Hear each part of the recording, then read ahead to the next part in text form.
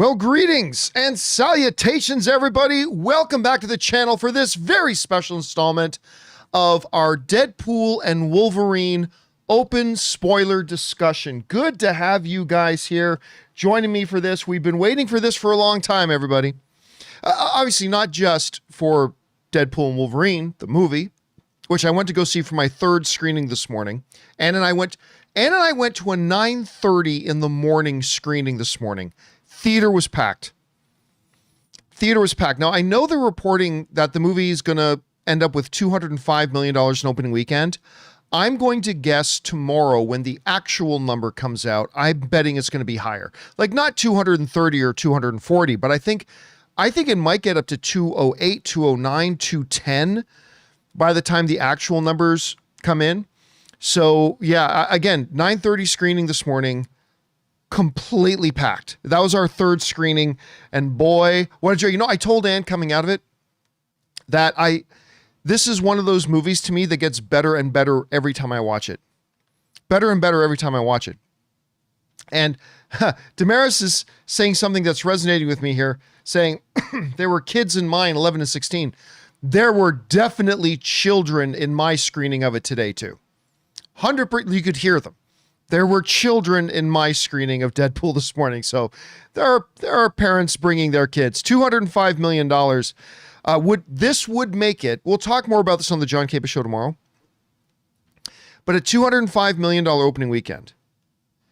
That makes it by miles the biggest R-rated opening film in history.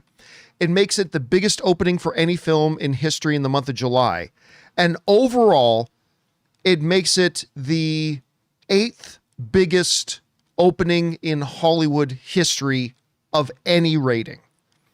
The 8th biggest opening weekend of any movie of any rating in history. And it might even be the number 7, depending on where the actual numbers come in. So anyway, we are here to talk about Deadpool and Wolverine in full open spoilery detail, where you guys can talk about your favorite cameos, your favorite jokes, the parts of the movie you didn't like. I got a couple of things I didn't like. I'll talk about those in a second. But overall, clearly, I loved this movie. I've now seen it 3 times. I'm going to see it at least 3 or 4 more times. I'm catching new lines every time I watch the movie.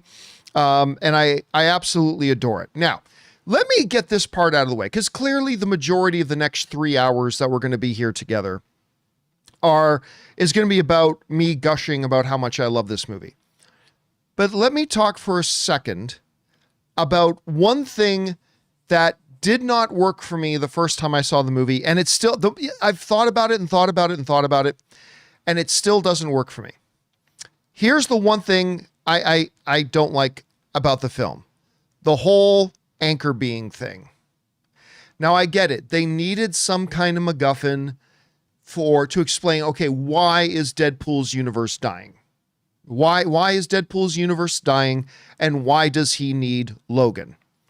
So they made up this new mechanic that has never been in the Marvel Cinematic Universe, never mentioned once in 2 full seasons of Loki, anything about an anchor being. And they created this thing called an anchor being.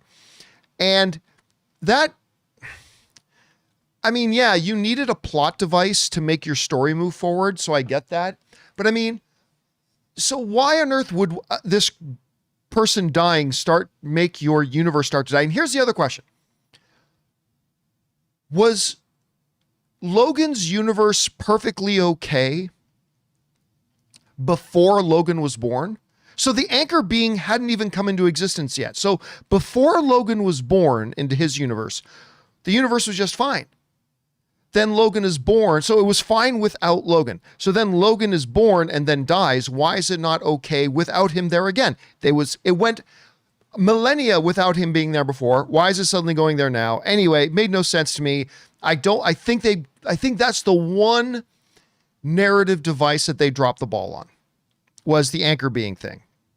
And so, yeah, to me, it doesn't work. And yeah, well, whatever. It's fine. Okay, but that's the only thing about the movie that really didn't work for me. Is it a perfect movie? No. There are things that worked that could have worked better, but I mean, there's really only one thing that stood out to me as a definitive weakness in the film, and that was the anchor being plot MacGuffin, plot device kind of mechanic. But other than that, I really kind of dug it. I really kind of dug it. So anyway, there's no point in me sitting here and giving you my full spoilery rundown, because we have loads of questions that's come in from you guys, and I'm sure it's going to cover every single detail of this movie.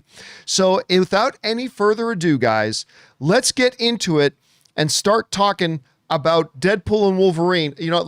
I lied. Let me throw in one thing. Love all the Canada reference. Love all the Canada love.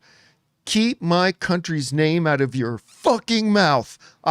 So much Canada references in this movie. Absolutely adored it. Thought that was totally great. All right.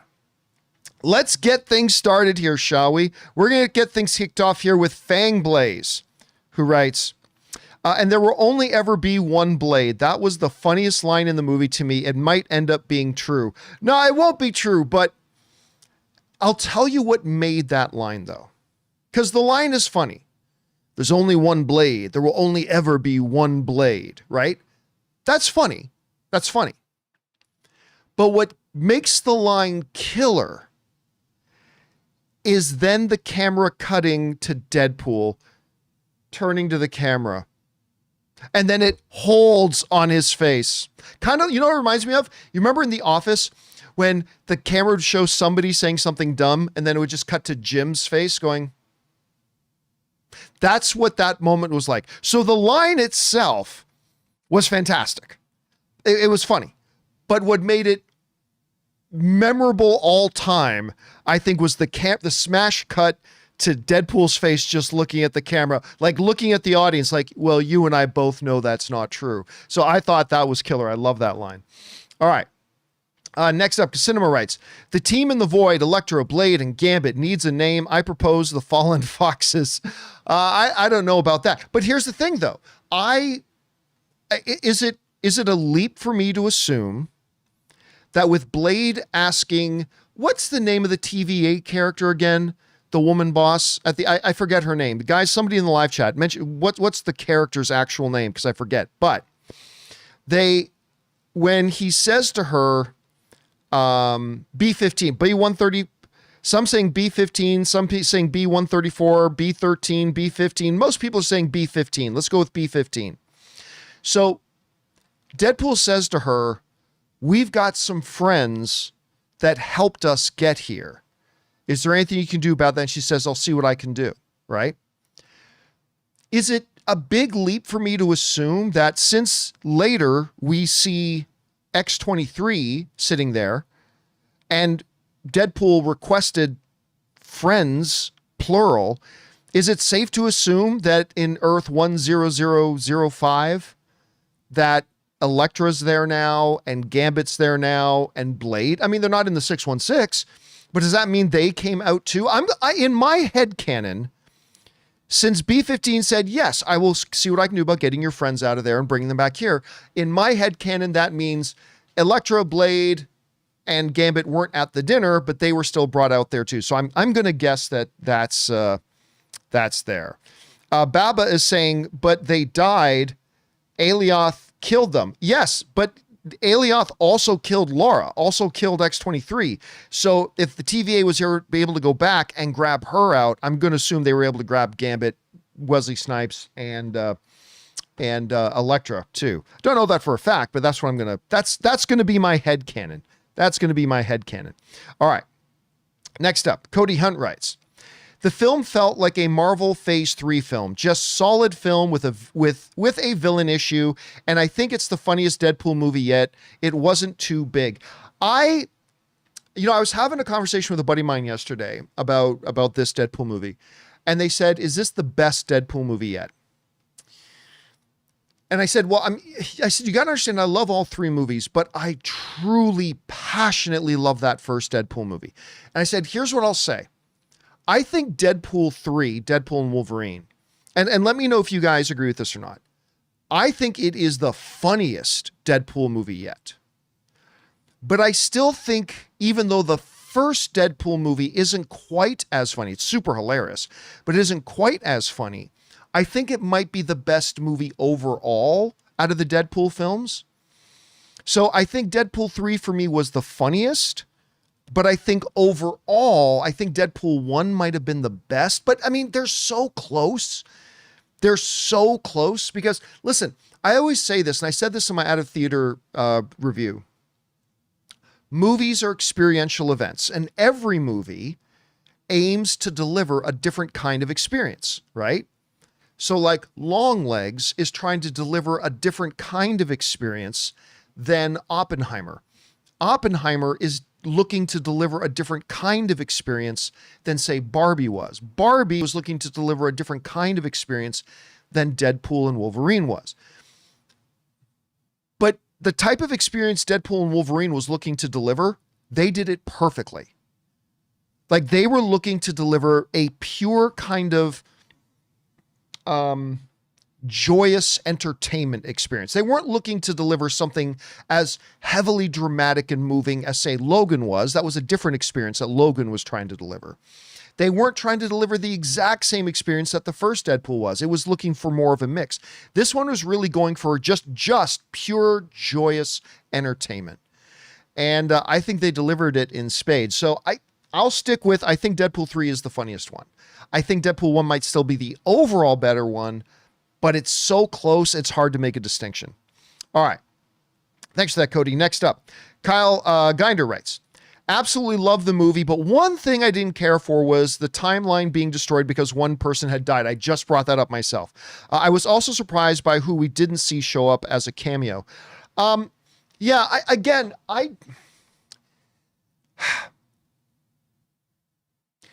When talking about movie logic, right?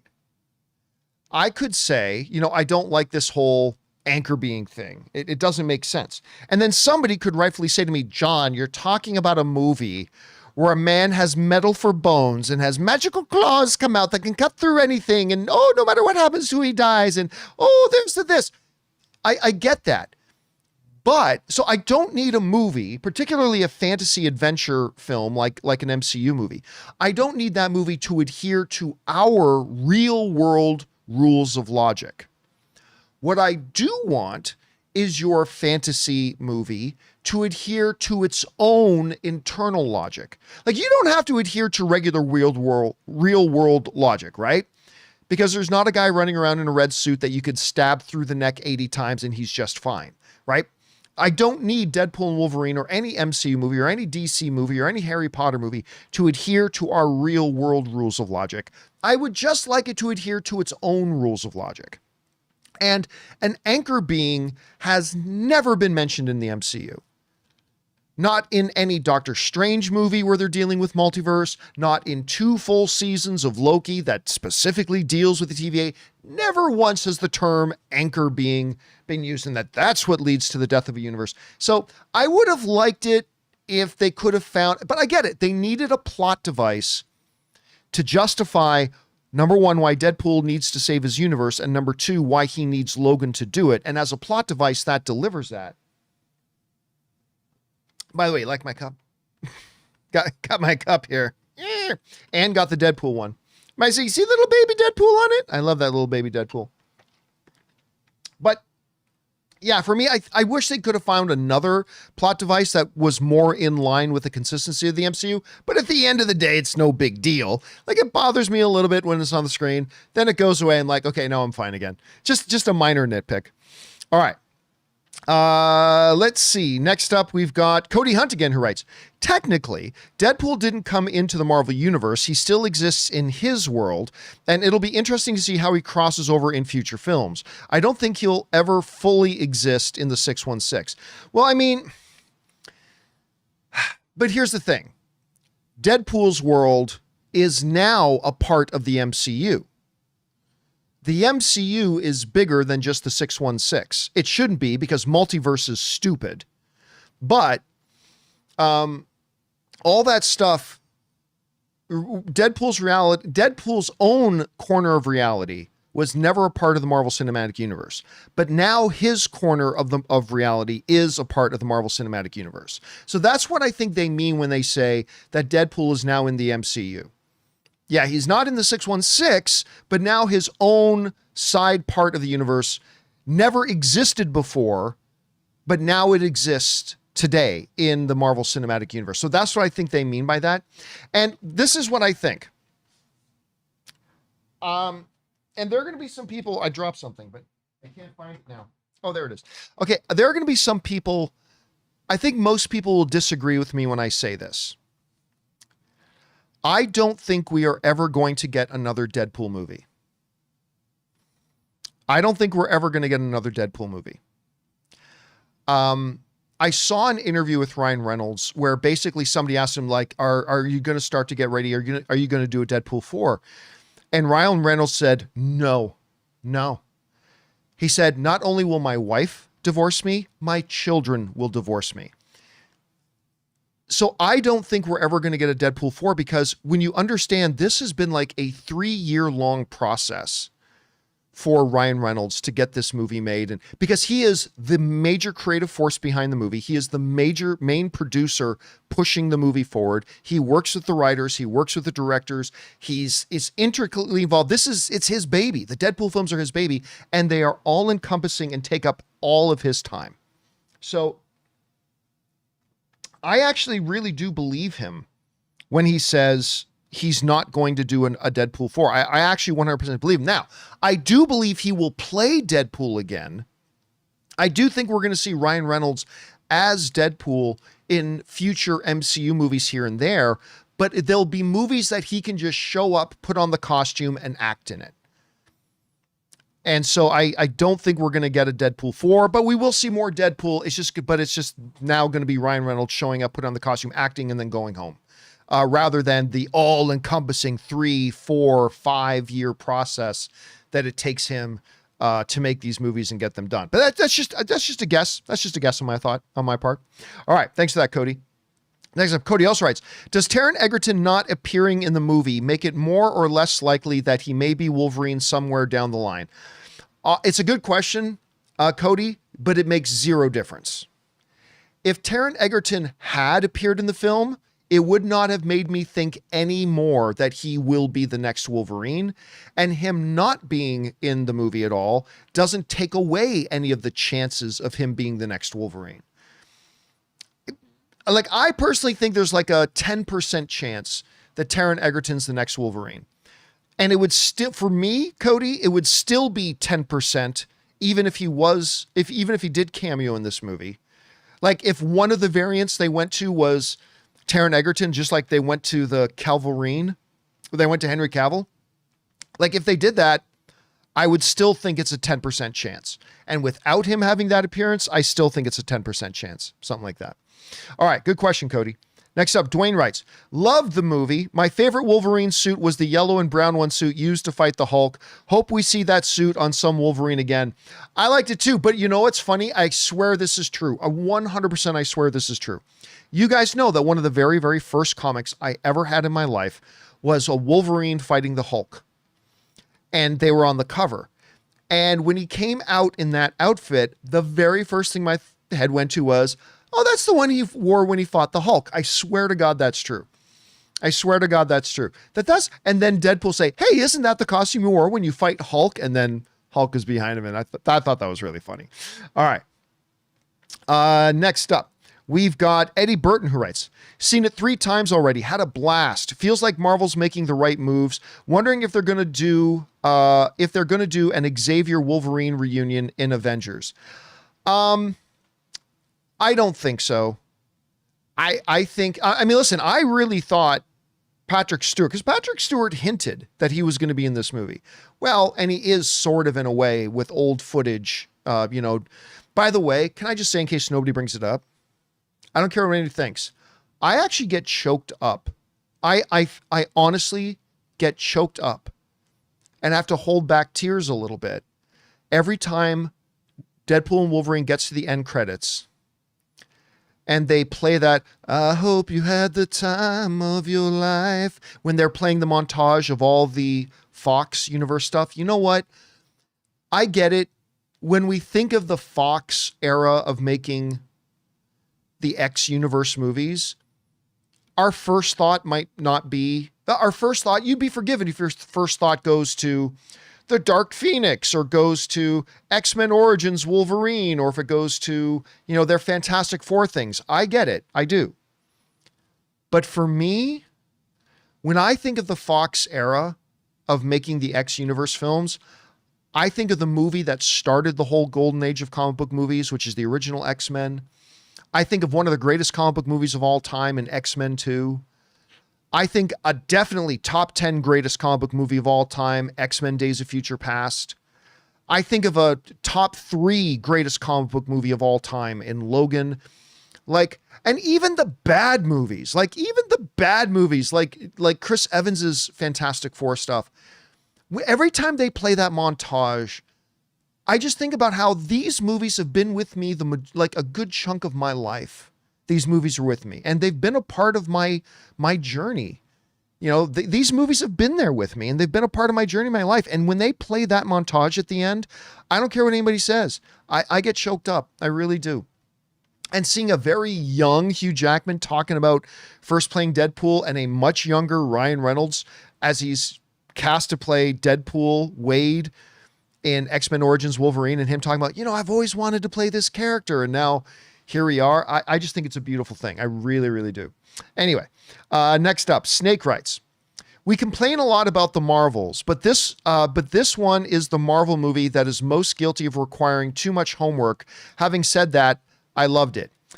I'm going to disagree, Snake, and I actually think this is something that they did really, really well. Unlike the Marvels, where the Marvels, and by the way, I enjoyed the Marvels. I don't think the Marvels was great. I definitely don't think it was great, but I liked it. I did. I like the movie. I don't think it's great. I don't think it's top tier MCU, but I like the movie.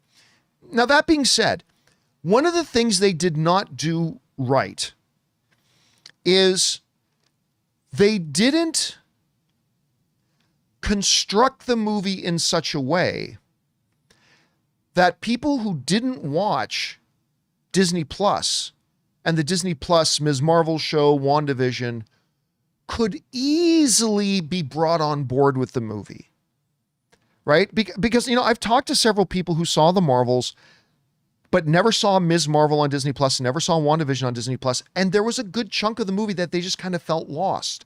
Like they felt like the movie was an inside joke that they weren't in on. Now, what I felt Deadpool and Wolverine did really well was, there's someone in particular, I'm not going to say who has not seen the Loki shows. Okay, hasn't seen Loki season 1 or season 2. And even though it took them a beat, Deadpool and Wolverine was made in such a way that if you have never seen the Loki series, the movie is made in such a way that you don't ever feel like you're falling behind. And that was the case for the Marvels. There's a lot of people watching Marvels who never saw WandaVision and Ms. Marvel, and they constantly felt like they were 2 steps behind everybody because they didn't really understand what the significance of anything was. Well, whereas in Deadpool and Wolverine, they used exposition. Sometimes movies overuse exposition, but in this case, they used exposition properly to make sure, hey, you know what? If you've never seen Loki, you're not going to be lost in this film. And I found most people, even those who never saw Loki, were just fine watching it, completely fine watching it. Maybe there were some nuances that they didn't catch, but they never felt lost. With the Marvels, I think they did. But anyway, that's just kind of my perception of it, Snake. Good point, though, man. All right, next up. Snake also writes, most of the cameos were not that shocking if you are immersed in news, scoops, and speculation, but I think none of us expected Wesley Snipes' blade. Well, yes, we did. About 6 months ago, a story went out about 6 months ago that Wesley Snipes was going to be in the movie. And somebody brought that up. Somebody brought that up in a live chat. Somebody brought it up, said, hey, John, did you see this report going around that Wesley Snipes is going to be in Deadpool and Wolverine? to which Rob and I had both already found out. Like, we had already known that Wesley Snipes was going to be in Deadpool 3. So I answered that question to say, okay, all I will say is that I have also heard that Rob and I have both also heard that Wesley Snipes was going to be it. Now, I haven't seen the movie. I don't know that that's true, but with this report going around that Wesley Snipes was in there, we can tell you that Rob and I have both known for a couple of months, or at least Rob and I have both been told for several months now that Wesley Snipes was going to be in it. So I was 100% expecting Wesley Snipes to be in the movie. Oh, now the one, somebody was asking in the live chat, John, you said a couple of weeks ago that you found out for certain who one of the cameos was. And I told Ray and Jonathan who it was off camera but I found out about Henry Cavill. Somebody connected with the production, got a hold of me and said, "You're going to love one of the cameos." I'm like, well, I'm sure I'm going to love almost all of them. No, Campea, you're really going to love this one. I'm like, you want to tell me, don't you? And they, yeah. Can I tell you? I'm like, yeah, hit me with it. And said, yeah, Henry Cavill's in it. You know, the rumors had been going around that Henry Cavill was going to be in it, but then they told me it was going to be Henry Cavill. I'm like, my boy, the Calverine. By the way, how great was that joke when Deadpool goes, and on behalf of all Marvel fans, let me tell you, we will treat you so much better than those, what would he say, nut guzzlers or whatever down the street, referring to DC. I thought that was absolutely hilarious. And then some people say to me, well, John, but didn't that spoil it for you? Like that person telling you that Henry was in it, didn't that spoil it for you? Listen. I knew Henry was going to be in the movie, and it took nothing away from my experience when he popped up on screen. I personally did not feel 1 ounce less joy, 1 ounce less excitement, 1 ounce less giddiness, and 1 ounce less thrills when he pops the claws and then punches Wolverine. Like, even though I knew he was going to be popping up in it.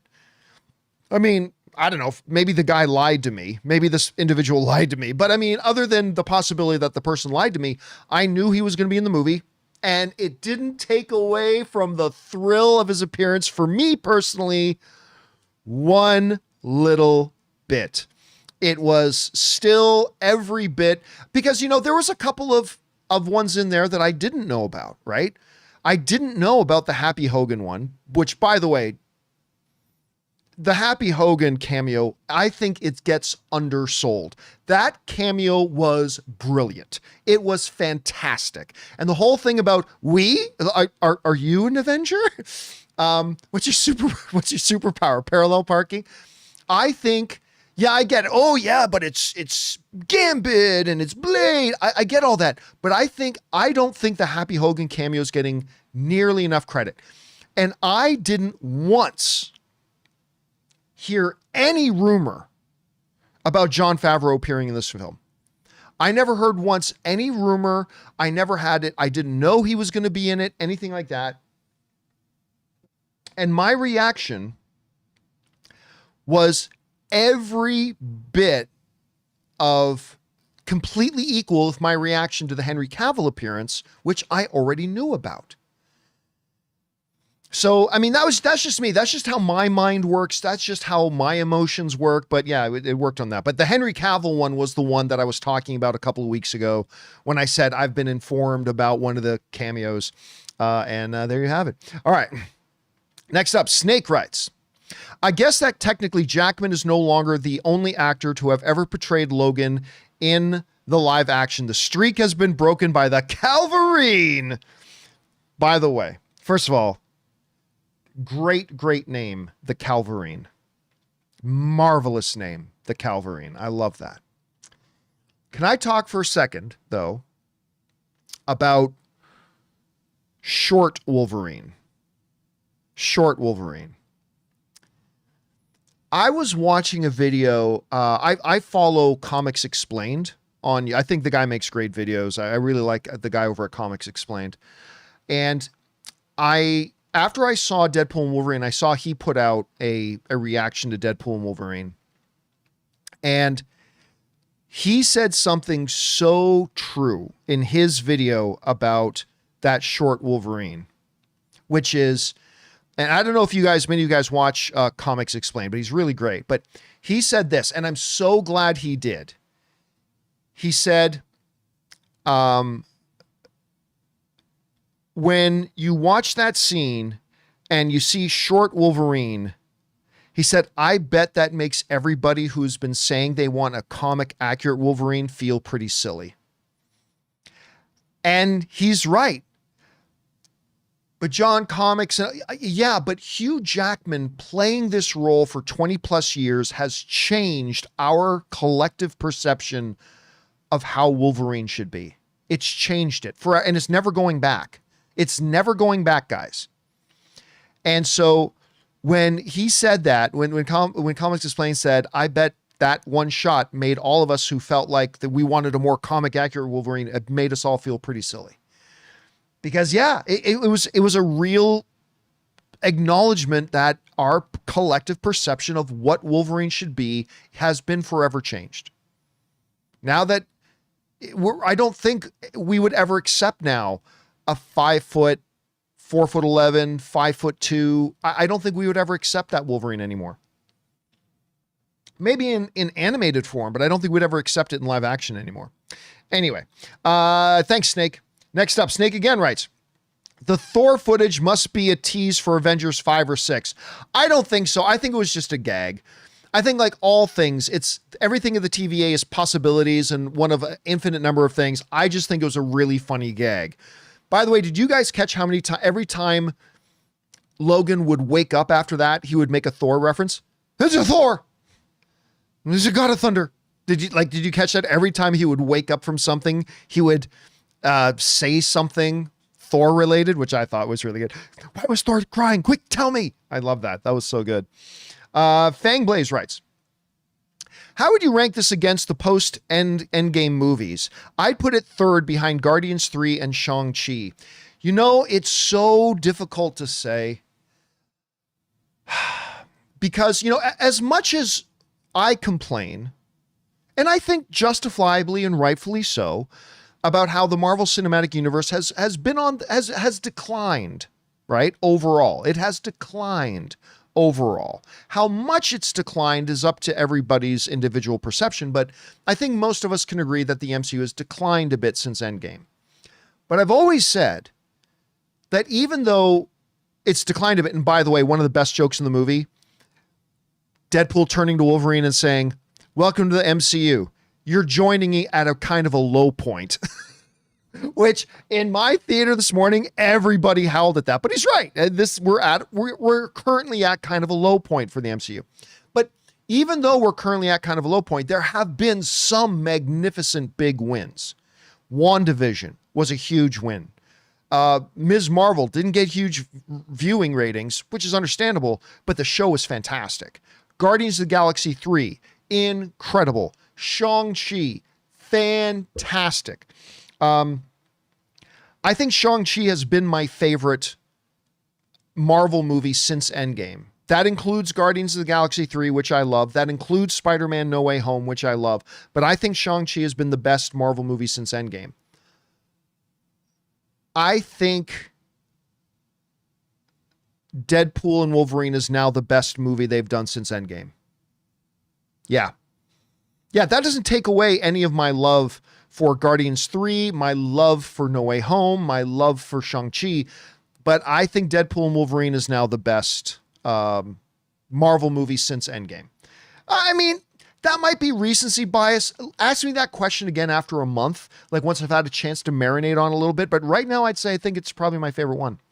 All right, next up.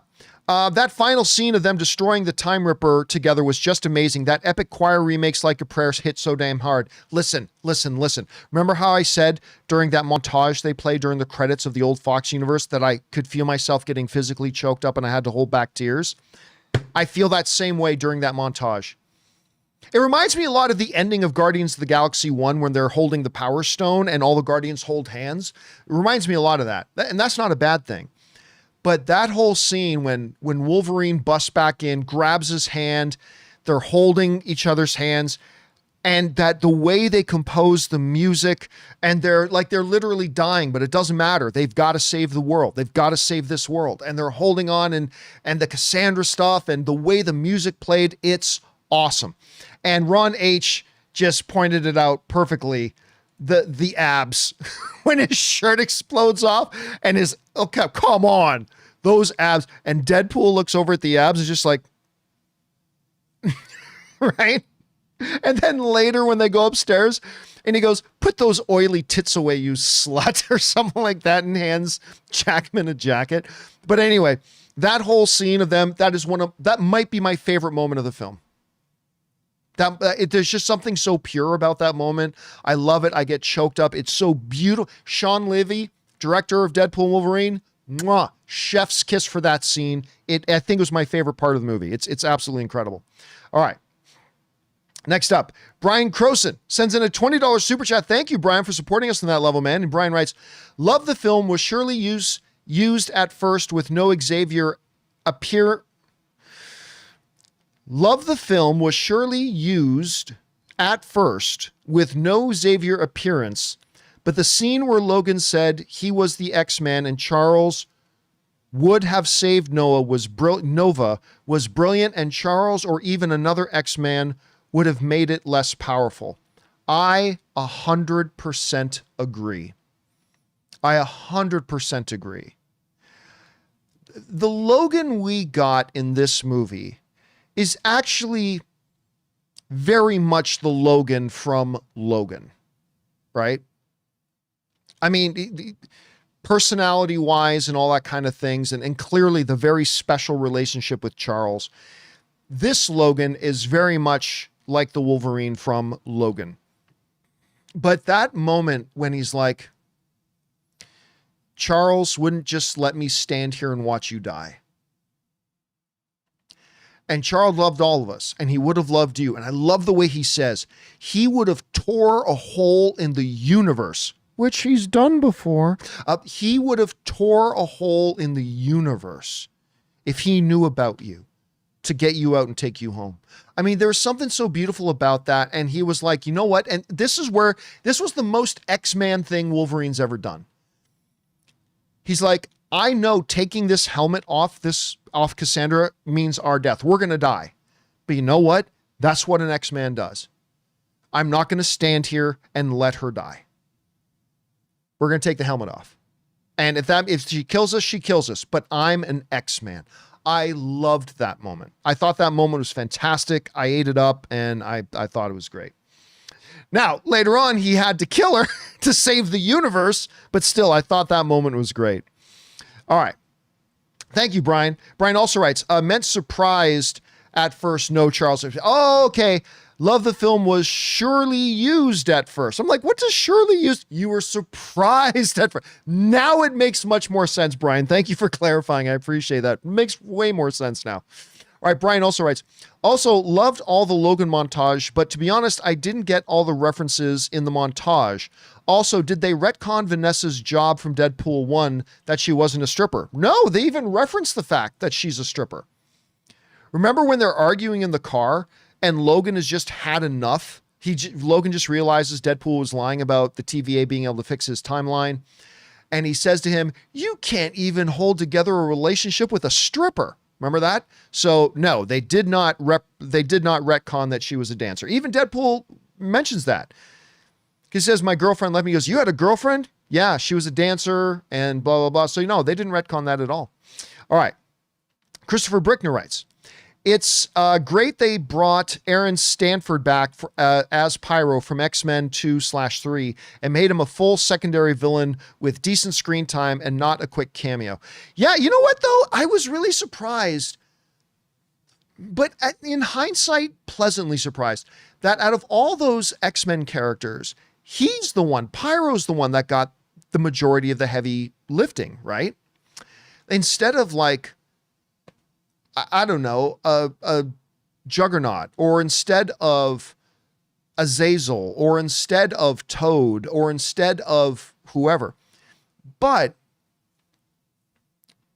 Pyro is an alpha level mutant. He's very, very powerful.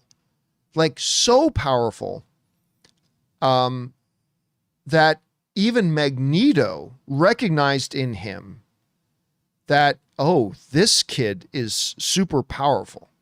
This kid is super powerful. And so I think for some people that might be surprised that he was able to manage Johnny Storm so easily, but it actually kind of made sense. And it was kind of neat seeing them give him that kind of time. I thought it was good. All right. Matthew Carter writes, Deadpool movies are simply one-time watches for me, but I enjoy them all.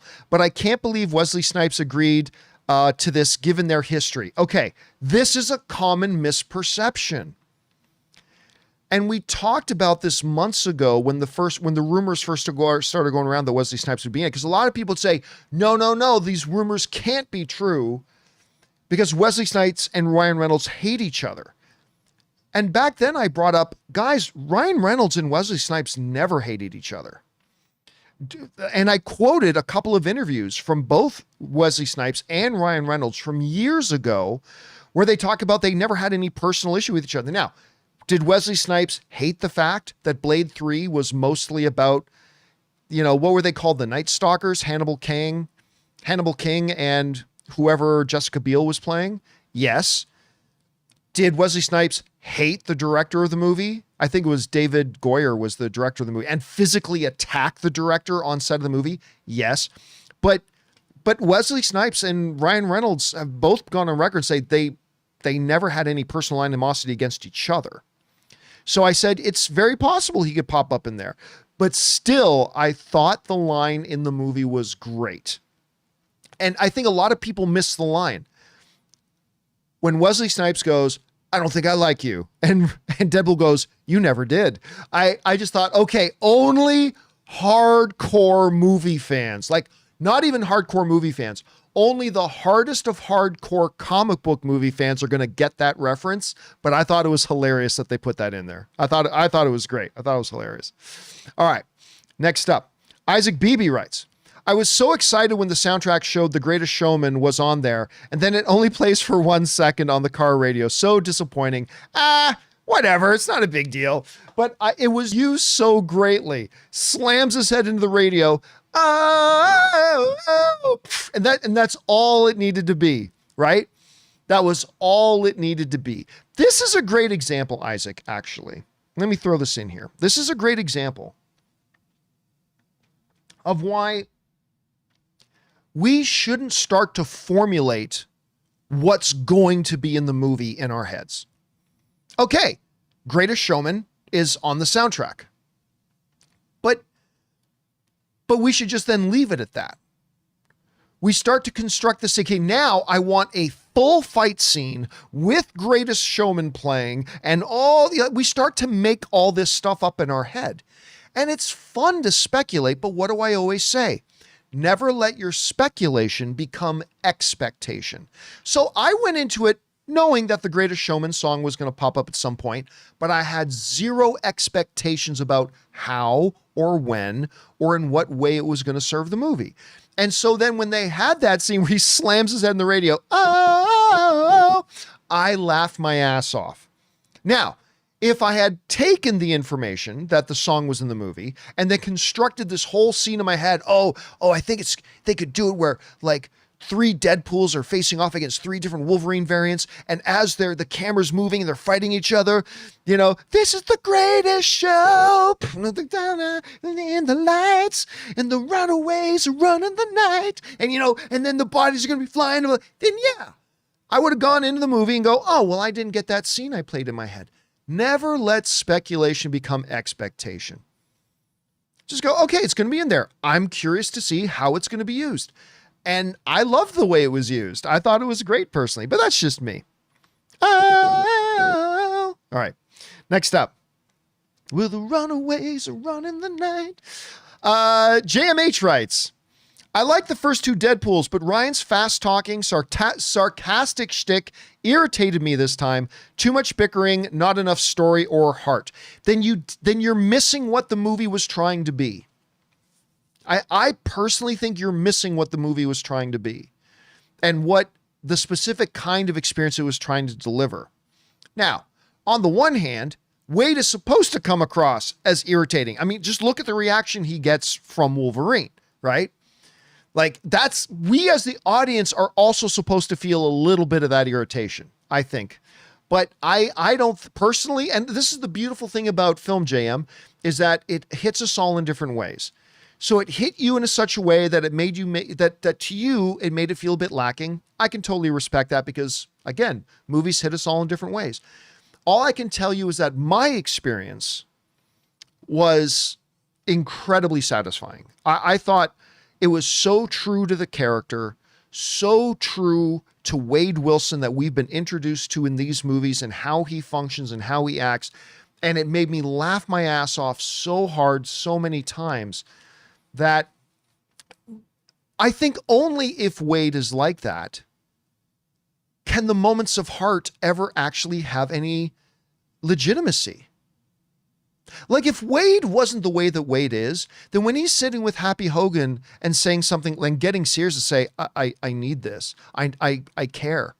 I make everything a joke, but I care. If Wade wasn't so irritating and over the top and joking all the time, that moment wouldn't feel nearly as impactful. If Wade wasn't the way that he was, then when they set him up in a juxtaposition where he's kind of having this little debate with Wolverine about who should be the one to go in and die, then that loses its emotional weight. You need to have that counterpoint. You need to have that juxtaposition. At least for me. I'm not taking anything away from your experience. Your experience is unique to you. My experience is unique to me. So I can only speak from my own personal experience. My personal experience is you can't have one without the other. I think the deep emotional moments in these movies, the movies that I feel like I'm getting choked up, don't work unless Wade is as extreme as he is in other scenes. But again, that's just me. That's just me. But you had a different experience, and your experience is no more and no less valid than my own. And I'm glad you shared yours, JM. Thanks for that, man. All right. Next up, JM again writes, also, I took my in-laws and none of the multiverse logic or cameos made sense to them. Watch out for a 70% drop next week. This is no Spider-Man No Way Home. I'm sorry, but do you know why what you just said is funny? Spider-Man No Way Home did take a 70% drop in its second week. This one might take a 70% drop. It's no Spider-Man No Way Home. Spider-Man No Way Home did take a 70% drop. Now, but understand that we talk about this on the John Campea Show all the time. When movies make the sheer huge amount of money in their opening weekend, like Spider-Man No Way Home did, like Deadpool and Wolverine did, you are naturally going to see a larger than normal second weekend drop off because so many people have already rushed out to see it, right? So many people have already rushed out to see it. Like when a movie makes $50 million in its opening weekend, right? Okay.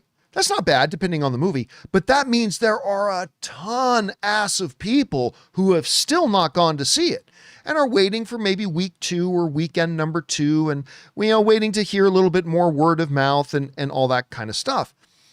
When you get movies that made like 150, 175, $200 million in its first weekend, a 60 to 70% drop is not unusual. And it's still making a shit ton of money. Like Deadpool and Wolverine is going to probably make as much money in its second weekend as Dune 2 did in its first weekend.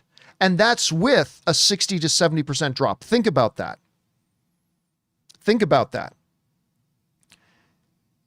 Even with the drop it's going to have, because so many people have already seen it opening weekend, it's still going to make as much money in its second weekend as Dune 2, which was for a long time the number one opening weekend of the year, did in its first weekend. Just think about that. Just think about that.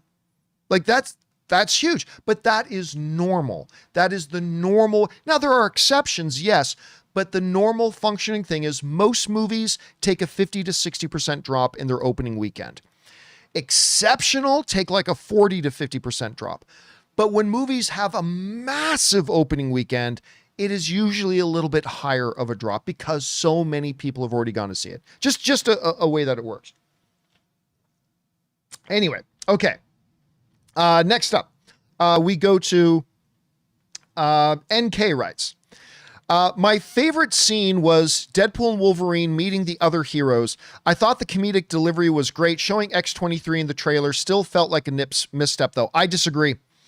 I think showing X-23 in the trailer was absolutely the right move. I really do.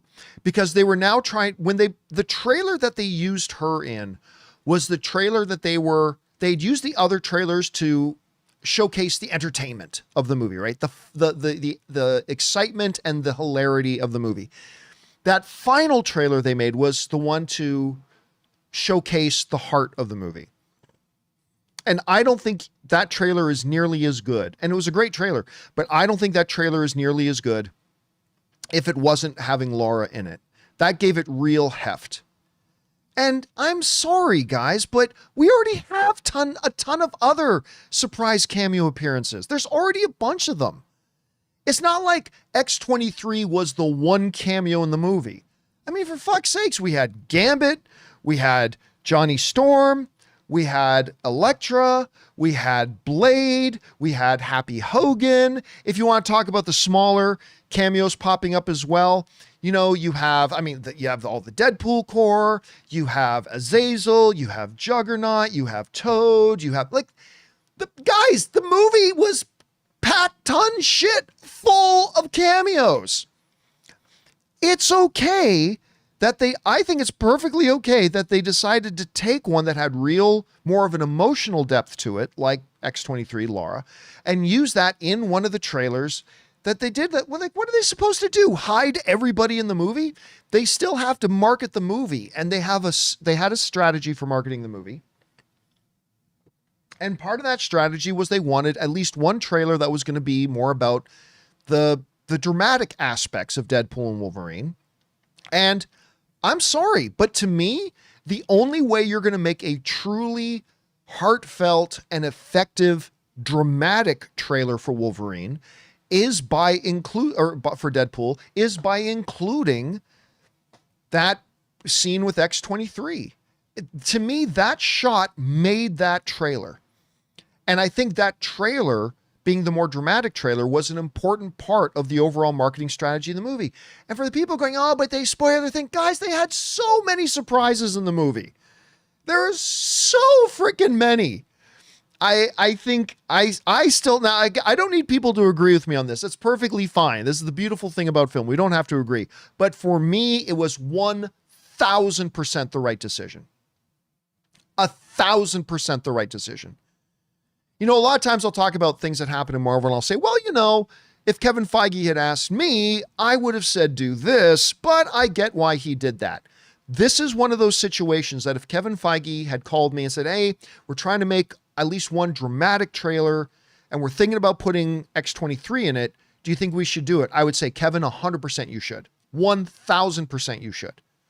Especially considering how many other cameos are in the movie that you're not revealing to people. So to me, and listen, you guys know I made a documentary about movie trailers. Making movie trailers are always a very, very fine balance of making sure you're selling the movie, but at the same time not giving the whole movie away. Guys, in this trailer, they showed 1 out of the 15 cameos. They showed less than 10%. And so personally, I think that's perfectly fine. By the way, guys, I am going to be turning off the super chats because we've got a shit ton of super chats. So I'm going to be turning off the super chats in about 1 or 2 minutes. So if you do have a thought, theory, comment, observation about Deadpool and Wolverine, get that in. You got another minute or two to get that in. And then I'm going to turn it off because we've got hours and hours worth of super chats to get to. So you've been warned. I'm going to turn them off in a minute or so. Okay, next up. NK writes, the lens at the end credit looked like Kevin. I don't think there was anything to that. I think the Kevin thing is a typical, almost a stereotypical kind of effect. And they used it for Kevin, but I don't think that had any implications towards Kevin from the She-Hulk show. At least I don't think so, NK. Maybe we'll find out that it was. All right. Thanks for that, man. Super Saiyan 13 sends in a $20 super chat. Thank you, Super Saiyan, who writes, hey crew, you'll be amazed with this. I was on holiday at the lakes in the UK when Deadpool and Wolverine came out and saw it at an indie theater. Nice. Here's the kicker. The show time was 2:30 in the afternoon. The film started at 2:35. Nice. We were shocked. Great experience. Dude, I love hearing that. That's the way movie going should be. Again, as a lover of movie trailers, I don't mind 5 or 10 minutes of trailers, but they should all have what the ArcLight movie theater chain rule was about trailers. When showtime comes, if like the movie's supposed to start 7, 3 trailers, then the movie. That was their rule. That's what made them one of the best movie theater chains. 3 trailers, then the movie. So your movie was starting, if movie time said 7 o'clock, your movie was starting by 7:10, the movie was playing. And I love that you had that experience, Super Saiyan. Thank you so much. That put a smile on my face, man. Thank you for sharing that with me. And I hope you had a good time at the movie, man. And thank you again for supporting us on that level, dude. All right. Give me 1 second because I am now going to turn off the super chats because I have at least 2 or 3 more hours worth of super chats to get through. So we're going to turn them off now. Okay, there we go. So now we will just get through all the super chats that have already been sent in. Okay. Let's see. Next up, we've got Ali Hussein writes, was I the only one who was surprised that Wesley Snipes' blade appeared on Deadpool and Wolverine? Honestly, I was not expecting that. Oh, I'm sure there were a lot of people who were very surprised by it. A lot of people who were very surprised by it. I thought it was really cool. Like, he never got to end his franchise. And I love that they made that a part of the movie, that he never got to have his ending. Legacy, right? And there were some great jokes in there. There will only ever be one blade. And I don't think I like you. You never did. They had some great lines, great jokes. Can I say an unpopular thing, though? Can I say an unpopular thing? No one's going to like that I'm saying this, but it's often lonely being right. While I thought the cameo with Wesley Snipes was great, and I'm glad they did it, can it put to rest, though, the idea that he could still actually play Blade? Because I really don't think he could at this point. Now, granted, he's in his 60s. He definitely looked a lot physically smaller. So I think it was marvelous to have him in there as Blade, as a cameo in this for the amount of time that he was in it. But I think what it really drove home for me was that, yeah, he shouldn't be Blade anymore. Like, you can't do a Blade movie starring Wesley Snipes. Except the one thing that his appearance in this movie really did drive home for me, how great of a whistler would Wesley Snipes be now? How awesome. And I'm not even just talking for novelty's sake. Oh, because he used to play Blade and now he can play. No. I mean, how awesome of a whistler would he be now? He would be an incredible whistler. I think he would be, I would love to see him as Whistler with a new, younger Blade. I think that would be great. But anyway, that's just my take on it. All right. Next up, Alioso writes, the Nsync song was perfection for Deadpool and Wolverine opening. The best opening in the Deadpool franchise. Completely agree. It was the best opening. And I got to tell you a little personal story. One of the first things that I learned about Anne when we were dating was that she is a bloody hardest of hardcore Nsync fan. She even pulled out for me this news, like one of her best friends, Jalen. You guys know Matthew, Matt Barnard was my co-host with me for a while on For Your Consideration. He's awesome. Anyway, his wife, Jalen, and Anne have been friends since grade school. And they're still like tight, super tight. Anyway, when I was first dating Anne, one of the things she pulled out and showed me was the local newspaper. She had saved this. The cover of the local newspaper was of Anne and her friend Jay Lynn, and I think one other of their friends who like won this major city NSYNC dance competition to win tickets to go to see NSYNC. And she has continued her massive fandom for NSYNC. When that rumor started going around last year that NSYNC was about to do a reunion tour, and like sat down thinking, honey, just so you know, if these tickets come out, if they're $5,000 a ticket, we're finding a way to make that happen. If you have to sell your car, notice she didn't say if she has to sell her car. She goes, if you got to sell your car, whatever, but I'm going to that concert if it actually happens. And of course it didn't happen, but thank goodness. So when we're watching Deadpool and Wolverine for the first time, and Deadpool dives behind the log with Logan's adamantium skeleton, and you hear that first note, da-bom-bom, I had no idea what that was. I don't know if anybody in the theater knew what it was. But the moment those first two notes just go, da-bom-bom, you could hear my wife, Anne, through the entire theater going, whoo! Like, she knew what it was. She knew exactly what da-bom-bom meant. She knew what it was. She goes, and she nearly lost her damn mind. And so as they were doing that opening, and Ryan Reynolds, and I actually do think that was Ryan Reynolds doing the dance, every time they would cut to him just doing the dance parts, I look over at my aunt. Listen, my wife, I don't know what a look of pure God sent from heaven joy looks like, but I think I saw it in that moment as Anne was realizing they were about to do a full NSYNC number to Deadpool killing a lot of people and doing the dance. And I looked over at my wife and I thought, if there was a physical representation of absolute pure heaven sent joy, I think this is it. And yeah, so and every time now we go to see the movie, I still think that's probably her favorite moment in the movie. And she just smiles ear to ear and she does the dance with it in the chair because she knows the dance, because of course she does. So anyway, yeah, there's that. All right.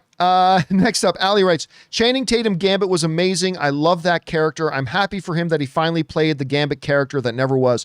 And yeah, again, for a lot of people who didn't know, like, he was announced years ago before Disney bought Fox. They brought him out on stage at Comic-Con. They announced he was going to be the new Gambit, that he was going to have a Gambit movie, and then he never got to do it. And so, you know, there's that one part of the movie where they're like, people forgot who we were, and then it goes to Gambit. Oh, never got to know us at all, right? Like, it was really nice. It was really nice. Now, I didn't know Gambit was going to be in the movie, but you guys know I've been saying 100% I believe Channing Tatum will be in this movie as Gambit. Like, I never saw any report about that. Nobody told me that, but I think it was made like really, really clear, especially, you know, how close Ryan Reynolds and Channing Tatum are. I thought it was really clear he was going to be in it. And I thought, but I also love the fact, all the jokes they made about his accent. It's like, who is your dialect coach? The Minions? I feel like the audience is losing out on major exposition here. I thought he was great. I really did. I thought it was wonderful. All right. See, next up, Mike's Movie Madness writes, Won't be seeing the movie till tonight at 7. And so far I've managed to avoid major spoilers, but spoiler alert, I think I'm going to love it. Well, hopefully, Mike, you sent that in and then went away. Hopefully you are not here listening to us talk about it in great detail. All right, but I hope you have a good time. Ali writes, the scene with Logan and X-23 was amazing. I never watched the final trailer. I felt that moment. Listen, I did see the final trailer, and I felt that moment. I thought it was great. And especially when she looks at him and she says, first of all, the line that, you know, you were always the wrong guy until you were. Like, you always showed up when it mattered. You showed up when it mattered. But the line when she says to him, I got to grow up because of you. I just thought it was great. And there was something inherent that Logan was feeling in that scene. And I thought the scene was fantastic. I really did. Even though I saw the trailer. All right. Ali also writes, the Henry Cavill cameo as Wolverine was freaking awesome. Loved it. And oh my God, how does Henry Cavill just keep getting physically bigger and bigger? Like, he was a monster in that shot. But again, that joke says, and if I may say, we will treat you so much better than those dickbags up the street, or whatever it was he said about DC. I thought that was a really funny line. All right. Next up. Taki75 writes, I was pleasantly surprised that most of the cameos had actual narrative purpose and weren't random blink and you'll miss them appearances. Dude, that's what I loved about this. Because I've always say I get irritated with cameos that are just, hey, everybody, remember me? I was in that one thing once. Bye. Right? Like the pointless cameos. But the Happy Hogan cameo, that set Deadpool on his whole journey. The Johnny Storm cameo, it was actually the narrative function that got him, that set the exposition for the audience about the Void and got Logan and Wade from point A to point B. The Laura, Gambit, and Blade and Elektra cameos, that was narrative function to provide exposition for the audience, but then also getting Wade and Logan from point A to point B. Like, every time there was a cameo, it served a narrative function. It helped propel the characters on their journey in the story from point A to point B. And a lot of times in Hollywood, when they do cameos, they're just pointless. They're just like, oh yeah, there's that guy saying something for some reason that the story didn't need. The story of Deadpool and Wolverine would have gone in a different direction were it not for each and every one of the cameos that were there. And that's one of the things that I think they did really, really well. All right. Next up, Anthony C. writes, I like how they left it open for Hugh to return. Yes and no. Like, even if this Wolverine died, they could have still had him come back because there are still a ton of other Wolverines out there in the multiverse. But him surviving at the end, I don't think increases the chances that he comes back. I'll be honest with you. I don't think we're going to see Hugh Jackman in any more movies. Now, I don't know that. I'm not reporting that as a fact. That's just me as a fan guessing, just guessing as a fan. But I know everybody out there right now is like 100% convinced that, that we're going to see Hugh Jackman in Secret Wars. I don't think we are. I think he came back for this one thing, and I think it was perfect and wonderful, and now they're done. So I don't think we're going to see him back. I really don't. Again, I don't know that we're not going to see him back. He very well could. It's totally a possibility. That's just me as a fan guessing, but I honestly think this was a one and done for him. All right. Next up. Taki says, Jackman and Clean's chemistry, still gold. Amazing scene. Don't know if you saw it, but Hugh Jackman posted some social media pictures of him and Daphne Keane back when they did Logan, and then him and Daphne Keane today. I thought it was really sweet. It was kind of beautiful, actually. All right. Dwayne sends in a $27 super chat. Thank you, Dwayne. And Dwayne writes, only aspect I love about Multiverse is that we can see old fan favorites like Logan, the other Spider-Man, etc. in the MCU in an easily explainable way, not just like cameos. Hope they keep that aspect when multiverses are gone. Dude, I gotta disagree. Now, first of all, they used it well. They absolutely used it well. 100% they did. I'm in total agreement with you on that. But I cannot wait for them to be done with this multiverse nonsense. I can't wait for them to be done with it. I mean, to me, the most true part of the movie, and you all know what I'm going to say now, the most true part of the movie was when they're facing the Deadpool Corps, and like Ryan Reynolds is like, guys, this whole this whole multiverse thing has been one giant L. None of it has worked. It's been bad from the beginning. And you got friendly Deadpool in the background going, like, I'm like, yes. More proof that the people who made this movie watched the John Campea Show. It's just like, this whole multiverse thing is nonsense. It has not worked. We should just take the L and move on. To me, that was, miss, as Jay Kahn is saying in the live chat, that he said in the movie, it's been miss after miss after miss. To me, that was the most resonant piece of truth in the whole movie. And while they did use it to great effect in this film, 100% agree they did, I still cannot wait for them to be done with Multiverse. I think it's terrible. I think Multiverse is terrible. I can't wait for them to use Secret Wars to finish off the whole Multiverse thing and then get back to some real storytelling. But that's just me. All right. Noah writes, I went in with low expectations, but walked out absolutely loving the movie. Laughed my ass off at Nice Pool breaking the fourth wall of the proposal. See, and I don't know if a lot of people catch this. My wife Ann is the first one to point it out to me, and I went to look at it, and she was right. When Deadpool Prime says, Van Milder here, and then Nice Pool goes, oh, I can gently graze the fourth wall too. And then he turns to the camera, the proposal. The face he makes and the angle of his face is the poster of the proposal. If you go and look at the poster of the proposal, the exact angle of his face and the look Ryan is making on his face in the poster of the proposal was the exact reenactment that he does. So when he goes, the proposal, it was bang on the money. I absolutely loved it. By the way, Anne brought this up in the car home today. She goes, I sometimes forget how many Ryan Reynolds movies I love.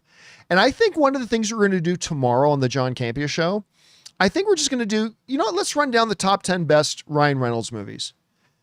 I think we're going to do that on the John Campea Show tomorrow.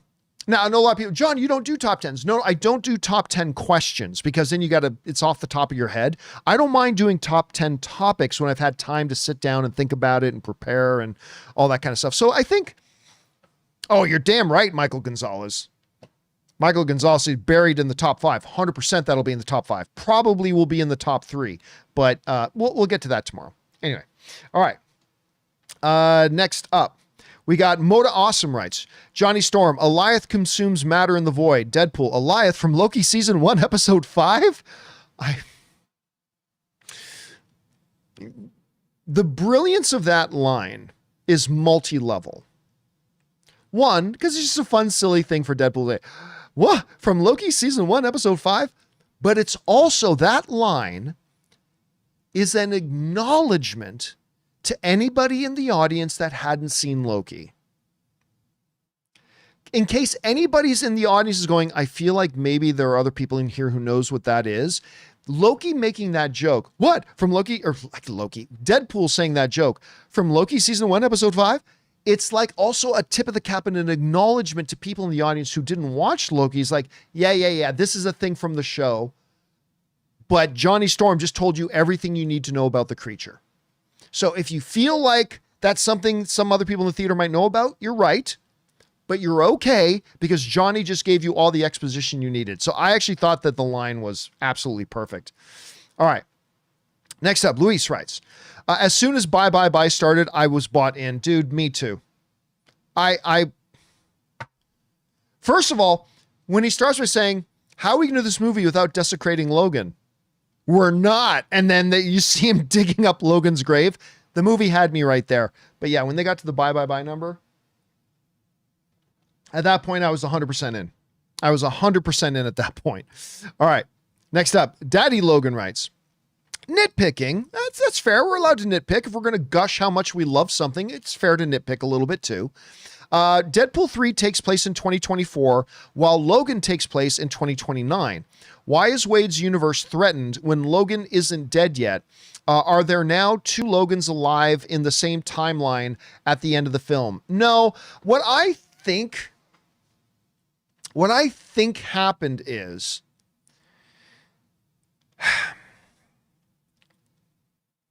time is a completely non-linear concept in the TVA. I think just getting the currently alive Logan in 2024 does not fix the thing that 5 years later, that Logan character dies in a great act of heroism and self-sacrifice that triggers the dying of his universe, and thus Paradox wanting to speed the process along. And I think when Deadpool used the time traveling machine, the dimensional time traveling jumping machine, he went to where Deadpool was dead because he couldn't just get a younger Deadpool or a younger Wolverine to come back, because that doesn't change the fact that that Wolverine dies in 5 years. He went to revive the dead Wolverine so that the decaying of the universe doesn't start at all. So what I think, at least in my headcanon,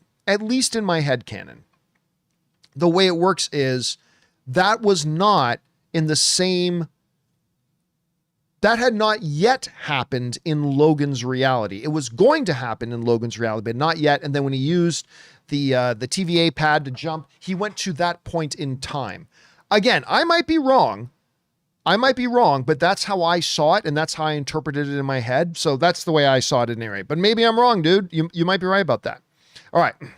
Next up, we got Daddy Logan again, who writes, it was joked about by Wade, but TVA was serious when they said Logan and Wade may be needed for something. Do you think Hugh will be back for Avengers? I do not. But by the way, remember, it wasn't just because remember, I'm saying I don't think Logan's going to be back, right? Now, let me offer an argument against my own position. I like doing that. I like just because I take a position doesn't mean I don't have good arguments against my own position. So let me offer an argument against my own position that I don't think we're going to see Hugh Jackman back again. An argument against it is that, yes, Paradox tells Wade at the beginning of the film, or in the first act, that apparently you're going to be needed for some bigger purpose later down the line when the world in reality is in peril, right? Ooh, Secret Wars maybe? Maybe not, whatever. Okay. But now jump to the third act of the film, right near the end. After Logan and Wolverine come out from the basement, they have survived the Time Ripper, and they reveal that they've lived. B-15 says to both of them, go rest up. Something along these lines. Go rest up. I'm paraphrasing. Go rest up. I have a feeling you're going to be needed again. Right? B-15 says to both of them, not just Logan, not just Wolverine, not just Deadpool, but also Wolverine, and says, go rest up. I have a feeling you're going to be needed again. So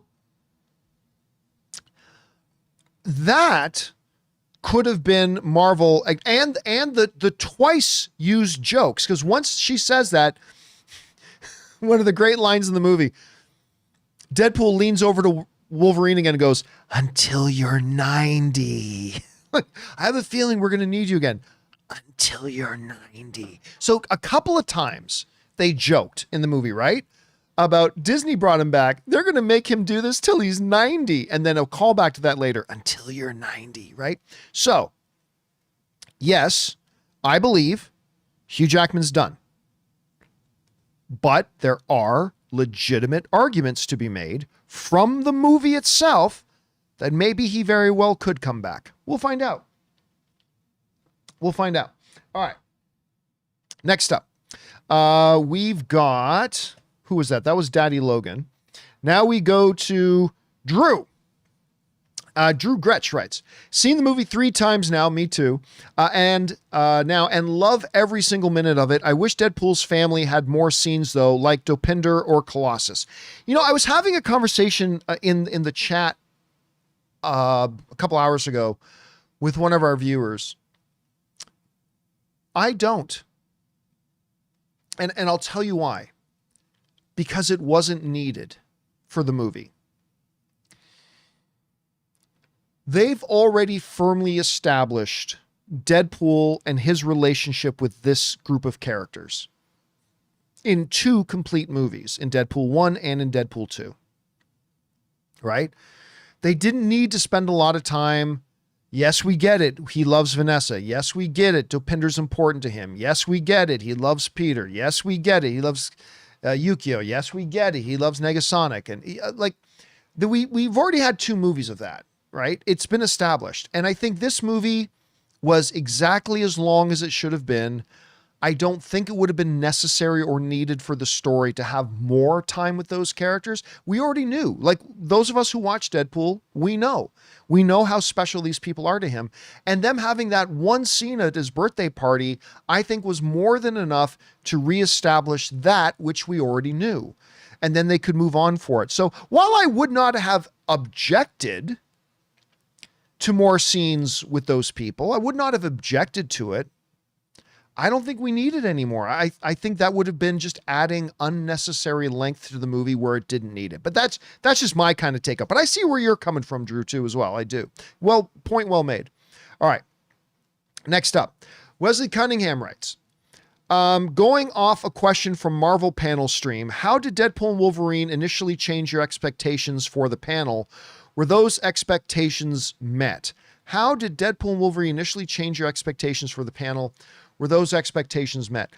I don't know that anything in Deadpool and Wolverine altered my expectations for what the Marvel panel was. And we're going to go more in depth into the Marvel panel on tomorrow's John Campea show.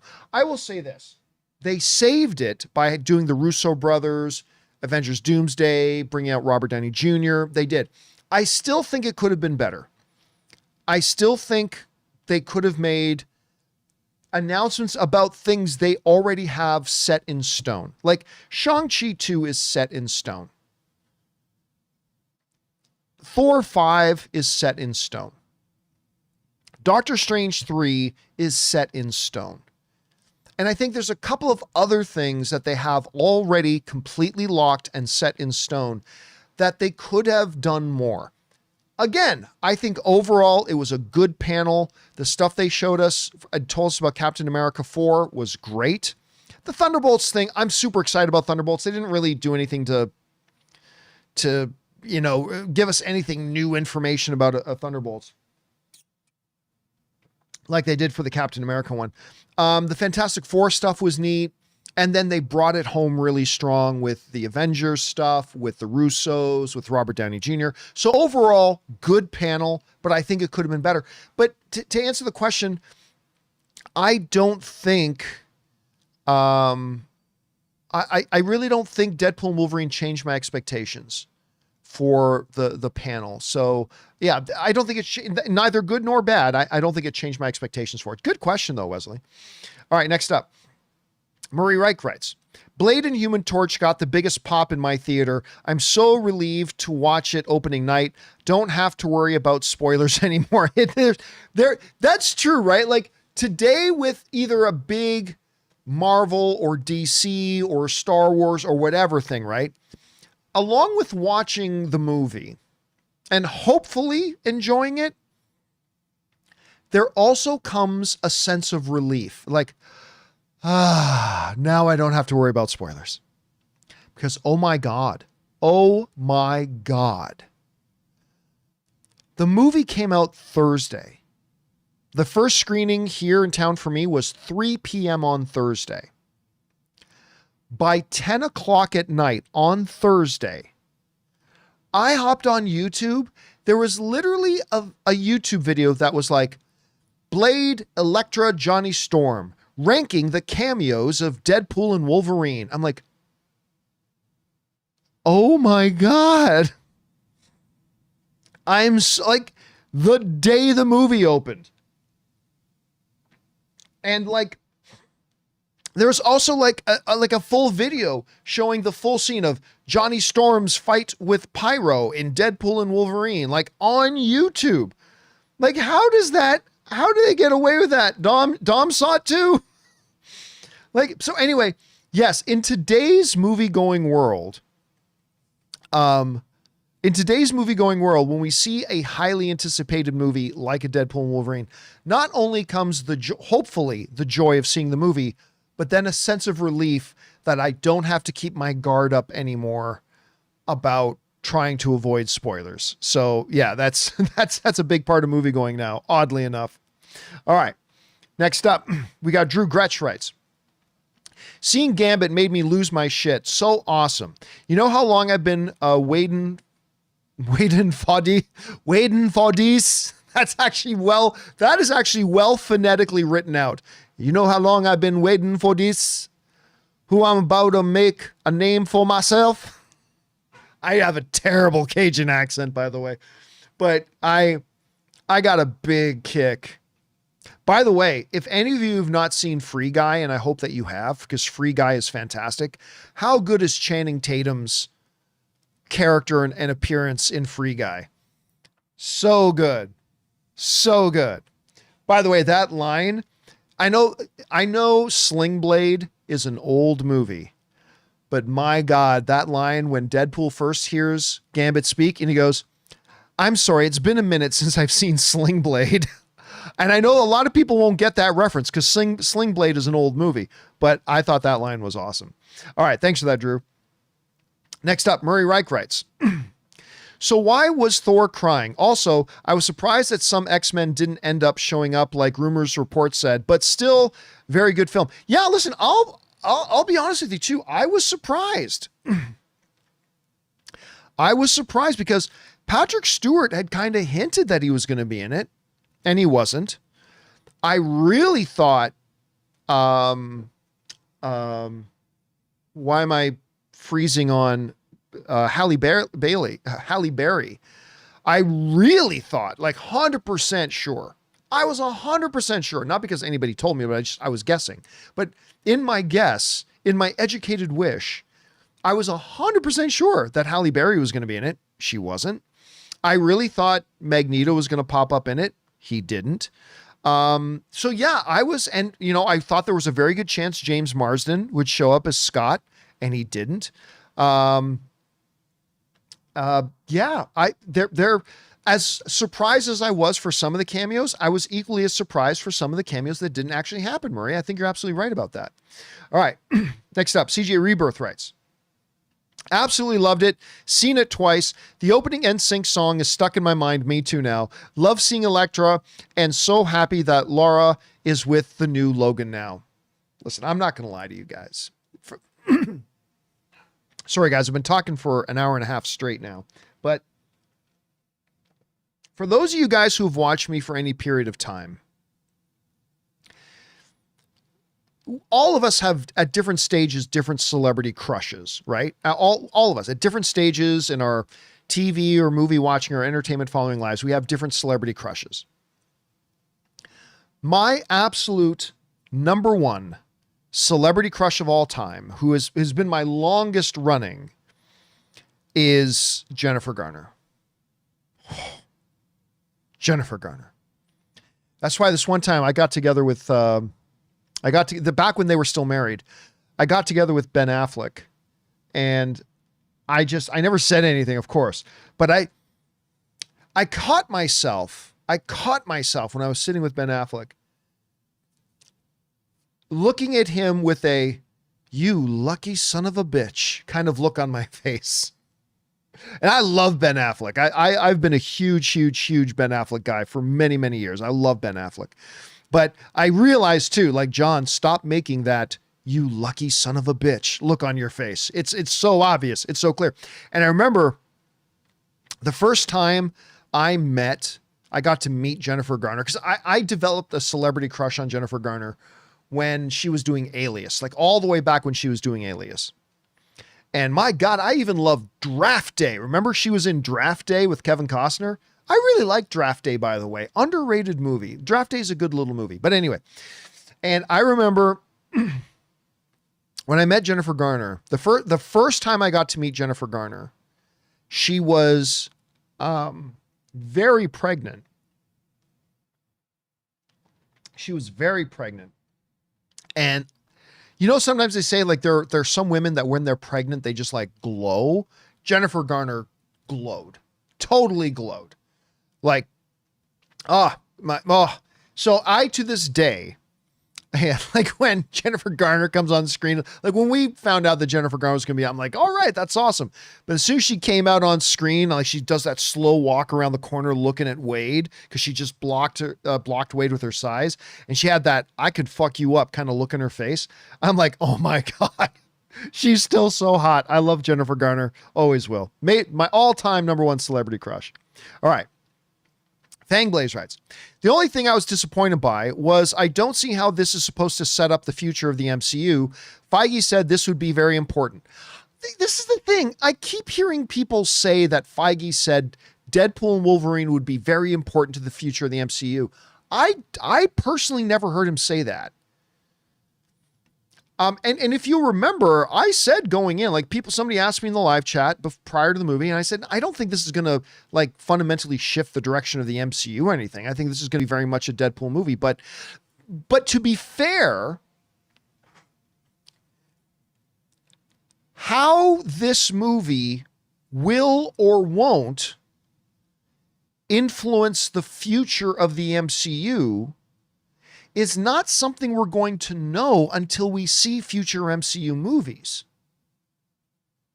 Let me say that again.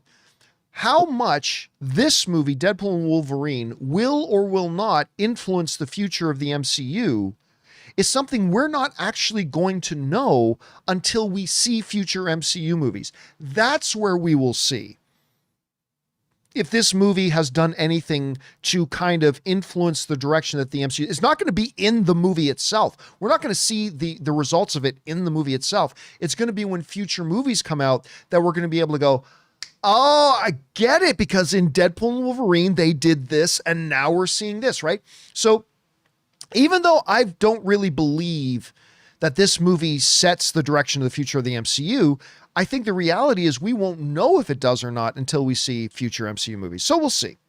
All right. Next up.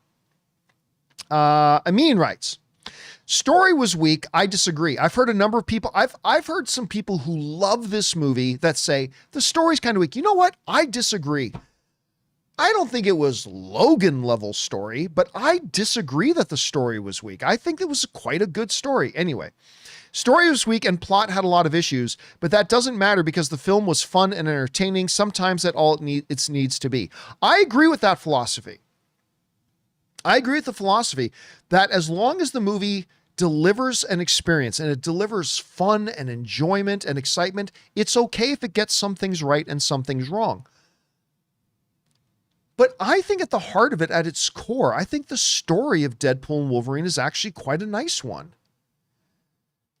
Despite the fact that I think it's kind of a forced MacGuffin, Deadpool has gone through, like, used the Cable time travel thing to try to get into the Avengers.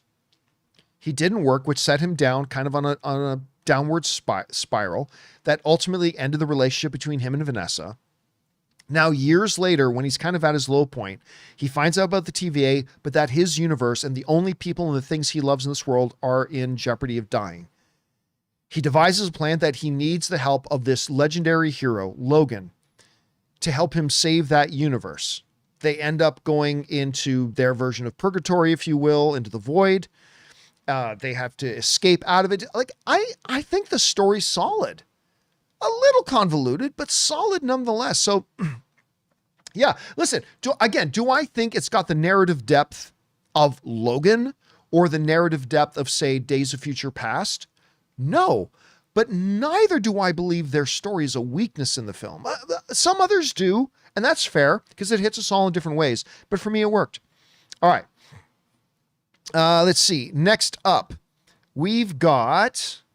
Where was I? There I was. Matthew Carter writes, 26 years ago, Blade, 1998, 26 years ago, saved Marvel from bankruptcy and is basically the reason the MCU exists today. That's not true. And now that same Blade is back in the MCU before Mahershala Ali. Yeah, it's kind of there is a misconception out there that, you know, the MCU is only able to be around today because of the Blade, and the Blade it really wasn't. Blade was not seen as a needle moving kind of movie. Let me just bring up something here quick, if you will indulge me. Okay. Where is it? It should be right here. There we go. The first Blade movie, worldwide, made $131 million. Worldwide. Okay. When you listen to a lot of the Hollywood, especially Rothman, who's like one of the biggest, most important producers in all of Hollywood, when you hear the Hollywood executives and the true big producers and all the thing talk about what started the new golden age of comic book movies, they all say it was X-Men. And the reason it was X-Men and not Blade, even though Blade came out like a couple of years before that X-Men movie did, that Blade movie, while it's great, I love particularly Blade 2. I even like Blade 2 more than Blade 1 personally, but I love both those Blade movies. Not so much Blade Trinity, but the first two Blade movies I love. But it was the X-Men movie that made like $300 million. But it's not the box office. Producers like Rothman and others talk about the fact, and I remember hearing Rothman talk about this once, when Hollywood sat down and watched the start of X-Men, and they saw this opening scene in a German concentration camp with this heavy drama of a child being ripped from the arms in a German concentration camp of his parents and stuff like that. I remember Rothman saying, that is when Hollywood knew that comic book movies are entering into a new phase. That comic book movies could be done like this. That comic book movies had the potential to be more than just a comic book movie. They could be true, real drama. They could have true, great performers and great performances and great stories. Not that Blade didn't have a good story or anything like that. Not at all. That's not what I'm suggesting. I also think like X-Men might have been like one of the first movies to make $50 million on its opening weekend. Anyway. But anyway, that's why, you know, sometimes I'll mention that the X-Men movie was the one that got everything kicked off. And I'll sometimes hear people going, "Oh, but John, Blade came first." Blade did come from first, but Blade didn't move the needle for the industry. A lot of us fans loved it, but it's not the movie that moved the needle for the industry and changed the way that the industry saw the potential of what comic book movies could be. That was X-Men. That was the X-Men movie that did it, and why it's so important and stuff like that. Yeah, everybody's entitled to their opinion. Prophet to Raw, that Blade 2 was better than those early X-Men movies. No, it was not. No, it was not. I mean, it's a matter of opinion. You're entitled to yours, but like X-Men 2 is still today, I still think in the argument for one of the greatest comic book movies of all time. But Blade was certainly awesome. Blade 2 was particularly awesome. I love Blade 2. Man, did you know that Hellboy is in Blade 2? Go check it out. You'll see that. I love Blade 2. You get no argument from me about our love for Blade 2. I love that movie. All right. Next up. Let's see here. Amin writes, very similar to No Way Home, in my opinion. Not a great story. Again, I like the story, but super entertaining. I do think I prefer No Way Home a bit more, though. Better story compared to Deadpool and Wolverine. Here's the thing. I've already professed how much I really enjoy No Way Home. I loved No Way Home. I personally think the story in Deadpool and Wolverine, like if you just sat down and did a quick synopsis on one page, the story points and story beats, I think I prefer the Deadpool and Wolverine story. Again, there might be some recency bias in that, though. Ask me that question again in a month after it's been able to marinate with me a little bit. But listen, Either way, they're two winners. Love both of these movies. I'm glad we have both of them. And, whether I prefer one more, one the other more, who cares? I think they're both great. All right, Amin writes again. Super surprised we didn't see any of the main X-Men, as was I. This was much more a love letter to those older Fox Marvel films than it was to the X-Men films. Yeah, I think I agree with that. I agree with that statement, that it was not specifically a love letter to the X-Men films. It was a love letter to that era of Fox produced movies.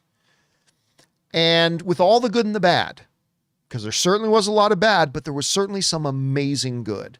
And so, yeah, I agree with your interpretation of that. I mean, I think it was more of a love letter to the overall Fox era than it was just specifically to the X-Men. I agree. All right. Cookie writes, my favorite film of the Deadpool trilogy, and before the film, I read Deadpool core comics. Now I got a crush on Lady Deadpool. After seeing the film, I got my first ever popcorn bucket, and it's Baby Pool.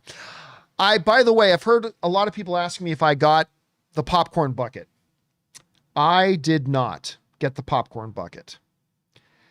And you might be saying, but John, you went to the very first screening, the 3 p.m. on Thursday. How did you not get a popcorn bucket? I'll tell you how. Because I asked the kid at the counter. Fortunately, they still had the cups, and I love Mike. Ann got the Deadpool one. I got the Wolverine one. I love this cup. But I went up to the kid at the counter. I'm like, you got the popcorn buckets anywhere? Because I didn't see them anywhere. He goes, dude, we opened the theater today, even though the first Deadpool screening was at 3 in the afternoon. We opened the theater at 9:30 in the morning. He said we had a lineup of 250 people lined up just to come in and buy the popcorn bucket. I'm like, are you shitting me? They're like, nope. 9:30 in the morning on a work day, we had 250 people lined up at the theater, even though the first screening wasn't until 3:00. And I was like, well, damn.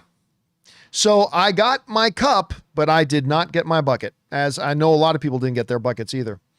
All right, next up. Luis Blanco writes, Deadpool and the audience not understanding Gambit's accent was perhaps the funniest bit of the movie for me. I hope we get more Deadpool movies. Again, I don't think we are. I think we will see Deadpool again, but I don't think we're going to get Deadpool movies. Now, they were also never going to make another Joker movie. They were never going to make another Joker movie. But it made over $1 billion and won Academy Awards. And all of a sudden, what was never going to happen suddenly becomes a possibility of happening.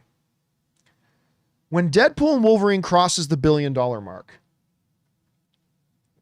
which will only be the second time in history that an R-rated film has done so. When Deadpool and Wolverine crosses the $1 billion mark, and maybe the $1.1, $1.2 billion mark,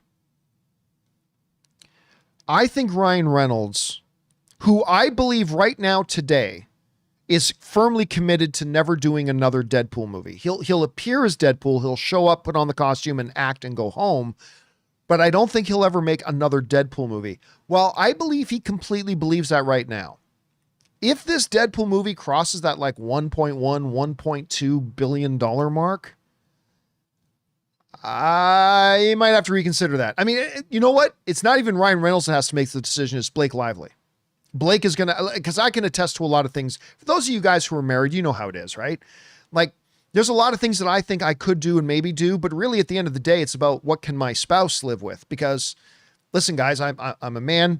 My number one job in life is being the best husband I can be. That's my number one purpose in life. That is the number one goal of my life. Nothing else, not my job, not nothing, is nearly as important to me as my job as a husband. That's my number one goal. And therefore, that means how my wife feels about a lot of things is going to be the number one priority to me. John, you sound whipped.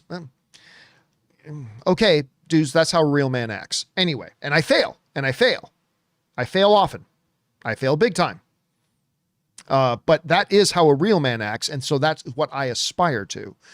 Not that I'm the model of it because I fall very short, but I aspire to it at any rate. So with Ryan Reynolds, I think one of the biggest influences, Tim, is not necessarily even going to be whether he decides that he can do another Deadpool movie. It's going to be what the fuck Blake Lively decides.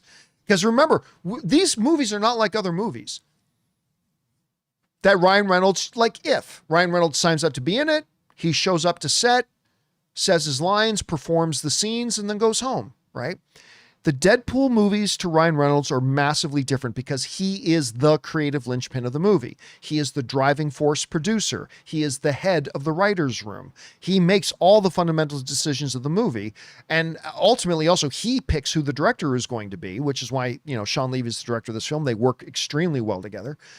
But it's years and years and years of all-encompassing labor that is nonstop. And that's why when Ryan Reynolds said in that interview, I am not going to do Deadpool 4 because number one, my wife would divorce me. And number two, my children would divorce me. I actually don't think he was joking. I don't think he was joking. I think he was being serious. And I don't know, again, maybe Blake Lively sees all the fan love and sees all the riches that pour in, like the massive amount of success and how much personal gratification it gives Ryan. And then maybe she decides in a couple of years, you know what? You love making those movies. Go make another one. I don't know. Maybe that'll happen. But I honestly think the main decider in whether or not Ryan Reynolds makes another Deadpool movie is not Kevin Feige, is not Ryan Reynolds. I think it's going to be Blake Lively. I really do. So we'll see how that all works out. We'll see how all that works out. All right. Next up, we've got Sam Fisher who writes, saw Deadpool and Wolverine Friday night. Loved it. So many great jokes. Seeing Ryan and Logan's chemistry on screen and not just in interviews is something else. You know what? That's the thing I loved about it so much is that, you know where it really shines the chemistry between the two of them? The car fight. Which, by the way, I think the car fight, the fight they have in the car, is better than the first fight they have in front of the old Fox logo. The car fight, I think, is marvelous, but you really see their chemistry before the fight starts. Just their conversations, and even the way Hugh leans into him, it's like, you are the most pathetic. Their ability to play off each other is like such shorthand. It's so amazing, and it elevated the movie for me, Sam. It really did. All right. Captain Chicken Pants, love that username, writes, I love the Bye Bye Bye intro. We've talked a lot about it. I did too. Fun fact, this was the same song that somebody else said this to me, was the same song that Pyro tuned into in the car radio in X2 before Logan quickly turned it off. I remember the scene. I don't remember the song, but somebody else pointed it out to me too. If that's true, and I have no reason to doubt, that you're telling the truth. That is a really neat connection. I never knew that. It never dawned on me, but if that's true, man, that's a really, really cool connection. All right. Sam Fisher writes in again. My number one negative is Deadpool spending 95% of the movie away from his family and telling more than showing does makes the emotional core feel weaker than 1 and 2. Okay. So this was a point. I think this was the thing that started the conversation online where 95% of the movie spent away from his family, but I think they needed to, because like I said a little bit earlier, the thing is Deadpool's connection to his family is already well established from the first and the second movie. They don't have to spend 20 minutes of screen time reminding everybody that, oh, Deadpool really loves his people. Yeah, we know. We've gone through 2 movies with Deadpool and this collection of characters that he's gathered together along the way. We know. So all they really needed was that one birthday scene with him standing there, like a quick 2-minute scene of him standing in the room with all those people, and holding up the picture and says, I am so grateful and I'm so lucky to be in this room with every single person that I love. And it makes me the happiest, even though it's been a rough couple of years, it makes me the happiest guy alive. That's all you needed. That was good storytelling, accomplishing a narrative function that the audience needed to connect with in a very short amount of time. But any more, I think, would have been unnecessary. So I think they did it just the perfect amount of time, and then they moved on. And then they moved on to things that they needed the time to spend on. So that's just my take on it, Sam. All right. Next up, Josh Ward writes, I never knew I needed Gambit to be R-rated until I saw his powers in action. Holy freaking carnage. My favorite part of the cameos by far. Listen, I'll tell you what, Josh, there were a number of people in my theater, and all 3 times that I've seen it, that when like he, boom, boom, he's in that fight sequence where he's like planting the cards in them, and then boom, and then the cards go off and they all like melt and disintegrate and everything. And everybody, not everybody, but a lot of people in my movie theater where it's like, ooh, like gasping when it happens because it's very brutal, but also speaking of R-rated, I shot out of my daddy's dick ready. It's like, ooh, so graphic. Oh man, I really hope Channing Tatum gets more of a chance to play Remy LeBeau. I really do that. They call me the Gambit. Do they really? Or did you just want them to? They call me the Gambit. All right. Josh also writes, will we see you around? Probably not. May have been the most sincere line in the film. If that's the case, thank you to Hugh for one last ride. You know what? I'm going to tell you what, Josh. I never even thought about that. Now, here's the thing, though. If that was Hugh saying to the audience, and not just Wade, probably not, see you around. Then they undo it by Wade standing up and saying, Logan, wait, and then having Logan come and move in with him, being his roommate, right? So I didn't quite see it that way, but maybe that was it. Maybe that was Hugh saying, so long, everybody. Thanks for the ride. This was my one last bit as Wolverine. Maybe it was. But if it was, did they then immediately undo that by him then going with Wade to become his roommate? I don't know. It's a good thing to think about. All right. Sam Fisher writes, I guess we now know what all of Caval's meetings with Marvel were about. Caval as Wolverine. Was that anyone's fan cast? Because I don't remember it. Oh, I don't believe for a second Henry Cavill's the new Wolverine. I would be totally good with it if he was. But I don't believe for a second that Henry Cavill's the new Wolverine. Let me just double check this. How old is Henry Cavill? Henry Cavill is 41 years old. That makes him a good 10 years younger than Hugh. Because how old is Hugh now? 52? Hold on a second. Hugh Jackman. No, well, Hugh's 55 now. So Henry's like 14 years younger than Hugh. I really don't think that Henry Cavill is our new Wolverine. And I don't think the movie was trying to suggest that. Now, if it turns out he is, I'm all for it. You know, I love my boy Henry. Got him standing right here, overseeing and protecting the studio. I'd love it if he is, but I don't think he will be. I don't think he will be, but we'll see. All right. Next up, Never Lose Your Nerd writes, it was fun to watch, and Jackman made this movie for me. This Gambit in live action was amazing and comic accurate. Short Wolverine was the funniest part. I'll tell you what, when he hops down out of that stool, it's so funny. But again, like Comics Explained said on his YouTube video, and I completely agree with them. He said, that scene made all of us who have said we want a comic accurate, like a short Wolverine. He said that scene made us all feel silly because that's it. Wolverine is no longer 4'11", 5'2", 5'3". That's not Wolverine anymore. Like Hugh Jackman over 20 plus years, nearly 25 years, has changed collectively our perception of Wolverine.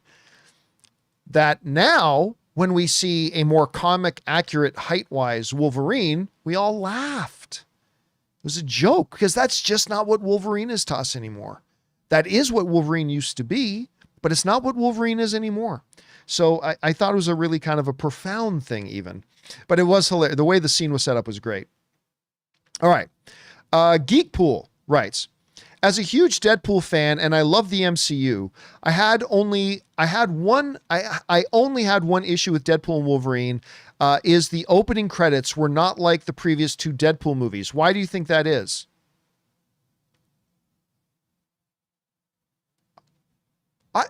I'm not quite sure I agree. I think it was very much in the spirit. Like I wish you wrote a little bit more, Geekpool, so I could really understand what it is you're saying, because to me, the opening scene, the bye bye bye opening scene, was very much in the vein of the openings of the other Deadpool movies. So I'm not really sure. I'm not really sure what you mean by that, because I thought it very much was in the vein of that.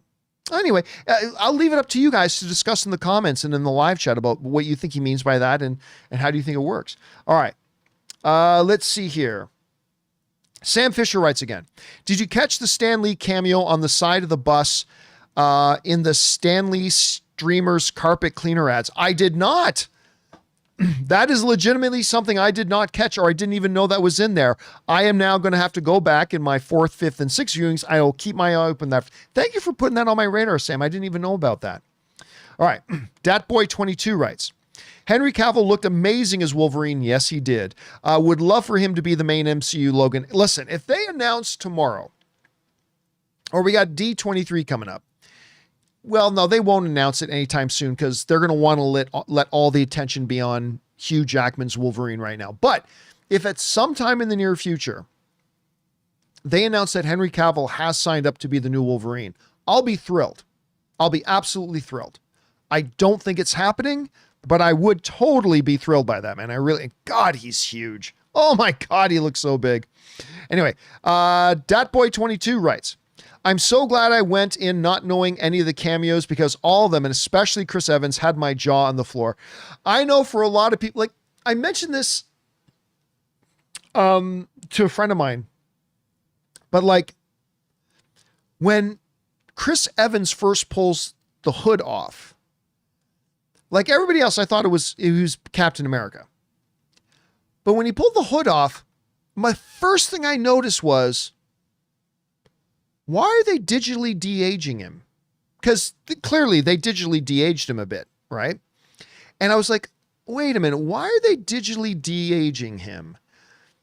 And then when he said flame on, then I'm like, oh, that makes sense, because they're taking us back to when he was Human Torch. And then it totally makes sense for me. So I had heard whispers, like a lot of people, that Chris Evans was going to pop up in the movie, but I totally believed it would have been as Captain America. And when they showed him there and you saw the blue color on his sleeve, I thought he was playing Cap, until I saw his face. I'm like, why are they digitally de-aging him? And there we go. All right.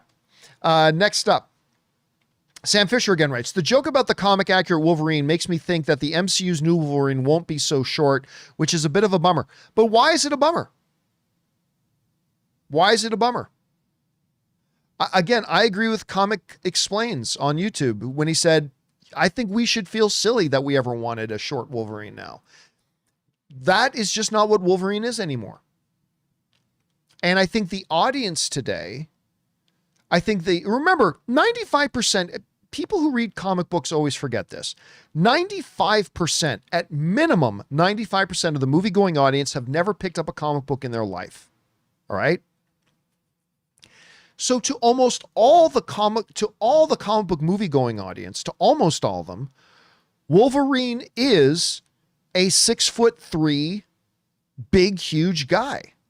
For decades, for 25 years, that's what Wolverine has been. And the only Wolverine that 95% of the population that goes to the movies and stuff like that have ever really known. It's always been that.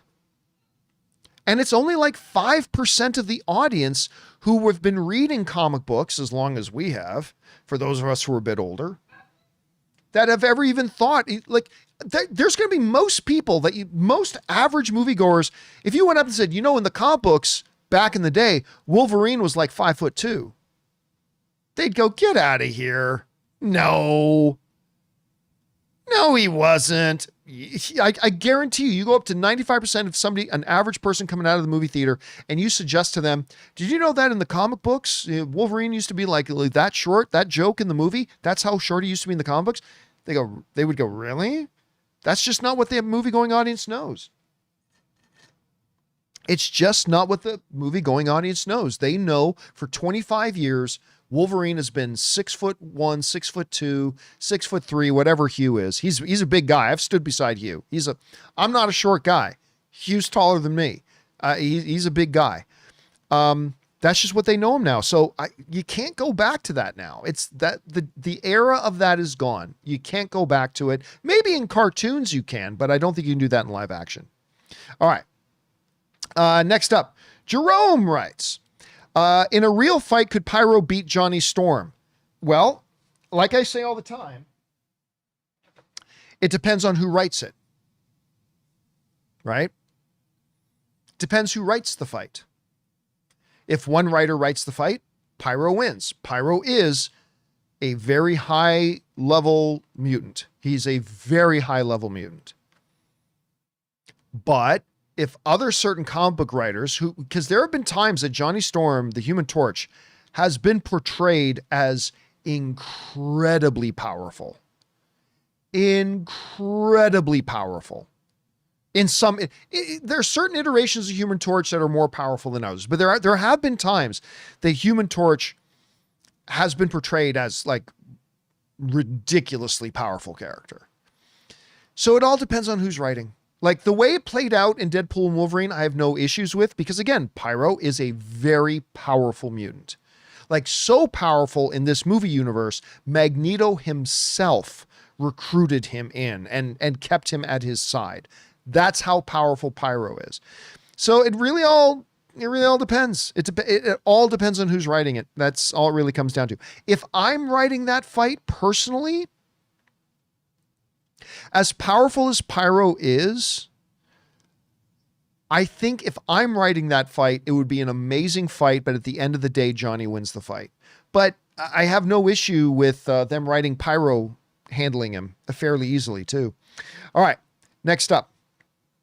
Christopher Brickner writes, Feige hinted that Robert Downey Jr. and Chris Evans could return to the MCU. Yes, he did. But he didn't say it'd be as Captain America and Iron Man. True. We talked about on the show the other day that Kevin Feige acknowledged, yep, it's possible for them to come back, which is a totally changing of tune for Kevin Feige, because for the last couple of years, Kevin Feige has, even as early as just this past December, has staunchly said, we're never going to revisit Robert Downey Jr. coming back. It's too special of a thing. Done. And then this past week, he made a comment that we talked about on the show when he says, well, you know what? Hugh being able to come back proves that we could bring back Robert Downey Jr. and Chris Evans. Well, we obviously now know that Robert Downey Jr. is back. What have I been saying for years, guys? When everybody told me I was crazy, I said, guys, mark my words. I don't know if it's this year, next year, 3 years, or further, Robert Downey Jr. will be back in the MCU. Nobody believed me. Nobody believed me. Now, would I have guessed it would be as a Doctor Doom? Nah, Victor Von Doom's going to be a Tony Stark variant, so that's fine. But I said he'd be back. I wouldn't have guessed this specific way, granted. And yeah, I think Chris Evans is going to be back too. I really do. All right. Next up, Jerome writes again, any characters you wish could have appeared? Again, the movie was great as it was. And I would only want other characters to appear if, like these characters, they had narrative purpose. But would it have been fun to see James Marsden as Cyclops? Sure, if they had a narrative purpose for doing it. Would it have been fun to see Ian McKellen as Magneto? Sure, but only if they had a narrative purpose for doing it. So I think a lot of the classic X-Men characters, right? Jean, Scott, Charles, and Magneto. Though I think those are the keys, and probably Storm. I think those are the key ones that I would have gotten a kick out of seeing it, but I'm totally good that they didn't. Totally good that they didn't. All right, Sam Fisher writes, I love the way they did Cassandra going through people's minds. I thought that looked awesome. So sick and twisted. And I think that's how she does it in the comics too. I thought visually it was so unique. It was so, I've never really seen them do something like that in a movie before. It was so unique and looked so violating. That's the thing. It felt like it was a visual representation of pure violation. I thought it was great. I thought it was very, very impactful. And yeah, I thought it was wonderful, Sam, the way they did that. All right. Suthius writes, so Paradox says that there are some timelines that are still dying. I find this interesting because this tells me that Loki, as powerful as he is now, cannot save every timeline that branches off. Again, my one substantive critique, because I only really have one. My one substantive critique is the whole idea about an anchor being and, oh, this will cause some universes, because it seems to stand in contradiction to what we got in Loki season 1 and ultimately in Loki season 2 with the finale and the way it ended, right? That Loki now sits as the god of stories and has his hands on all the timelines and everything like that. So to me, that's I didn't like that plot device they used. The whole anchor being thing plot device. That's the one thing substantively to me did not work, but I got over it. I got over it pretty quick. All right. Thanks for that, Suthius. But yeah, your mind's on the same level as mine there, Suthius. All right. Next up, Suthius wrote, we've now been introduced to an anchor being, an individual so important that if they die, their entire universe dies. I wonder who that is for 616. Nobody. If there was anybody, it would be Steve Rogers, but nobody, because again, here's the ridiculousness of it. This is where they break their own logic. Okay. So if the anchor being is gone, the universe will start to die. All right. So what was the state of that universe before that anchor being was even born? I mean, the anchor being wasn't there. The anchor being's gone. They haven't been born yet. So they're gone. So there's no anchor being there. So this universe is without an anchor being for thousands of years. And the universe is fine. So then the anchor being is born and dies. So now the universe is back in the same situation where it doesn't have its anchor being, just like it didn't have its anchor being before. So why is it now suddenly start to kill your time? I mean, that part made no sense to me. That part made no sense to me. I really, really wish, they had come up with a better plot device. Again, it's my only critique. But that's the one that I have. And now I see some debate in the live chat. Really? No, I think Tony would, nah. Steve Rogers, Captain America, Steve Rogers. The only one worthy of even lifting Mjolnir, Steve Rogers, would have been the anchor being. But I don't think the 616 has one. Because I don't think, like midichlorians, I don't think they're ever going to mention it again. I don't think the MCU is ever going to mention midichlorians again.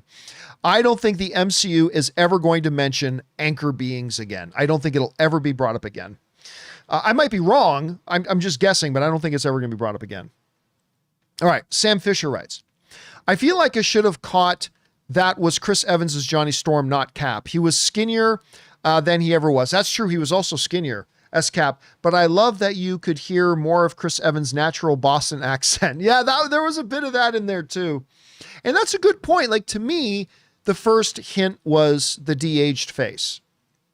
But I think you're right. If we actually looked at the body type too, it was back when he was in Fantastic Four. He was about 30 pounds lighter. He was a much trimmer, less muscle bulk than he was as Captain America. You're right. That probably should have been our next tip to that, Sam. Well pointed out.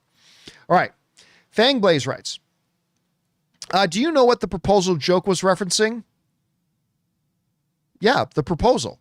Because Deadpool Prime making fun of Nicepool, saying because Ryan Reynolds starred in a movie called Van Wilder.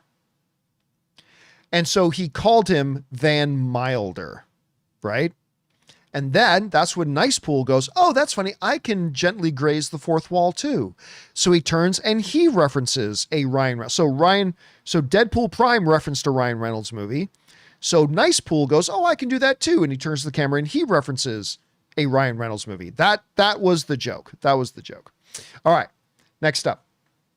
Christopher Brickner writes, the quorum said 200 to 239 million opening. They look smart. Yep, they're saying right now $205 million. And wait till tomorrow afternoon because those are the projections now. That's the opening weekend projected. I think when the actuals, because they always put out, and listen, 99% of the times, the Sunday announced opening weekend projections are usually bang on the money. But every once in a while, when the Monday actual numbers come in, it's super close, but sometimes it could be a little bit. I have a feeling, I don't know this, but I have a feeling that when the actual numbers get announced for Monday, I think it's going to be higher. Like, not a lot higher, a couple of million. Like, I think it could be 207, 208, 209. Maybe even getting up to 210. We'll find out tomorrow, but I'm going to be very interested to see what the actual numbers end up being, Christopher. All right, Suthius writes, while I enjoyed Logan's emotional monologues and Hugh's acting, I do wish we could have seen a little of what happened instead of just hearing about it. You know, I thought about that a little after my second screening. And at the end of the day, I think I just realized we didn't need to see it. We didn't need to see it. We kind of went through it already in the Logan movie. Now, granted, that was a different Logan, but still, we kind of went through it. You know, we got to see the pain and the turmoil. We already know enough about Logan that him just telling the story that, like, we're all very aware that he's always kind of resisted his role in the X-Men. And then to hear him tell the story from X-23's perspective, as just somebody hearing the story, because X-23 becomes the audience's avatar in the movie as we hear the story for the first time, because Laura's hearing the story for the first time. That this kind of well-known trait about him that he, couldn't have Scott and Jean thinking I wanted to be there. And so he abandoned them. They died. But the most important part of the story, which is I think the one that people overlook a lot, that he says he started to kill everybody. And she goes, well, you had to kill the bad guys. He goes, I didn't just stop at the bad guys. And I think that's something that is all we needed to know. I don't think a gratuitous cutaway then to seeing a bunch of cameo dead bodies, like a dead Storm and a dead Scott. I don't think we needed that. And then seeing him just go berserker mode and like just kill, because we get to see him kill and stab a lot of people in this movie. There's a lot of Wolverine combat. So would I have been against them doing a cutaway and then showing his memory? I don't think I'd be against it. But having seen the movie a few times, do I feel like the movie is missing it? I don't feel like the movie's missing it. I totally see where you're coming from. I totally see where you're coming from, the Suthius, but I personally don't feel, you know what? I love what Zoom Station just said. We could see it in our minds. And I think sometimes that's more powerful emotionally. Sometimes. I think sometimes you should see it and sometimes you don't need to. But I would have been okay if they showed it, but having seen the movie, I don't feel like it was missing it. But that's just me. Very good point to bring up, though, Suthius. I like that. All right. Sam Fisher writes, that list of X-Men Wolverine rattled off, Cyclops, Jean, Storm, Beast, makes me think that they'll be the lineup for the first MCU X-Men movie. I wouldn't count on that. Now, listen, here's the thing. I personally have already believed that Cyclops, Jean, Storm, and Beast will be a part. I already think that. I think that is going to be part of your first lineup. I think Iceman will probably be in there too. But I don't think Logan mentioning them makes it any more likely. Like, I think him mentioning those characters, because those are the characters that he knew best, right? The characters he interacted most with in the X-Men movies are Charles, which he gives plenty of references to, Scott, Jean, and Storm, and Beast. Those are the ones that he interacted with and we saw him with the most in those X-Men movies. And so I don't think that was them. By the way, they haven't written an X-Men movie yet, so who knows? So while I believe that Scott, Jean, Storm, and Beast will be a part of the original team, I don't think that indicates they will be, though. So I don't know. We'll find out. Okay, next up. Nico writes, dude, Calverine even cocked his arms again. Oh my God, that whole scene. And just when he called him the Calverine, by the way, I love that too. By the way, can I just mention one of the funniest lines in the movie that none of you guys have brought up yet? Oh my God. Sorry, it was a hidden thing. I just looked at this thing now. Al did just say it. Just said it now. And I was about to say, nobody in the live chat has brought it up. And I'm totally disappointed that nobody's brought it up. And I just saw in the live chat, Al just said it. They call me the Merc with the mouth, not Truthful Timmy, the blowjob queen of Saskatoon. That is one of the funniest lines in the movie. Not Truthful Timmy, the blowjob queen of Saskatoon. It's extra funny to me because I actually lived in Saskatoon for a couple of years. So hearing him say that, I thought was absolutely hilarious. By the way, there is a children's book called Truthful Timmy. And I don't know if that was Ryan Reynolds making reference to that children's book, but the children's book is definitely not called Truthful Timmy, the blowjob queen of Saskatoon. Just saying that. All right. Oh, you know what? And I did. Sephora saying, did you see that Truthful Timmy was thanked in the credits? Yes, I did. I did catch that. I don't know how you can miss it, but absolutely, I did catch that. All right. Let's keep going here. Jerome writes, you notice that the actors who originally played Toad, Lady Deathstrike, and Azazel didn't actually reprise their roles. Only Sabretooth and Pyro did.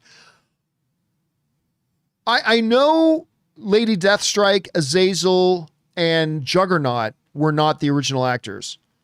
But was that not Ray Park? Was that not Ray Park? I'm asking honestly in the live chat, guy, was that not Ray Park playing? I thought it was Ray Park playing Toad. Bruce Lum is saying Ray Park as Toad. Oh, it was Ray Park. Okay, so yes.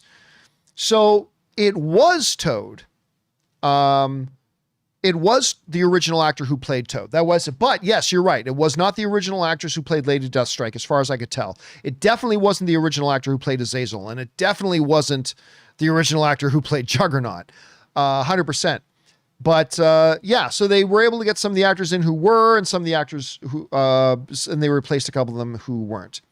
All right.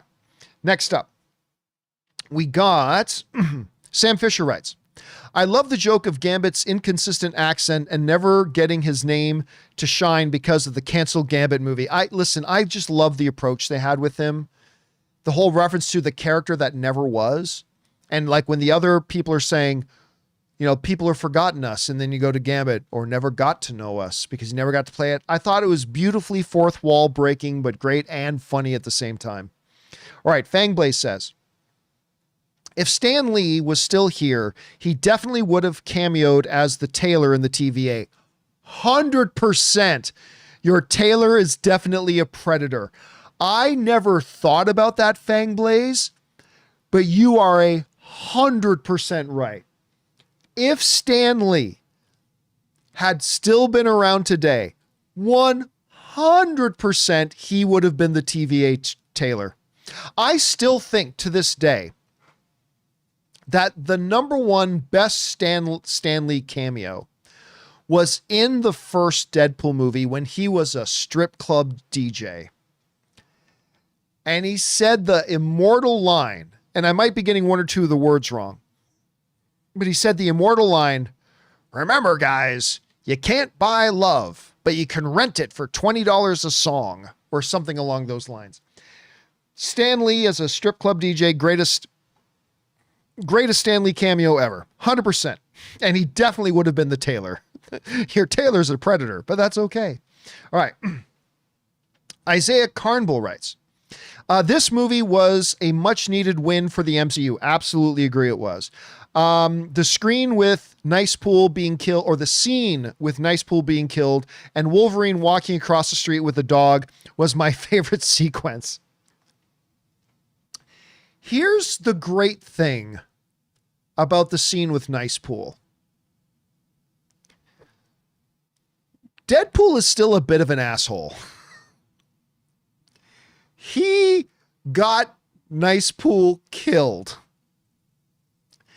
And at the end of the day, he wasn't all that broken up about it because he got the shiny guns. Now, granted, we said, when does your regeneration kick in? He said, regeneration? That was one of the funniest moments of the movie. Regeneration? You realize he's about to die. But then just holding him, knowing he can't regenerate, holding them so he will die, so he can get his guns and get Dogpool. It just reminds you a little bit that he's also a bit of a prick. Little bit of a prick at the same time. But that was pretty damn funny, actually. All right. Sam Fisher writes, guys, listen, I'm just going to give you a heads up. I've been going for almost 2.5 hours now. My voice, it's not gone yet. It's not gone yet. But my throat's starting to get sore. I've run out of my drink. And I'm just giving you a heads up that I'm starting to faint. I'm going to have to take a break here in a minute just so I can get some liquid into me. But just giving you that heads up. All right. Let's keep going here. Sam Fisher writes, fun fact, that is Blake Lively voicing Lady Deadpool. Yes, it is. And that 207 bones when watching Gossip Girl joke was perfect. Oh, it absolutely was. First of all, there are a couple of Blake Lively jokes in it, right? So he says, there are 206 bones in the human body, 207 when I'm watching Gossip Girl. That was clearly a shout out to Blake Lively. But then Nicepool saying, oh yeah, Lady Deadpool is amazing. And she just had a baby and you could never tell. That was also a direct reference to Blake Lively, who had just had a child and looks fantastic and sounds sexy as hell. Uzi time, baby. I love that line. Uzi time, baby. Uzi time, baby. I love that line. I don't know why, but I totally do. So yeah, that was, and I think a lot of us kind of guess that Lady Deadpool is going to end up being Blake Lively. All right. Aaron Moen writes, my only gripe is not finding out why Thor was crying. You know what? And this is true. I thought when we were sitting through the credits, I honestly thought that the end credit, by the way, the end credit showing what Johnny Storm actually said, that was gold. That was pure gold. But as the credits were rolling, I really thought that the end scene, the end credit scene was going to be the full scene of why, and we were going to find out why Thor was crying, but they decided to keep it a mystery. By the way, somebody's saying Kidpool was a menace. Did you guys know that Kidpool, who says, if I want to hear your opinion, I'll take Wolverine's dick out of your mouth. And then Nicepool goes, oh, that's Kidpool. She's the dirtiest. Did you guys know that's Ryan Reynolds and Blake Lively's kid? Did you, I found this out after watching it for the first time. But that is actually Ryan Reynolds and Blake Lively's kid. And Baby Pool is Ryan Reynolds and Blake Lively's youngest. So it's a whole family affair. But Ryan getting his own daughter, his little kid going, if I want to hear your opinion, I'll take Wolverine's dick out of your mouth. I thought that was awesome. Loved it.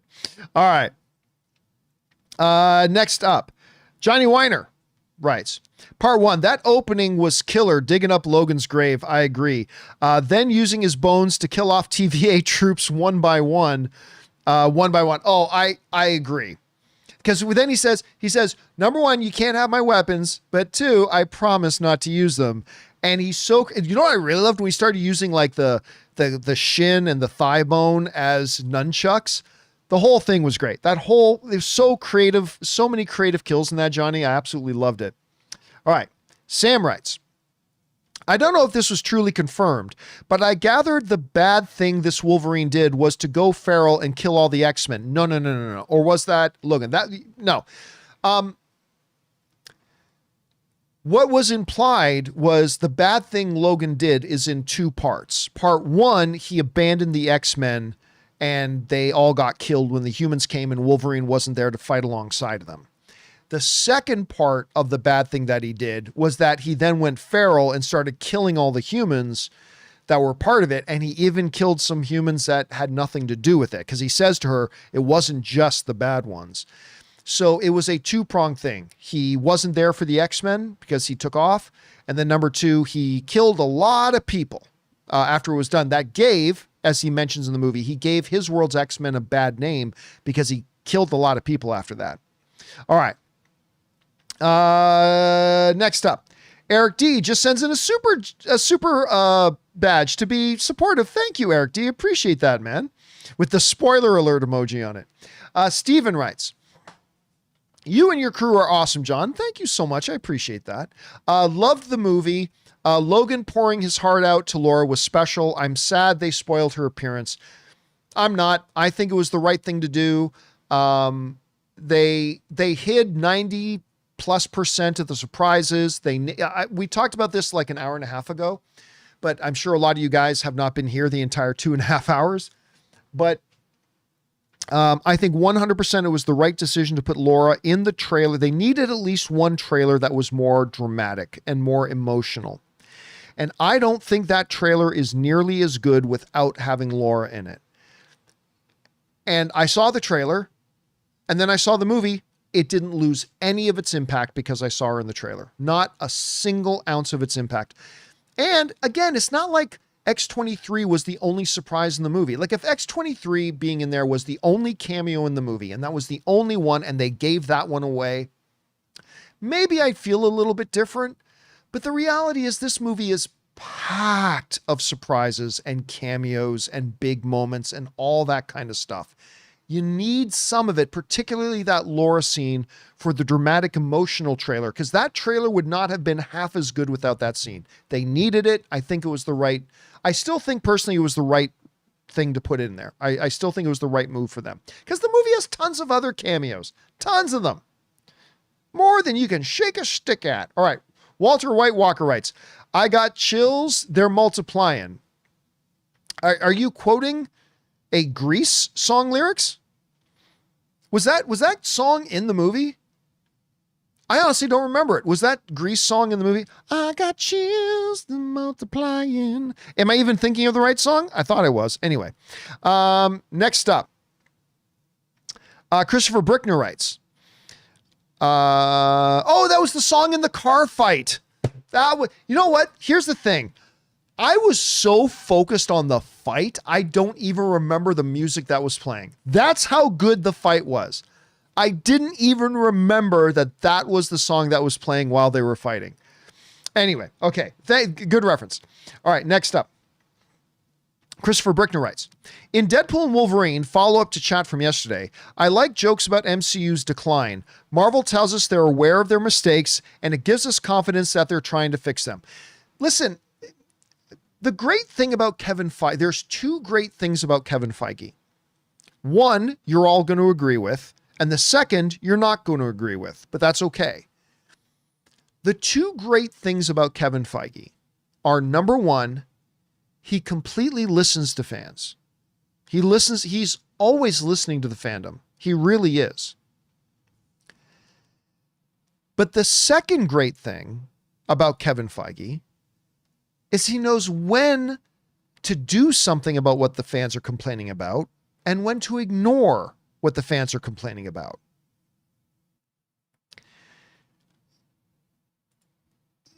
There are some people that think they know what's best. All of us as movie fans think we know what would make the movie best. Those of us who are a little older and wiser know that we don't actually. Like, we may think we do, but when we really have to look at the hard truth, we don't actually know what's best. We would not make better movies than Kevin Feige makes. We wouldn't. And Kevin Feige listens, But then he also has the wisdom to know which parts of the things that fans are talking about should he take into account and maybe implement into what he's doing, and when to ignore what the fans are talking about, because he actually knows best. It's not that he's always right, but he's going to be right a lot more than I am, and he's going to be right a lot more than you are. And, you know, this is the thing. I said this before. The great NFL coach once said, coaches who listen to the fans are destined to be sitting with them next week. Coaches who listen to the fans are destined to be sitting with them next week. And I think that's true of like directors and Hollywood producers as well. I think they should listen to the fans, but then use their own judgment as to what part of what the fans is talking about what certain fans are saying, should we take seriously and implement, and what part of what the fans are saying or asking for should we completely ignore because we are the ones who know how to make these movies better. And I think Kevin Feige's really mastered that balance. Again, not that every Marvel thing they do knocks it out of the park, but he's got a pretty good winning record. I think we can all acknowledge they got a pretty damn good winning record. All right. Let's see.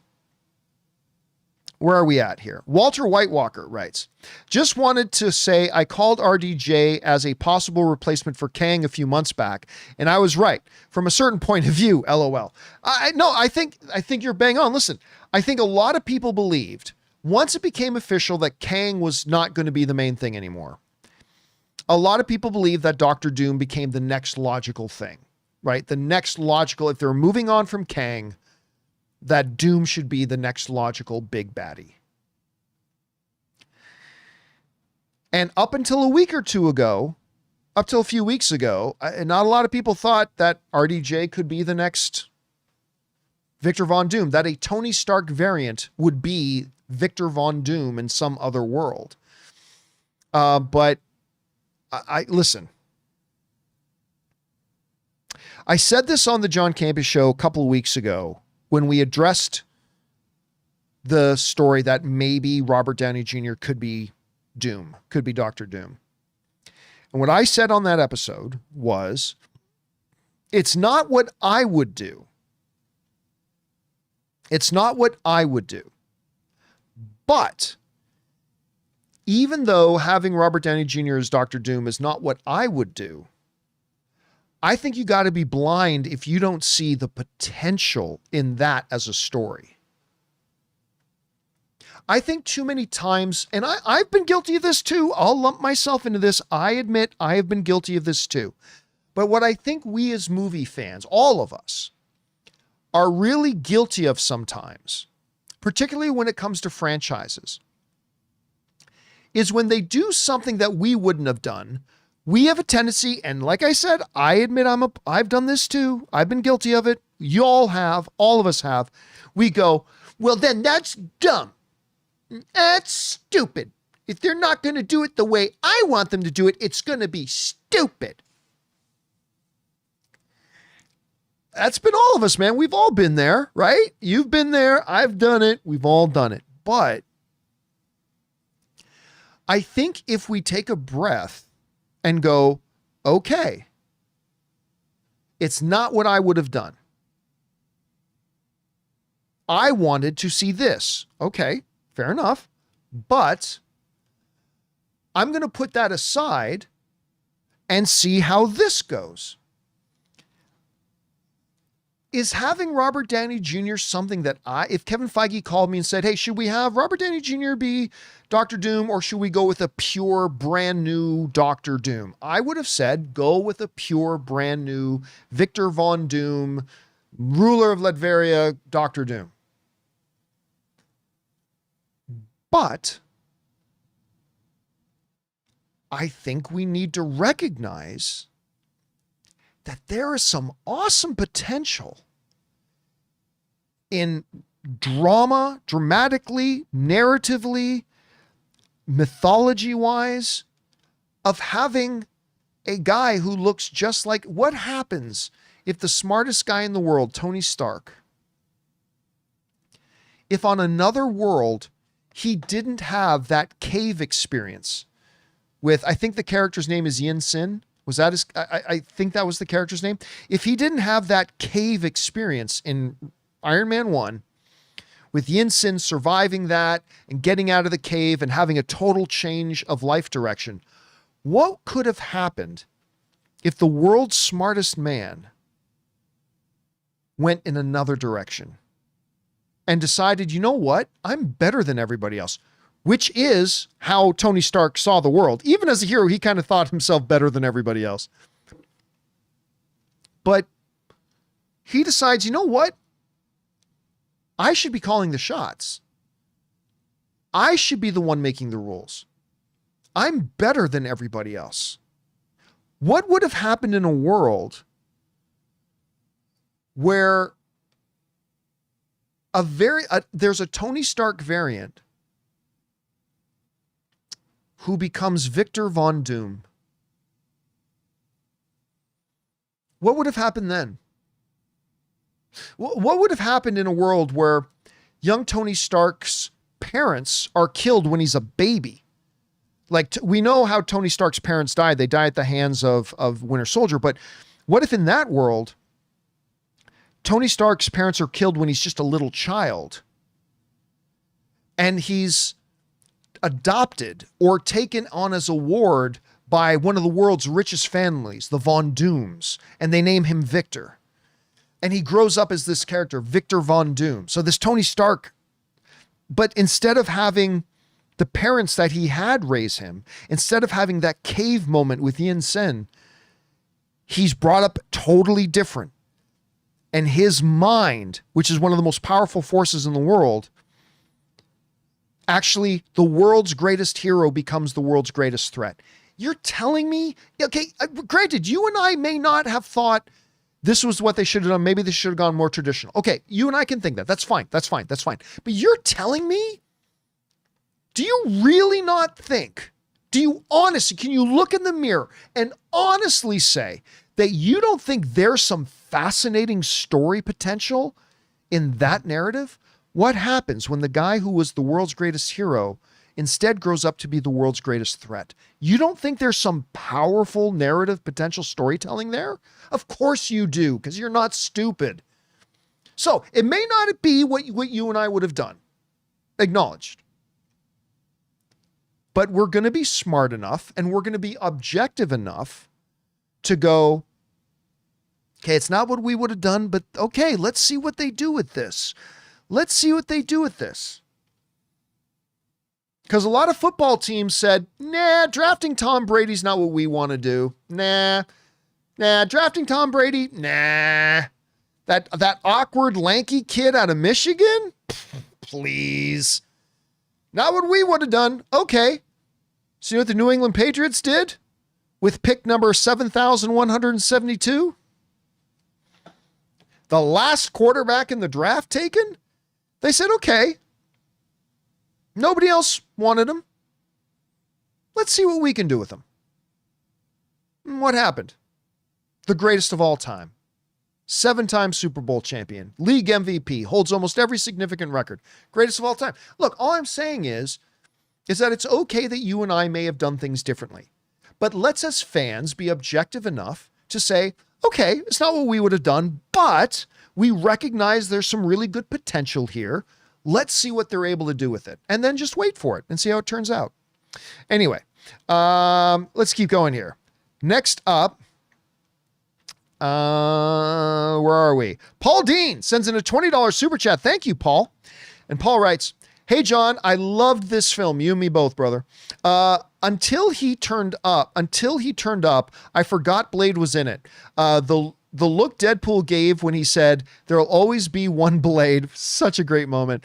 The cameos all worked for me. There's so much to enjoy in the film. Bring on the filthy.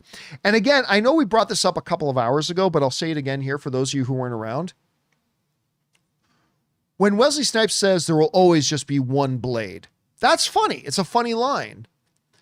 But what really drives it home is then the hard cut to Deadpool's face, the camera looking at him through the window, and Deadpool turns to the camera, and they hold that shot.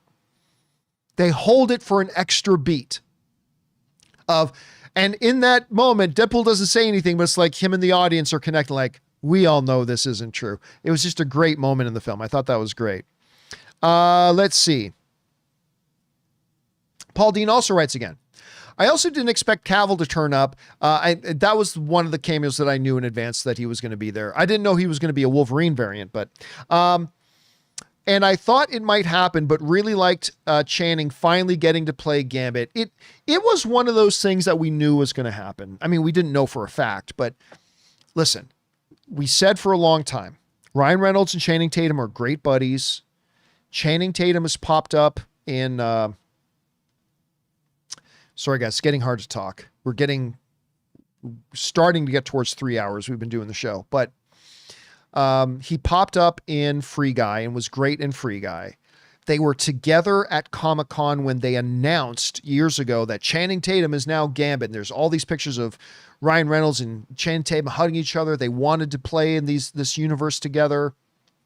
So I think it was very appropriate that Channing Tatum finally got his shot to play the Gambit. That's, again, I have a terrible Creole accent, but there you go. All right. Walter White Walker writes, got my Headpool popcorn bucket. Nathan Fillion, LOL. Nathan Fillion, I loved Headpool. And you know what? Remember how I told you that the Wolverine popcorn bucket was sold out? I'm kicking myself now because they still had a couple of Headpool popcorn buckets. People didn't get it because they hadn't seen the movie yet. Right? So for a lot of people, they just saw this Headpool bucket and they didn't think well, what is that? I mean, it looks like a zombie Deadpool. They had no idea what it was. So there were still some of those, and I had a chance to buy one and I didn't, and I'm kicking myself for it now. All right. Drew Gretsch writes, super nitpicky, but Deadpool using Cable's device to travel to 616 made no sense, but great to see Favreau pop up as a little nod to Daredevil. No, that wasn't a little nod to Daredevil.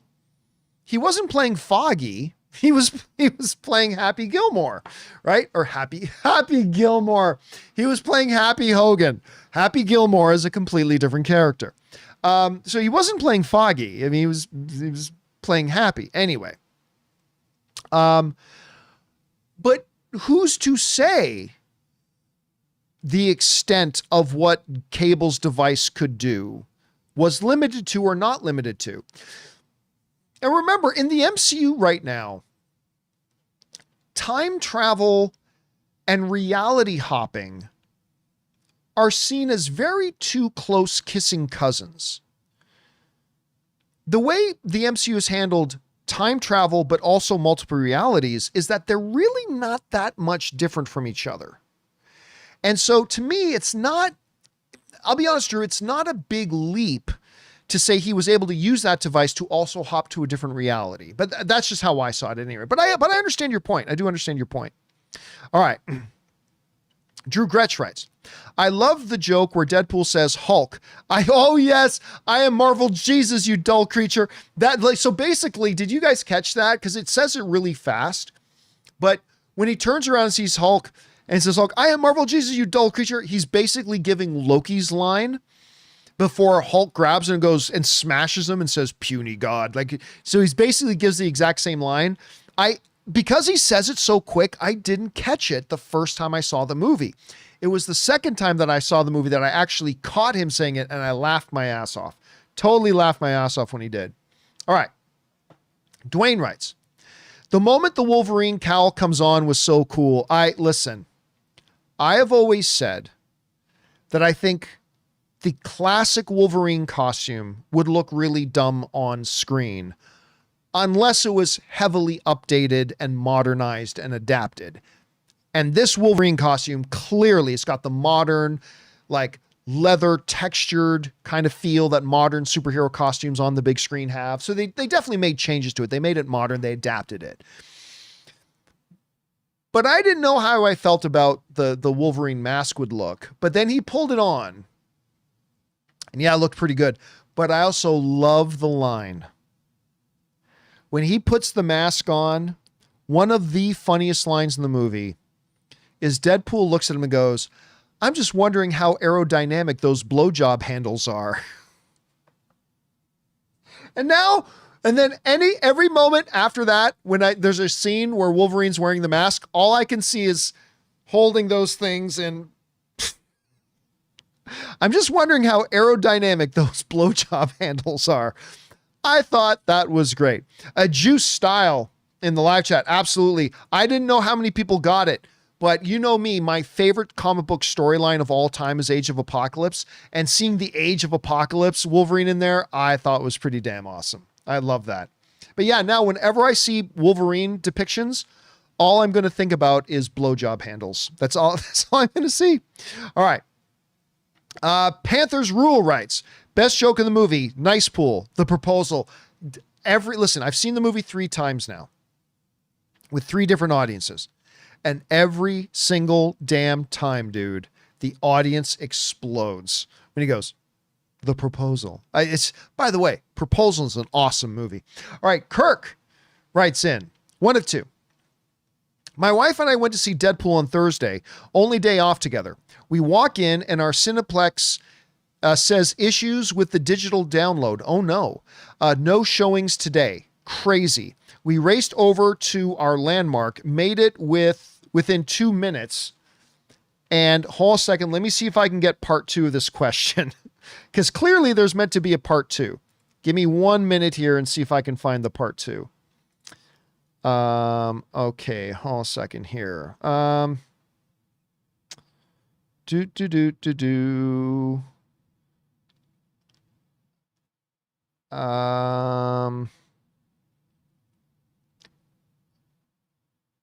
Okay.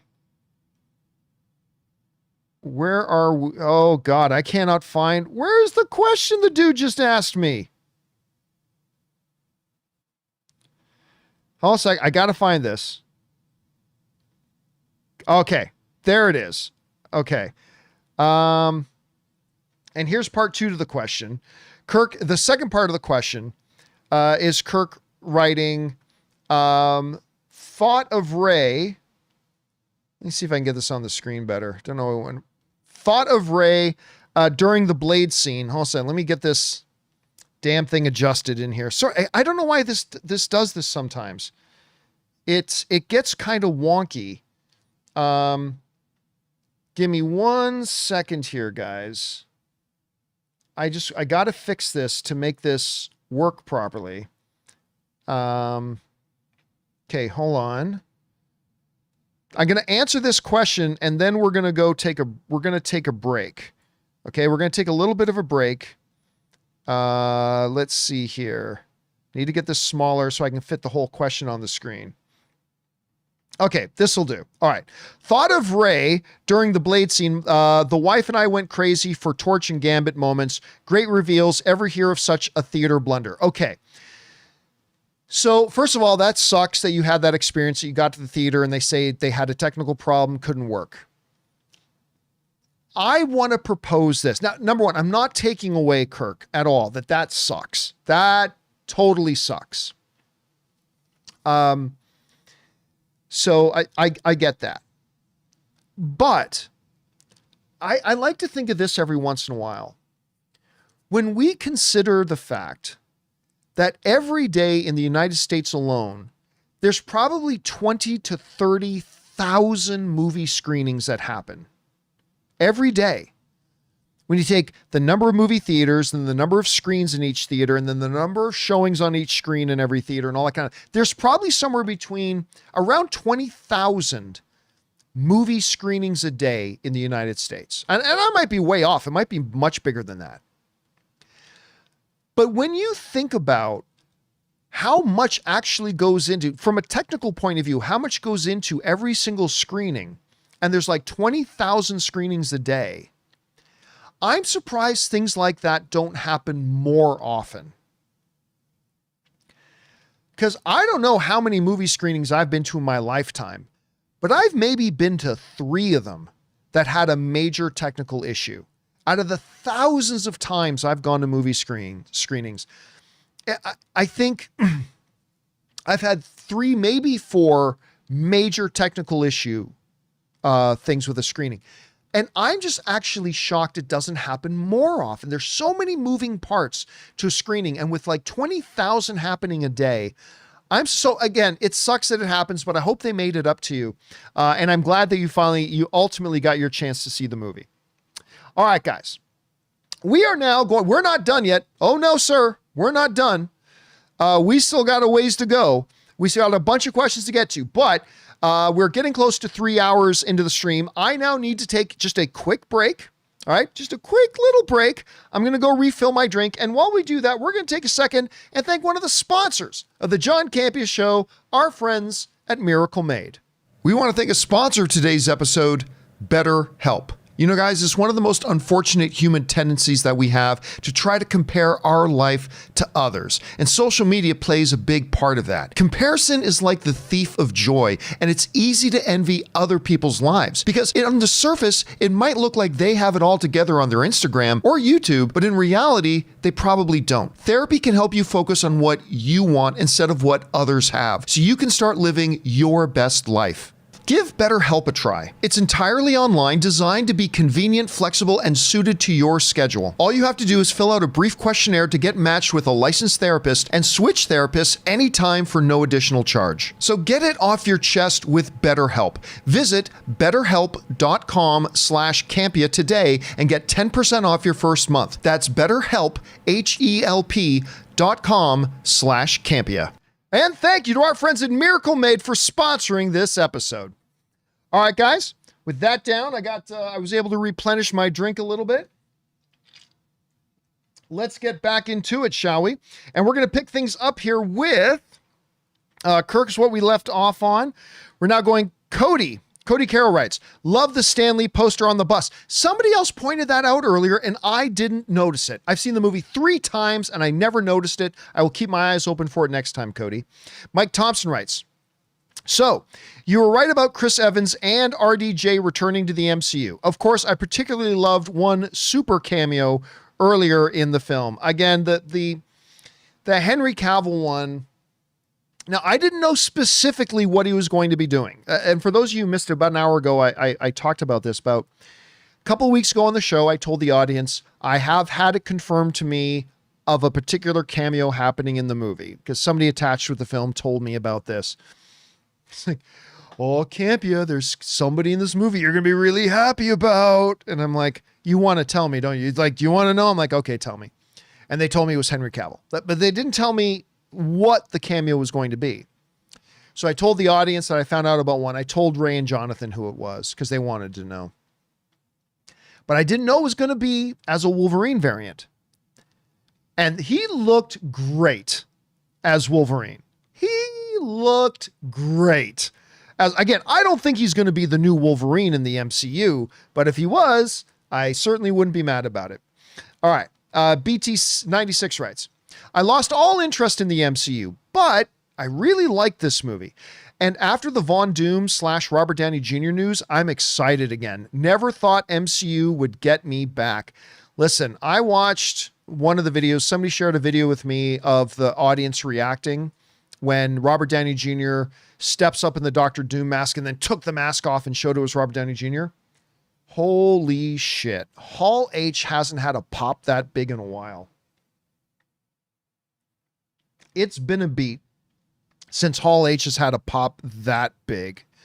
I think a lot of people are now, there are going to be some comic book purists. Understand this. I understand. There's going to be some comic book purists that are right now feeling kind of put off by it. I get it. Totally do. Totally understand.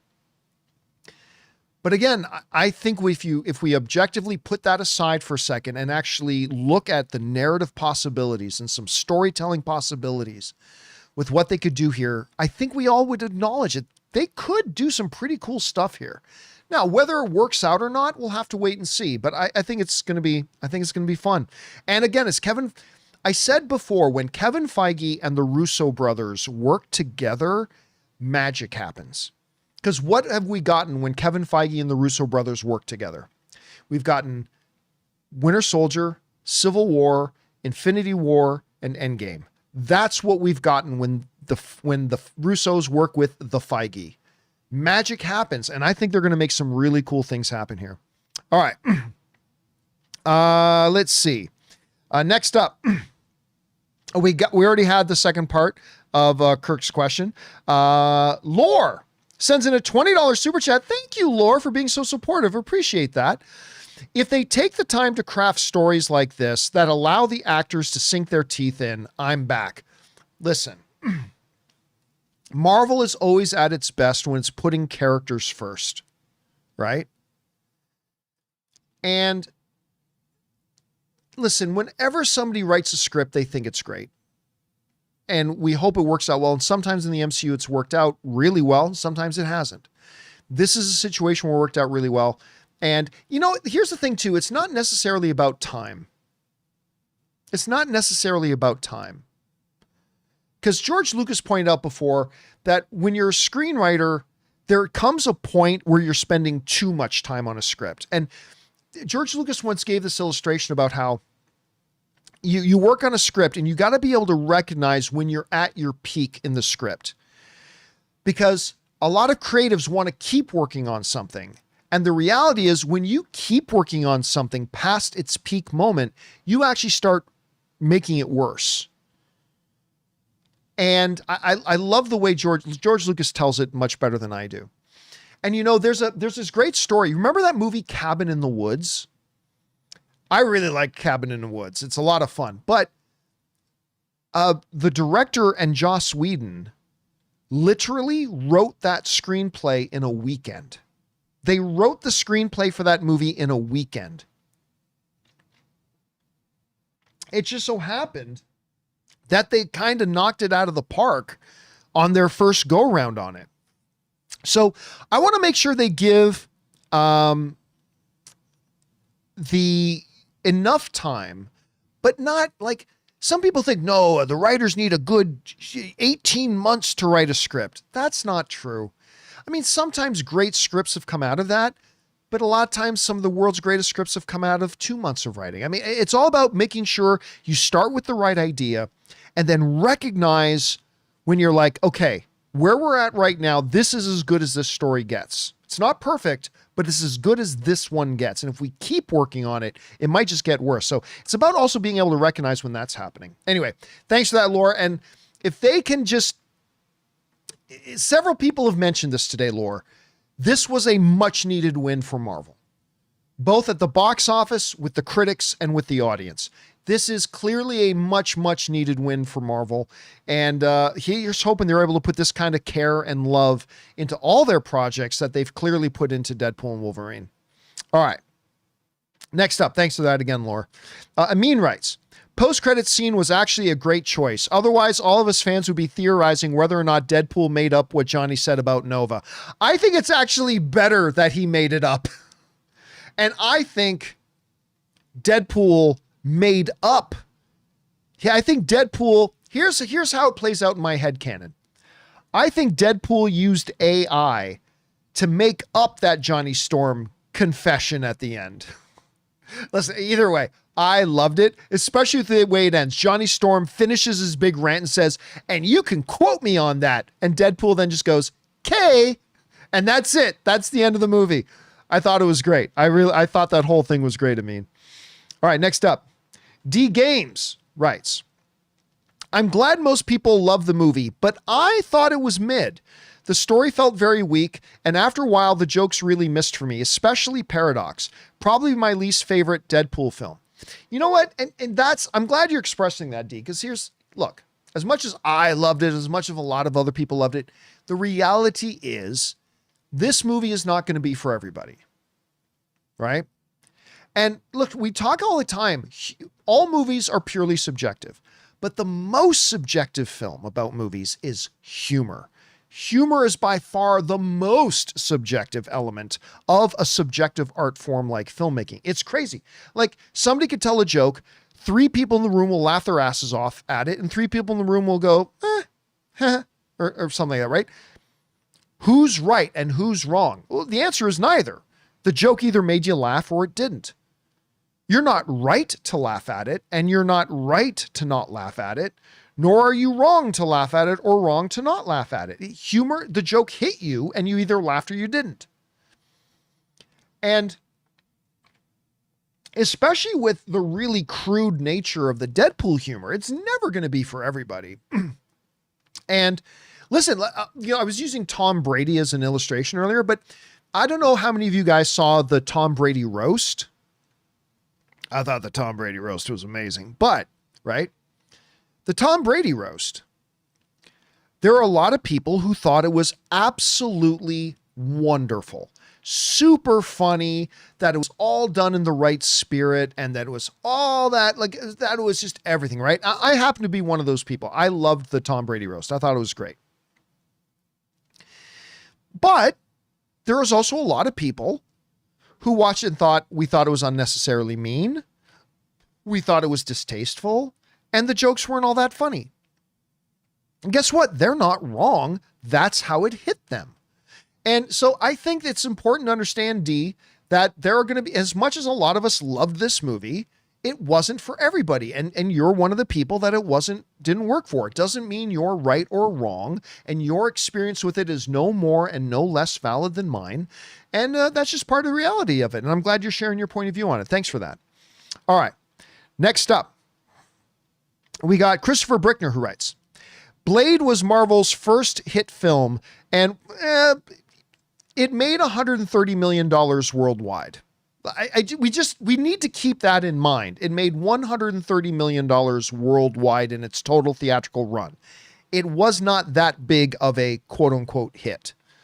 Just got to be honest about it. Just trying to keep it real here a bit. Anyway, Blade was Marvel's first hit film and important to Marvel's film history. It's nice that Wesley Snipes' Blade gets a better send-off than Blade Trinity. I 100% agree with everything you said.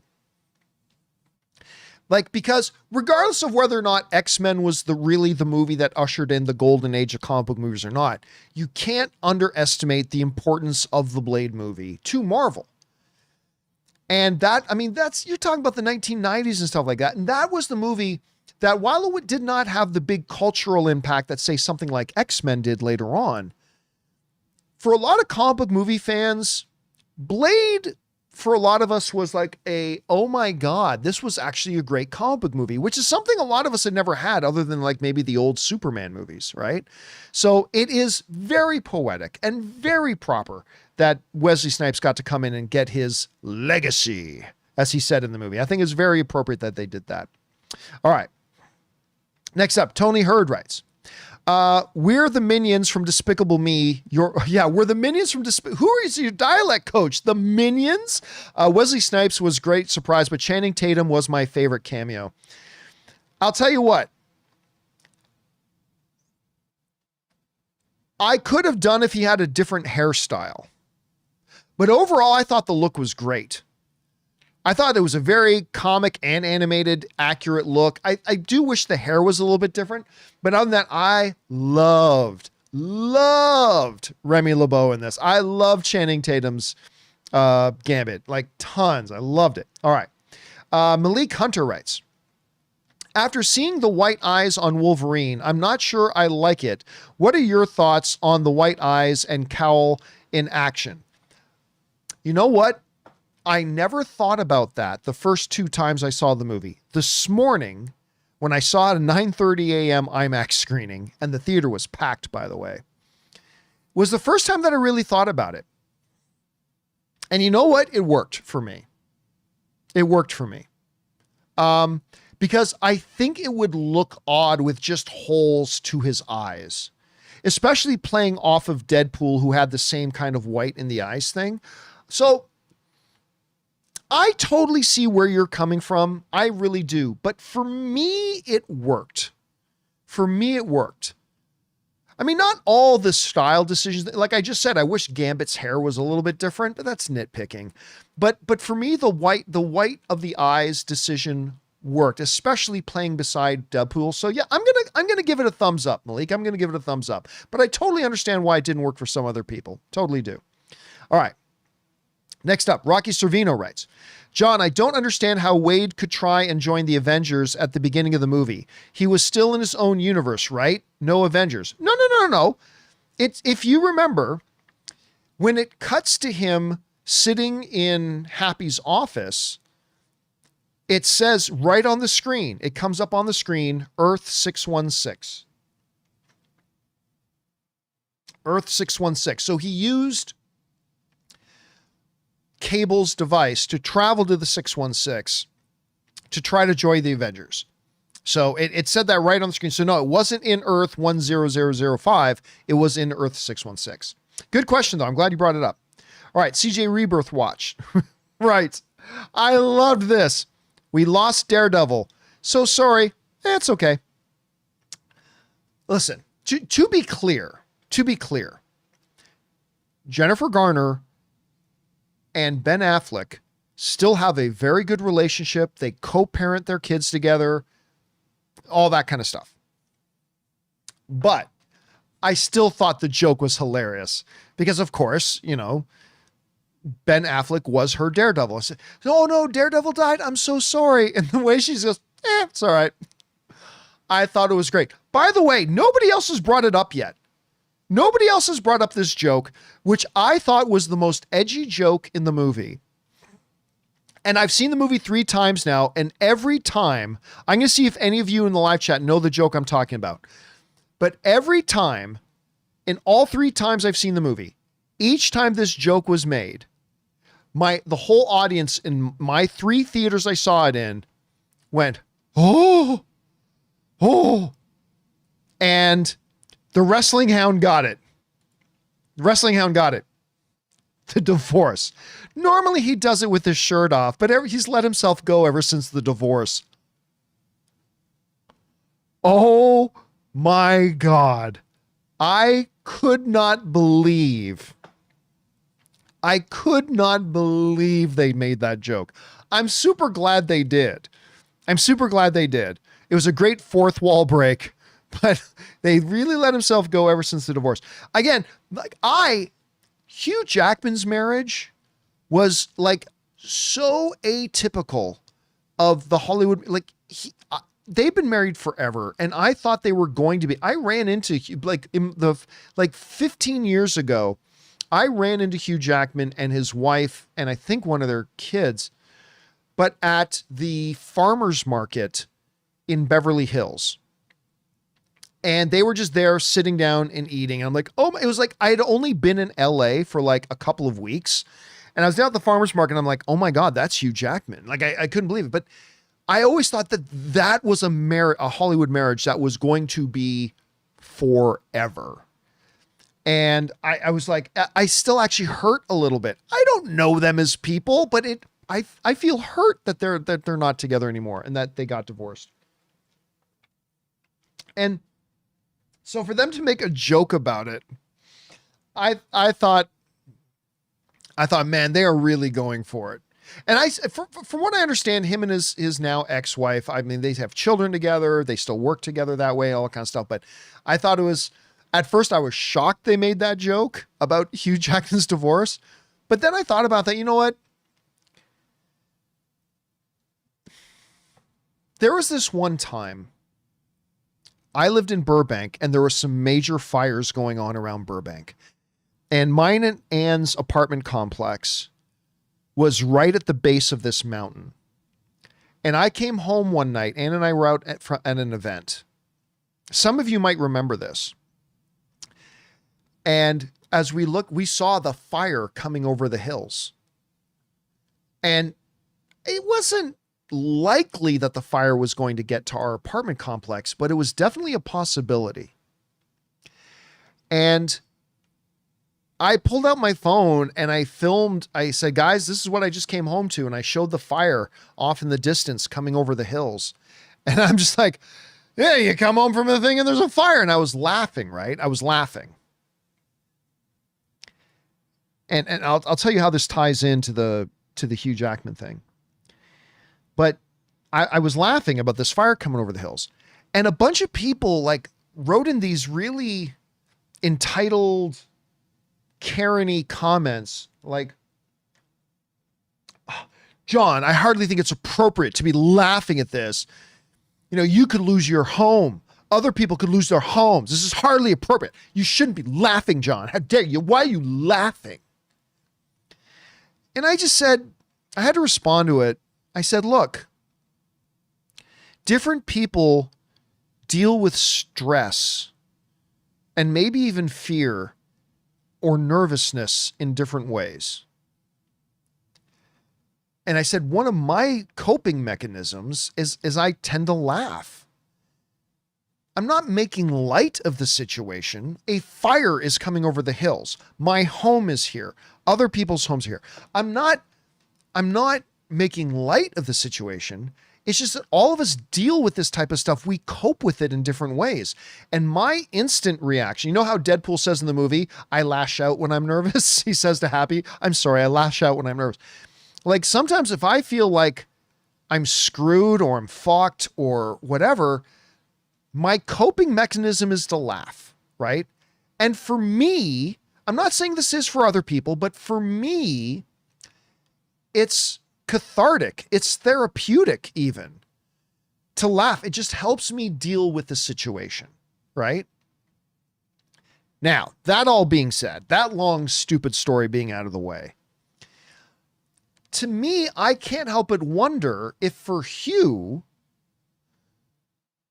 who had been married for decades and decades, I wonder if putting that joke in the movie or allowing that joke in the movie for him was cathartic and maybe a little bit healing and maybe a little bit therapeutic. Maybe it was good for him to have that joke in there. Maybe it was good for even his ex-wife and together they could look at that joke and laugh at it. Like, I don't know, but all I know is that we as all of us as people, we all deal with stress and pain and fear and sadness. We all deal with it in different ways. And maybe for Hugh, having that joke in the movie was a healthy thing. I mean, again, I don't know, but I'm just throwing that out there. Maybe that was just a healthy thing. All right. Next up, we got David Ullman, who writes, loved the opening sequence with Wade dancing while killing the TVA officers. I danced in my seat during it. Dude, if you and my wife sitting next to each other would have been magic, because Anne was like doing the whole dance, like the whole dance she was able to do, baby, ba, ba, ba, ba. Like she was doing the whole thing. I got such a kick out of watching her doing it. And I could see around the audience, some other like people were able to do the dance too. I thought it was a great opening. All right. Ryan Newsom writes, hey, John, did you catch that little Wolverine cartoon dub voice when he put on the mask? Did you catch that little Wolverine cartoon dub voice when he put on the mask? I'm going to be 100% straight up with you, man. I don't know what we're talking about. Like, I understand the moment they're standing on the street, he pulls the thing on. But I don't know what we're talking about, a cartoon dub voice. I did not notice it, Ryan, but I will tell you what, I'm definitely going to see the movie 3 or 4 more times. I will keep my eye open for that next time and see if I can pick out what you're talking about. All right. Tim Platt writes, Elektra's line about Daredevil is probably the most underrated joke in the entire movie for me. 8.5 out of 10. Again, I just waxed poetic about how great I thought that joke was. I thought it was wonderful. And believe me, that was a marriage. That was a Hollywood marriage that I wish lasted forever. Cause obviously I love Jennifer Garner. She's my longest running Hollywood crush, celebrity crush. And I'm a huge Ben Affleck fan. I wanted that marriage to last forever, but I thought the joke was great, man. I thought it was wonderful. All right. Kasharga writes, hey, John, did you notice that Henry Cavill's claw coming out scene was a callback to his MI Fallout arm reload sequence? Yeah, he did the sort of thing. I didn't notice it. I did not notice it the first time I saw the movie. I was just so like, oh, it's Henry Cavill. I was so just like star enamored with it being Henry Cavill that I didn't even pick up on the little things. But it was in the second viewing that I realized, it's like, wait a minute, is that like the arm cocking thing you did? Did somebody else mention that earlier? I thought that was great. I'm glad you brought it up. All right. Christopher Ferrante writes, does a new universe get created when an anchor being is born or dies?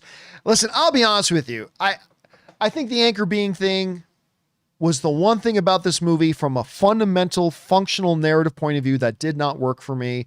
And I honestly don't think they are ever going to mention anchor beings ever again in the MCU.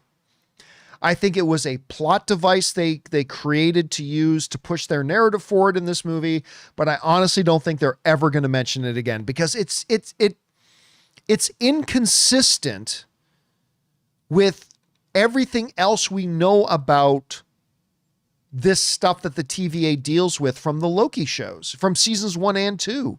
So I don't think they're ever going to mention it again. I might be wrong about that, but I don't think they're ever going to mention it again, Christopher. All right. Vintage Raven writes, watch the movie Drunk with a few buddies. One of them legitimately thought Channing Tatum was playing his 21 Jump Street character and freaked out. Listen, if at some point, Remy LeBlanc, maybe when he comes face to face with Cassandra Nova and the camera goes to Remy and she goes, and who are you?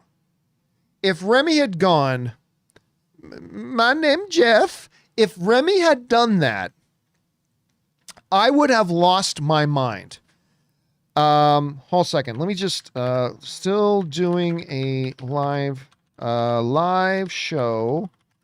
Let me text you when I'm done. Okay. Sorry. I just got a buddy of mine saying, hey, are we going to watch House of the Dragon tonight? I saw the new House of the Dragon episode at Comic-Con the other night. It's so good. It's so good. And my buddy's just wondering when we're going to watch it. I said, I'll let you know when our thing's on. Guys, the new episode of House of the Dragon is so good. All right. Let's see here. Next up, Just Some Mexican writes, despite my username, I was born, raised, and still live in Canada. Oh, nice. Me and my theater cheered when Deadpool killed the TVA agent who insulted Canada. Not only did I love that he killed that guy, it was how cold he killed the guy. Right? When the guy goes, Wolverine was a hero, and the only good thing to ever come out of Canada. Deadpool's just like, oh, this is when Deadpool gets serious.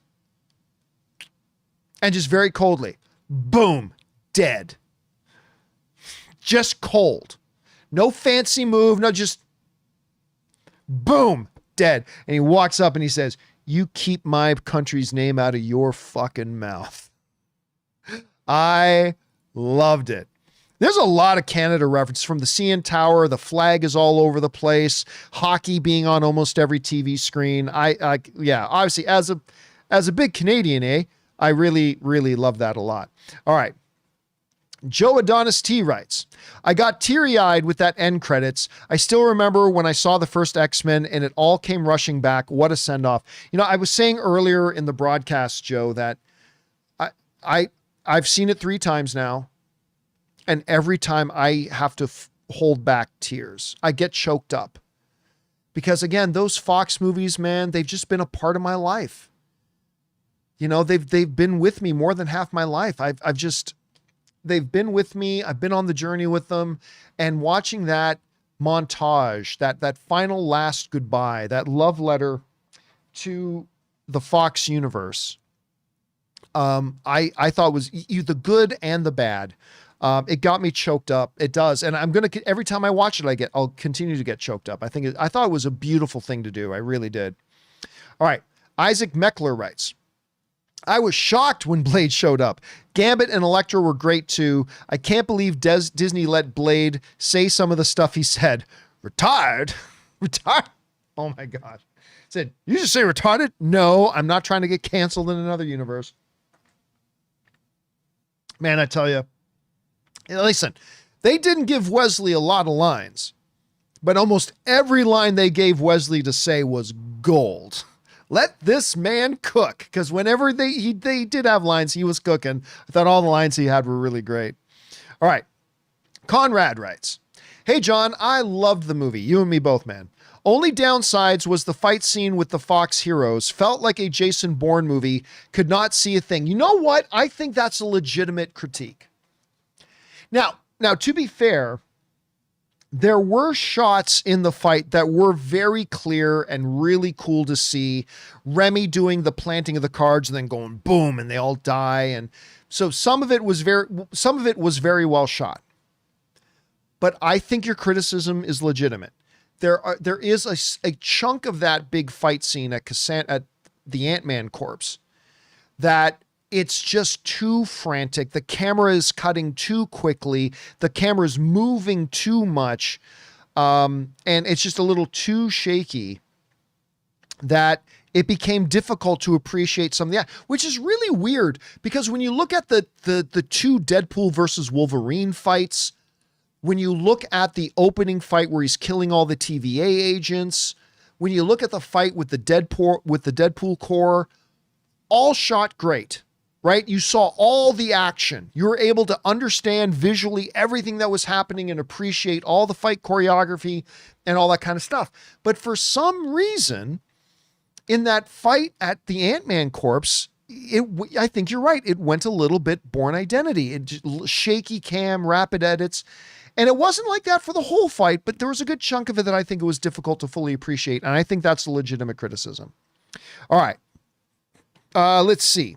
Next up, we've got Mike Thompson, who writes, I'll admit, I actually got a little choked up during the credits. Me too, man.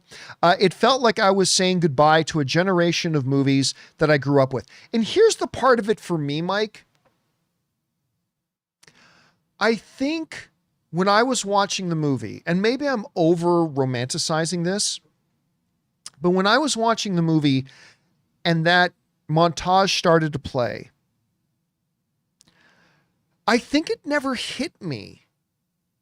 Like when Disney bought Fox, we were all so wrapped up, myself included, in this whole thing that, oh, now X-Men can be in the Marvel Universe and maybe we'll see a new Fantastic Four and maybe they can do this. And I think we were so enamored, myself included, with the possibilities of what the future could hold.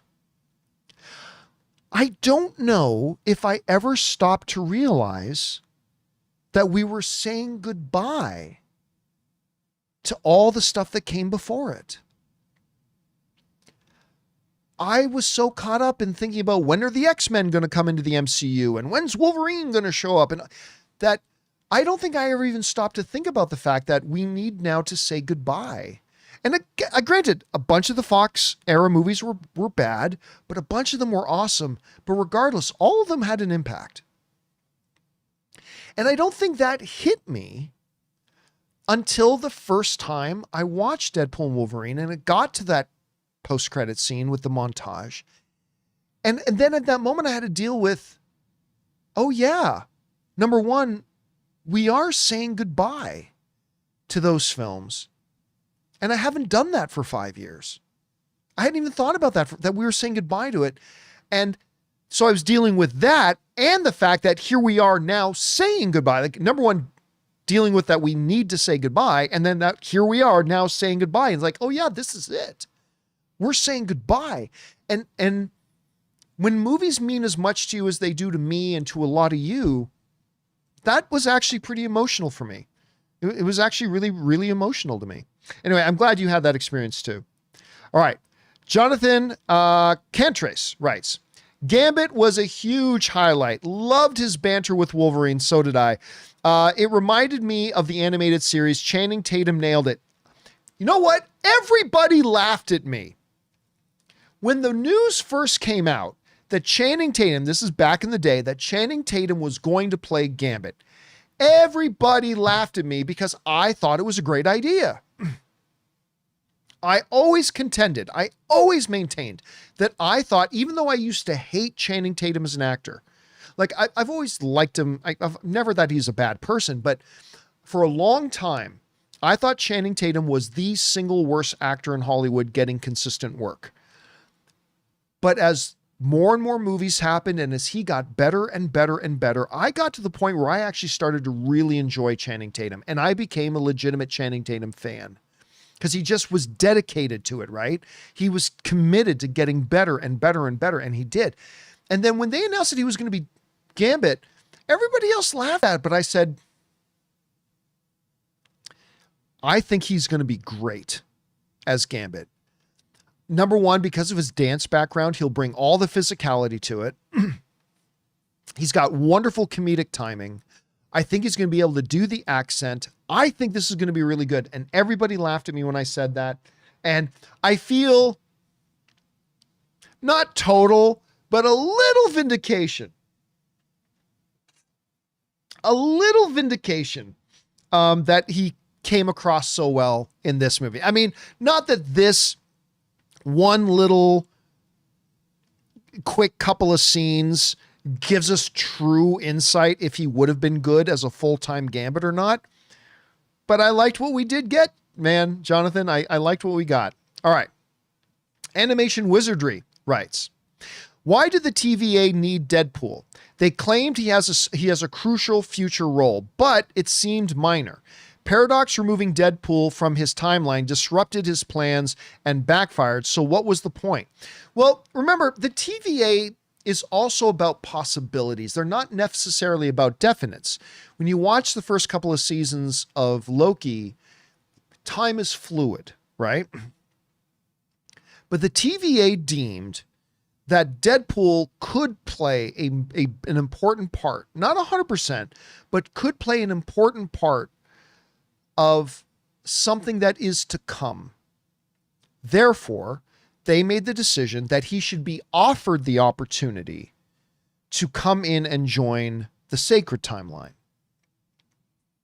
It wasn't of vital importance, or else they wouldn't have given Wade the option. They just would have plucked him and dropped him in the sacred timeline and be done with it. But they offered him that opportunity. And we saw some of the possibilities with like Thor crying over Deadpool. So that became also in and of itself a plot device for helping to move the story along, because we needed an understanding, a reason why his universe was in peril and why he was not in peril with his universe. And so that's why I think they did it the way they did it. And honestly, I thought that while I didn't like the whole anchor being MacGuffin, I thought the whole thing about the TVA recognizes that he could play an important role later on, I thought that part worked, even though I didn't think the anchor being part worked, if you know what I'm saying. All right. Let's see. Next up, we've got Jack, who writes, Gambit might be the most hilarious gag to me. He was pretty good. Brought me back to the Collider Movie Talk days with the biannual Gambit solo film updates. I mean, that was just such an ongoing drama.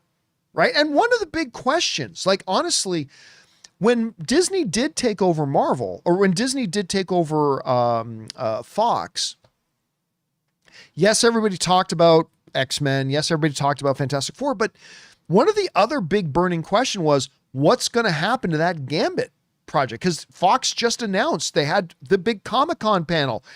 Channing Tatum was up there on stage at Comic-Con with Hugh Jackman and Ryan Reynolds and Patrick Stewart, and he was going to be a new part of the group, and what's going to happen to that? And ultimately nothing. Ultimately nothing. So who knows if they'll have future plans with this or not? But if not, I think it was very classy and very appropriate that a part of the void was the Remy LeBeau that we never got to know. And I thought that was a really cool part of it. All right. Next up, Dropkick Aggie writes, Cassandra was an excellent villain, great acting. You know, I will say this about Cassandra Nova. Most Marvel films, with the exception of Loki, Killmonger, obviously Thanos, most Marvel movies don't exactly have highlight reel villains in their movies, right? And that's okay, because Marvel chooses to put most of the focus on the heroes. The result of that is we often get great fun movies that don't necessarily have the strongest antagonist presence, because Marvel movies choose to put the vast majority of the focus on the heroes. Understandable. Totally. I have no problem with that. So you get a lot of villains like Yellow Jacket in the first Ant-Man movie, or, you know, the Dark Elf, the Night Elf in Thor. What the hell was the name of the second Thor movie? I'll just call it Thor 2 for now. I'm freezing on the name of the second Thor. It wasn't Thor Ragnarok. Now it's going to bug me, guys. What was the name of the second Thor movie again? The first one, what was the name of Thor 2? Dark World. Thank you. Patrick was the first one to put that in there. Patrick, thank you. So you had the Dark Elf and Thor: The Dark World. You had, why am I freezing the name of the character? Mads Mikkelsen's character in the first Doctor Strange. So you had that. I mean, these are all fine villains. They were fine villains in those MCU movies, and they helped. Caecilius, that was, again, Patrick was the first one. Yeah, Caecilius. They're all fine villains that helped move the story along and put the hero on their hero's journey. Yeah. But they're not exactly, like, we're not talking about Yellow Jacket 10 years later or 5 years later. We're not talking about Caecilius 5 years later. We're not talking about Malekith 5 years later. We're not talking, right? Because they're not memorable villains. They were just there. They were fine. They served the purpose of the movie, and they helped prop up the hero. I feel like Cassandra Nova is another one of those.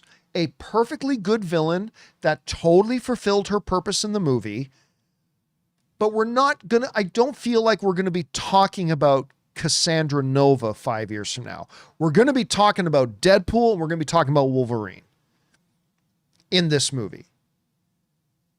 Maybe even Wesley Snipes and Channing Tatum and Jennifer Garner, and X-23 and Daphne Keane and whatever. But I like Yellow Jacket and Caecilius and on and on and on.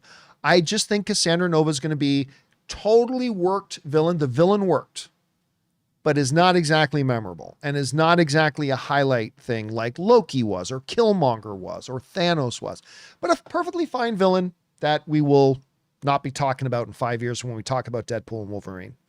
All right. Although, let me say, I don't know the name of the actress. I don't think I ever looked it up. I don't know the name of the actress who played Cassandra Nova. While I'm saying all this stuff about how Cassandra Nova was a perfectly good villain, but is not exactly one we're going to be talking about years from now. Emma Corrin. That was her name. Thank you.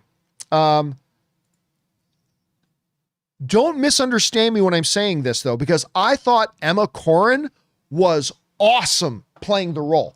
Like, the character's role, not that memorable. But I thought the actress playing the role, I thought she brought so much life to the character. She did everything I think a performer could have done with that character.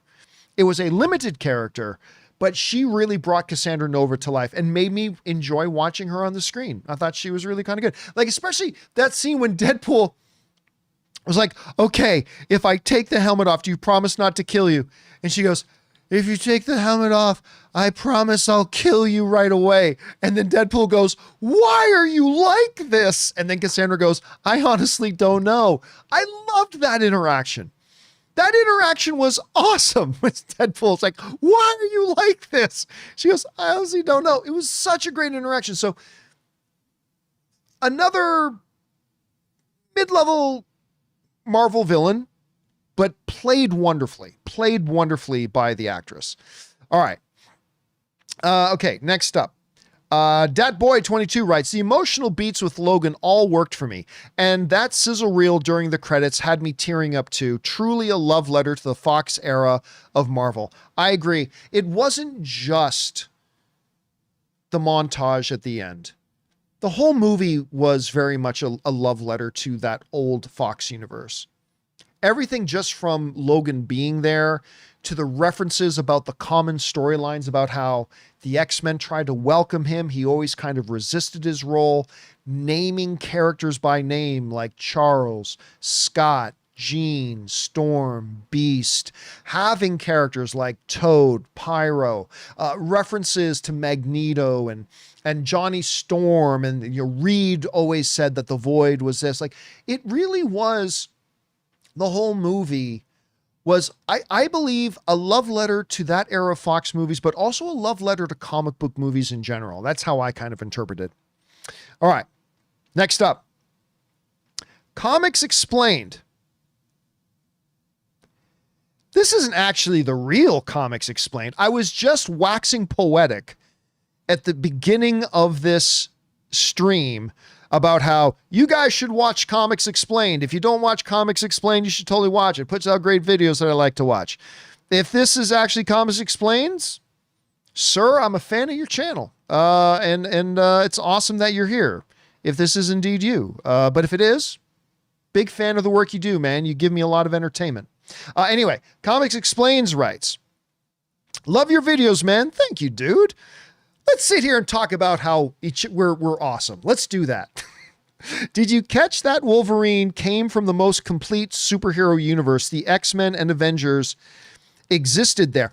There was, yes, that was one of the things, because I remember I was talking to my buddy when I came out of the movie, was that, and I think it was the second time I saw it, was because they go over it so quickly about this Logan's knowledge of the Avengers. You know, fuck the Avengers, right? It wasn't until my second screening of the movie that I realized, wait a minute. Logan, like the Wolverine from the movie Logan, there was no Avengers in his universe. The Wolverine in, X-Men 1, X-Men 2, X-Men Origins, all that kind of stuff, because, the Fox universe continuity, schmontinuity, he never had Avengers in his universe. This particular Wolverine is from, I like the way you worded that, the most complete Marvel universe, because he comes from a universe already where X-Men exist and the Avengers exist, and we had not seen that before. And I didn't notice that, full disclosure, I didn't notice that the first time I saw the movie. It wasn't until the second time that I saw the movie, like knowing you probably picked up on it right away. I didn't pick up on it until the second movie, the second screening of the movie. It's like, wait a minute. Oh, yeah, that's right. He's mentioning the Avengers. Our Wolverine has never known the Avengers or known them to exist. And I thought that was pretty interesting. And again, if this is the true Comics Explained, big fan of your channel, man. And nice to have you here. Thanks for putting that in. Great observation, dude. All right.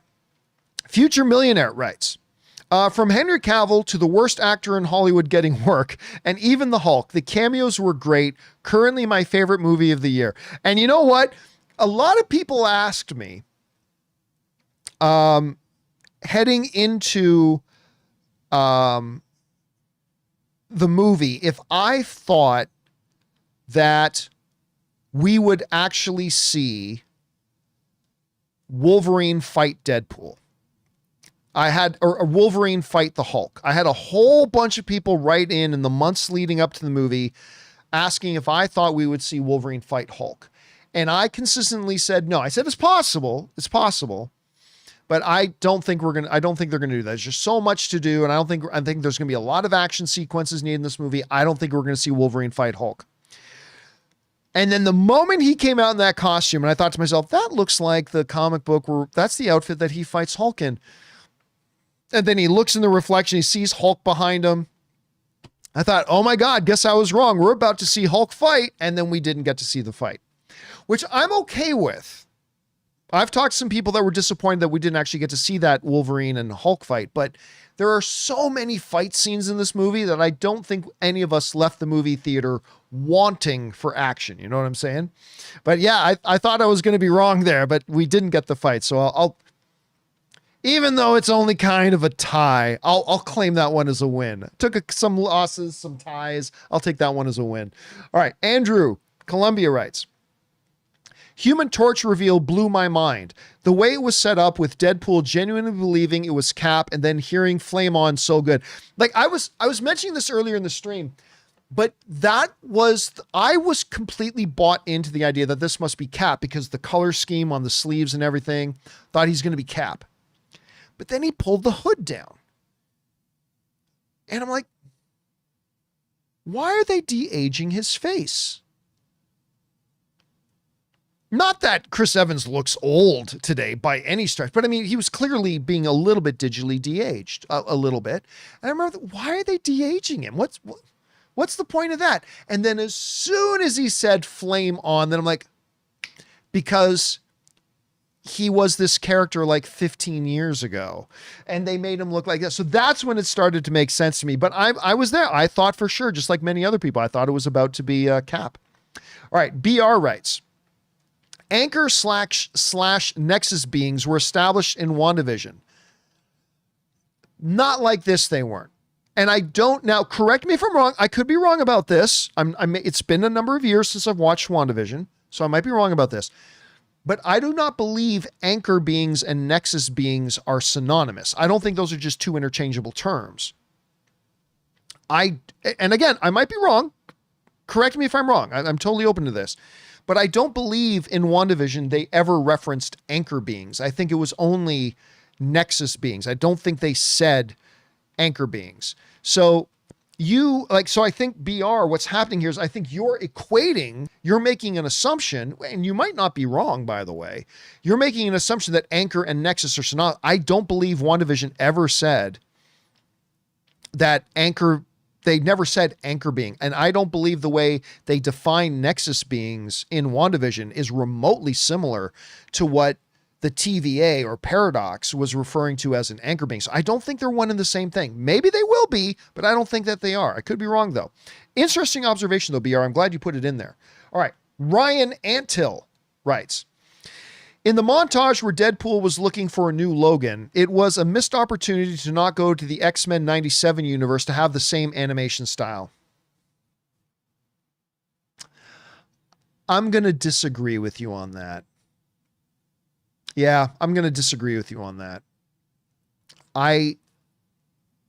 As wild and outlandish and fourth wall breaking and everything as Deadpool is, if they pulled a Roger Rabbit and he's suddenly there in an animated universe and what do you want, bub? You got the animated. Yeah, I'll be honest with you, Ryan. And listen, by the way, Ryan, I think there are probably a lot of people right now who are hearing me reading your words here and are going, hell yeah. So I think there's probably gonna be a lot of people who agree with you on this, but I'm going to be honest with you. For me, X-Men 97 is great, but I think it would have been, even for Deadpool, a little bit too much of a stretch to bring in the animated Logan. But anyway, I think a lot of people like the idea though, Ryan. All right. DJ Stevie writes, I belly laughed so many times, coupled with a great friend of mine being in it, Mike Waters' Blob, makes my number one movie of the year. Good with what they set up. We have two universes now that they can share. Yeah, here's the thing though. First of all, DJ Stevie, to me, Deadpool, Dune 2 is still the best movie of the year. It's the best movie to me of the last 10 years. I hope you're right, but I really don't think they are setting up two separate universes. I said this before, I'll say it again. I do not think we're going to get another Deadpool movie. I think we will get Deadpool in another movie, but I don't think we're going to get a Deadpool movie again. I think Ryan Reynolds is done. I think he will come and put on the costume and act in another movie as Deadpool and then go home. But I don't think we're getting like a new cinematic universe set up. I don't think we're doing that now. I hope I'm wrong. And I hope you're right. And I don't know this is fact. This is just me as a fan speculating, but I don't think we're going to get that, but I hope we do. All right. Sticks and Stones sends in a $20 super chat. Thank you, Sticks and Stones. Appreciate you supporting us on that level, man. He writes, I have Gambit tattooed on my calf. Nice. As my favorite superhero. I wasn't sure on chatting doing him back with the now dead movie, but he did really well. I even loved the Raging Cajun accent and the royal flush move. You know what? I'm so glad you wrote that in, because as somebody, especially with the tattoo, as a true hardcore Gambit fan, I confess I'm not a hardcore Gambit fan. He's never been my favorite character. So it's really neat to hear the perspective of somebody who is a hardcore Gambit fan, because it's one thing for somebody like me, who's a mild Gambit fan, to really like the job that they did and to think Channing Tatum might have done a good job. It's totally different to hear from somebody like yourself, who's more of a hardcore Gambit fan, to say you actually like what he did. Because I think you liking him as it says a lot more than me saying I liked him. You know what I mean? Because you're more of a hardcore fan. So I think it's a little bit more of a legitimate compliment than if I give it. So I think that's really interesting. Thank you for sharing that perspective, Sticks. And I'm glad you enjoyed him in it. And again, thank you for supporting us on that level, man. That's really generous of you, dude. All right. Our friend Kevin Cow writes, Where do we go?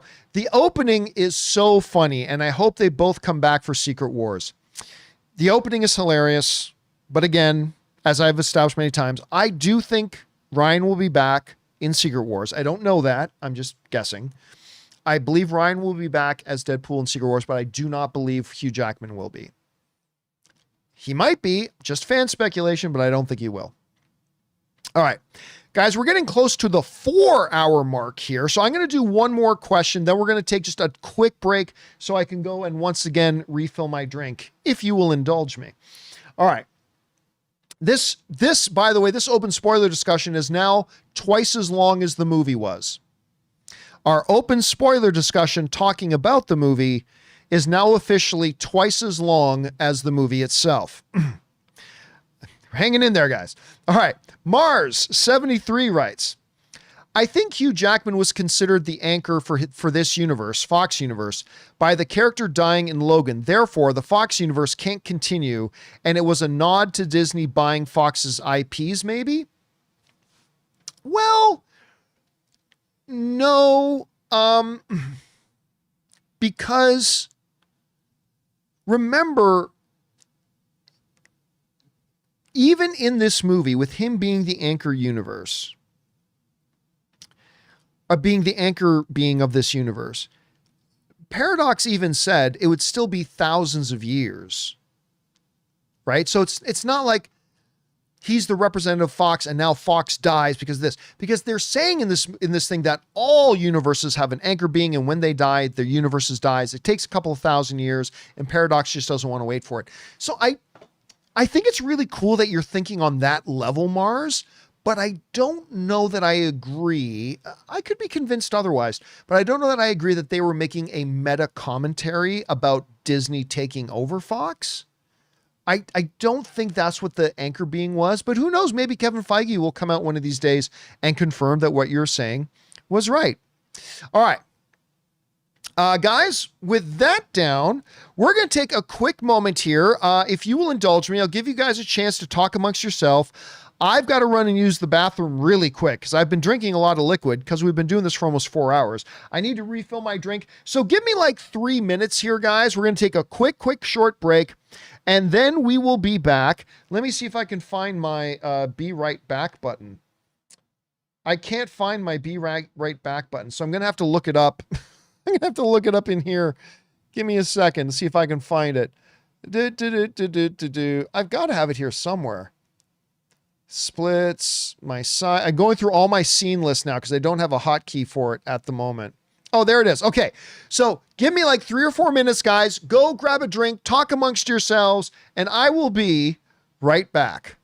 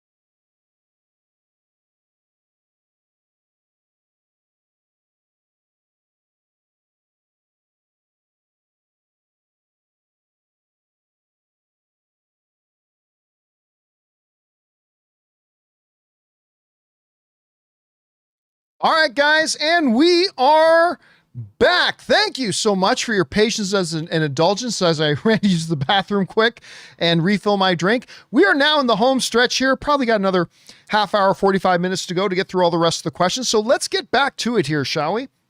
We're going to pick things up now with Eddie Burton, who writes, how was Deadpool on 616 to meet Happy Hogan and then on Earth 1005 at Drive Max? Was it because of the blip? I was confused at that part. It was because of the device that he got from Cable at the end of Deadpool 2. You know, they talk about it in the movie that he used cables to jump through time, but apparently also to jump between realities. Again, in the Marvel Cinematic Universe, time travel and multi-dimensional travel seem to be very, very closely associated. So they just say that Cable's device allowed him to also travel between realities. So he went to the 616 and then came back home to the 1005. So at least that's how the movie explained it. All right. If I'm right about that. All right. Next up, we've got Juan Malagon writes, Henry Cavill for MCU Wolverine. Let's fucking go. I do not think Henry Cavill is going to be the new Wolverine. At 42 years of age, I think he might be a little old to start as the brand new, right out of the gate Wolverine. Because, you know, he won't be able to play Wolverine for 20 years like Hugh did. But he looks great. And I think Henry's a great actor. And I would love it if he was the new Wolverine. Again, I don't think he's going to be the new Wolverine. Because I don't get nice things. But man, would I love it if my boy, Henry, could be the new Wolverine. Again, I don't think it's going to happen, but I would be thrilled. I'd be totally thrilled. All right. Chow writes, the lack of Cable and Domino makes Deadpool 2 seem forgotten/ignored. I feel like there is not even one single reference to that film. At the very beginning of the movie, there's multiple references to Cable. I mean, first of all, it's right in the trailer. He's in the TVA and he specifically talks about the fact, are you talking about me using Cable's time travel device and blah, blah, blah, blah. I brought a couple of people back. So there was a direct reference there, but also in his movie with Happy, he directly references X-Force, Cable by name. He references all that kind of stuff. So yeah, listen, not everybody you come across in life is going to be there hanging out with you 5 years from now, right? Because my God, it's been a lot of years since Deadpool 2 came out. So, not at all did not feel like, first of all, he's got Vanessa back, which is a major plot point of Deadpool 2. He directly references the events of Deadpool 2. He mentions Cable by name on several occasions. He mentions X-Force. Yeah, man, I don't know what else they would have needed to have done. I thought it was, the movie absolutely did not need to have, look, would have been cool if Cable and Domino were there at the birthday party too. Sure. Yeah. But them not being at the birthday party like Negasonic and Colossus was, I don't think in any way undoes any of the levity or the heaviness of or the relevance of Deadpool 2 at all. I just don't see it the same way, Chow. All right. Kevin Fraser writes, truthful Timmy, blowjob queen of Saskatoon. It's the greatest thing ever in any Deadpool movie. They call me the merc with the mouth, not truthful Timmy, the blowjob queen of Saskatoon. Now, would I have found that as funny if I didn't live in Saskatoon for many years? Maybe not. Oh, by the way, great point, Luke Flyswatter. That's a great username, by the way. Going back to what Chow was just saying about, Peter from Deadpool 2 is a major character. I mean, as far as the secondary characters go, but Peter from Deadpool 2 plays a major role in this film. So yes, it's not like Deadpool 2 didn't have any meaning or reference. Anyway, really good point, Luke Flyswatter. Great username too, by the way. All right. Truthful Timmy, blowjob queen of Saskatoon. Kevin Cow writes, worth the cameos like Snipes. Worth the cameos like Snipes. It makes me want to rewatch the older Fox and Blade films. You know what? I'm 100% with you on that. Both the cameos. And by the way, I don't care what anybody else says or thinks. The Ben Affleck Daredevil movie was a really good movie. If you take out the teeter-totter scene, which admittedly is one of the top 3 worst scenes in any comic book movie in history, if it wasn't for that scene, and it was awful, that whole sequence was terrible. But if it wasn't for that scene, I would say that Daredevil film was a great film. Like, not Dark Knight level great, not Logan level great, but a great film. I really like. And Colin Farrell as Bullseye, awesome. I like that movie a lot. Anyway, that little side note in there. Watching with the cameos and Jennifer Garner popping up and then the montage at the end, I totally felt that too. I felt this urge to go back and rewatch, and I think I will. I think I will go back and rewatch those, Kevin. I'm glad you brought it up. All right, Jay Bling writes, the Void Resistance puts the Illuminati to shame. You know what? I didn't love Doctor Strange in the Multiverse of Madness. I liked it. I didn't love it. But you know what? I think the Illuminati in that movie gets a bit of a bad rap. I thought they were better than people gave it credit for. I thought the Illuminati, for what their purpose was in Doctor Strange the Multiverse, what their narrative purpose was, I thought it was perfectly fine. Like, I feel like some people wanted the movie to suddenly become Doctor Strange and the Illuminati. Like they thought, but it was never going to be that. It was never proposed being that. They have a section of the film that they're in to help push some of the narrative, give some exposition, and then be a demonstration for just how powerful Wanda has become. And then they moved on. And I think a lot of people got upset that they kind of felt like the Illuminati was supposed to become like Deadpool, like Wolverine, like Deadpool 3 is Deadpool and Wolverine. Like Doctor Strange 2 was supposed to suddenly be Doctor Strange and the Illuminati. And it was never going to be. I like the Illuminati in that. So I would personally put the Illuminati and the Void Resistance on the same level. I'd personally put them on the same level. But that's because, I mean, seriously, guys, the pop that John Krasinski got when he came on screen as Reed Richards, or the pop that Patrick Stewart got when he came on screen as Professor X, pretty damn big. Pretty damn big. By the way, I just want to shout this out quickly. Saul Bass is writing, how was Shatterstar in the movie? He died in Deadpool 2. They all died in Deadpool 2. Peter died in Deadpool 2. Vanessa died in Deadpool 2. All of X-Force died in Deadpool 2. He used Cable's device at the end of the movie to go back and bring a couple of people back to life. So that's why he was there. All right. Next up. Where are we? Everyone Lies writes, MCU moves 616 to 1005, History of Avengers, X-Men, Fantastic Four. Nah, they're not doing that. They're not going to move the six. Remember, the 616 is the sacred timeline. Because remember, that's what Paradox was offering, to move Wade over to the 616, where he got turned down by the Avengers because he wasn't ready yet, but we believe you're ready now. And he was offering to bring him into the 616, which they refer to as the sacred timeline. So, yes. Okay. By the way, I want to address this quick because I'm glad somebody is. Matthew Gold is asking why he didn't use Cable's device to bring back Logan then. I thought about that. Here's why. Because it wouldn't change anything. I mean, his world can now have Logan, but the nexus of the anchor being died.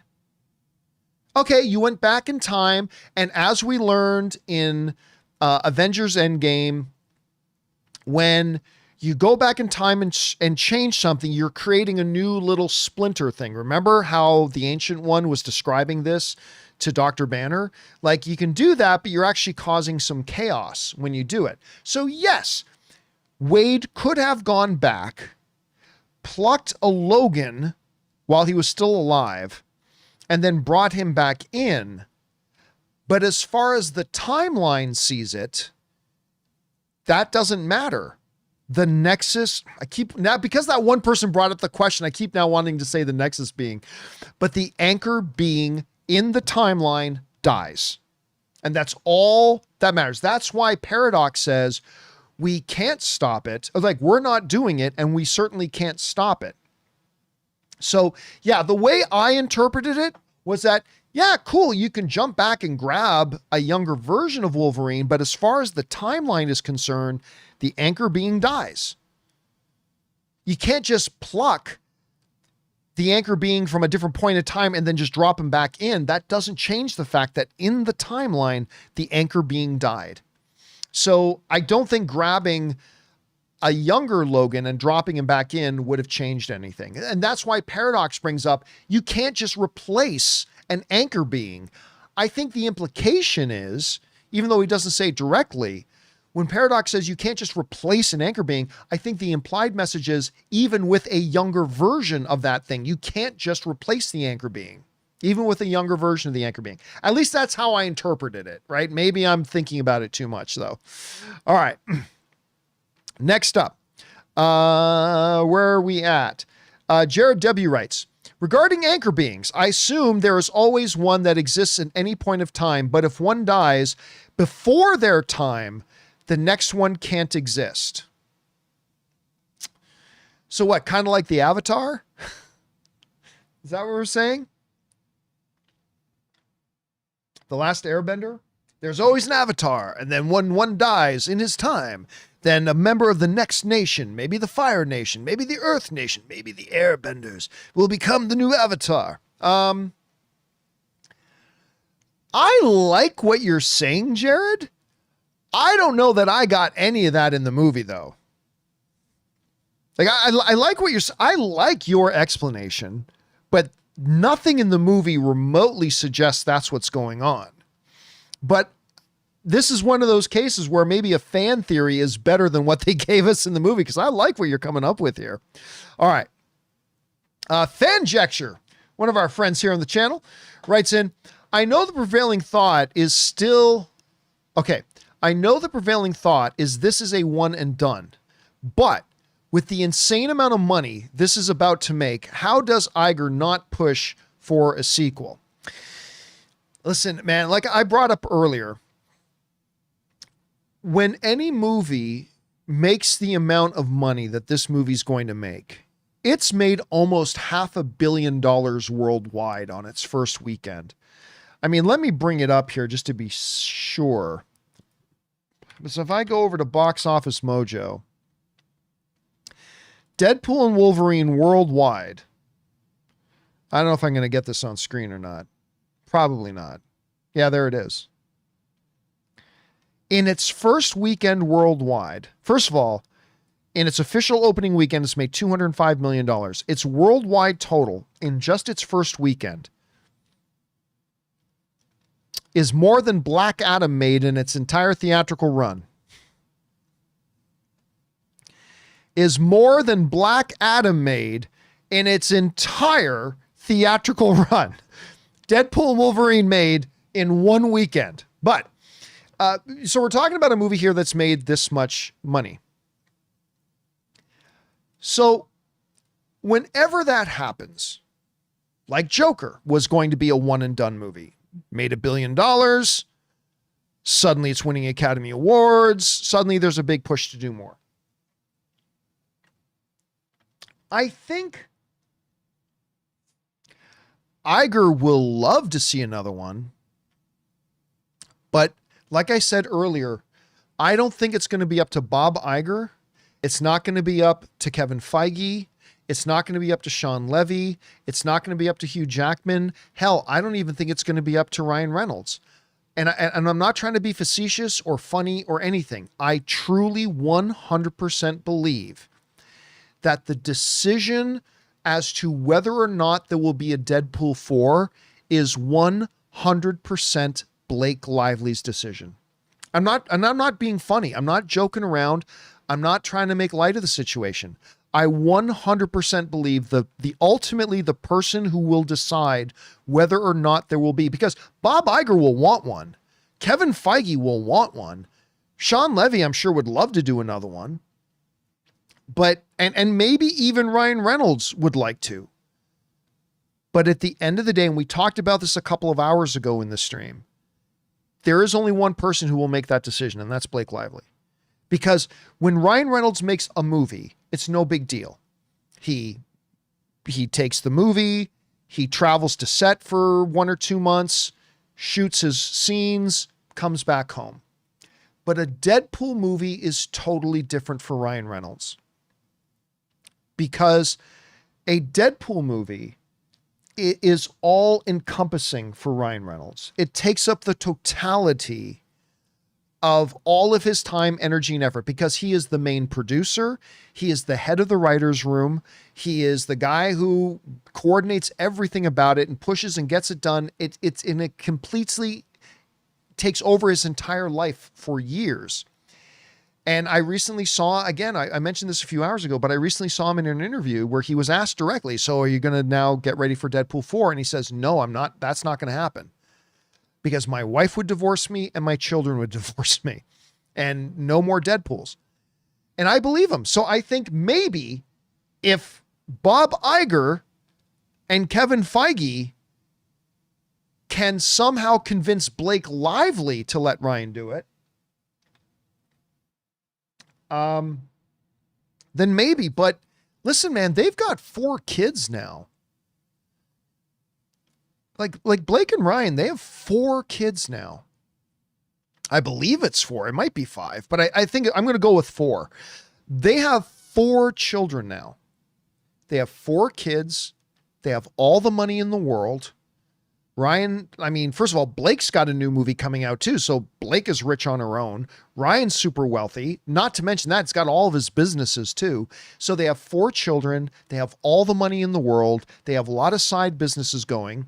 Do they right now, with 4 young children, want Ryan, the dad in this equation, to be completely wrapped up in something for 2 or 3 more years all by itself? I don't know that they do. So yeah, we'll see. I mean, it's certainly possible. And again, like I said this earlier too, maybe Blake looks at this whole situation and goes, you know what? I see how happy this makes so many people. I see how gratifying this is for the whole world is coming together and watching and loving these movies. Maybe we want to make another one. I don't know. But again, I'm doubting it right now. We'll see. All right. Thanks for that, man.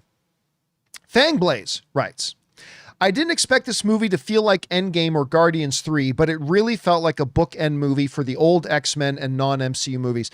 You know what? I never went into this movie, Fangblaze, thinking about that. But you're absolutely right. It had that same kind of feel that the end of Guardians 3 had. Because one of the things James Gunn did so well in Guardians 3 was really make it feel like the bookend to the whole thing, as did Endgame for that chapter of the MCU. And I didn't go into Deadpool and Wolverine expecting that. I expected homage to the old X, but it really did feel like the closing of the book, and they did a really good job with that.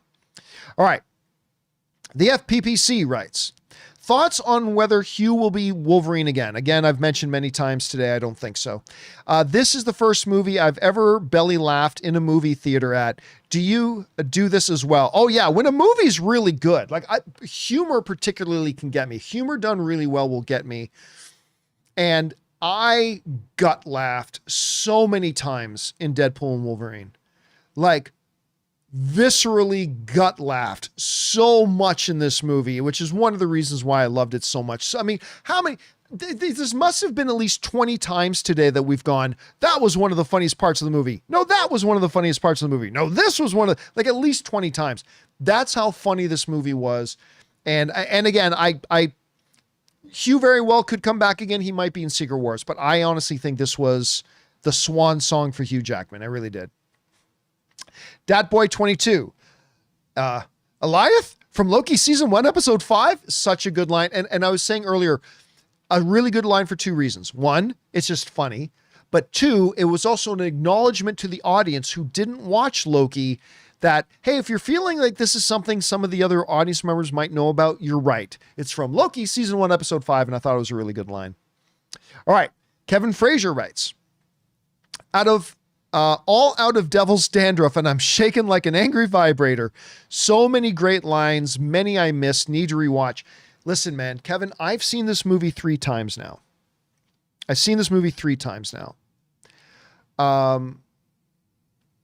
And this morning was my 3rd screening of it, and I'm still catching lines that I didn't catch, either because I'm laughing and I missed a line, or because the audience is laughing that I missed the line, right? So every time I've seen it, I'm picking up new lines that I missed before, and I think I'm still going to pick up lines, Kevin, that I didn't know before on my 4th, 5th, and 6th screenings. All right, Danny Sanchez writes, fight scene ranking. 4, Deadpools. That was good. 3, team up at the Ant-Man corpse.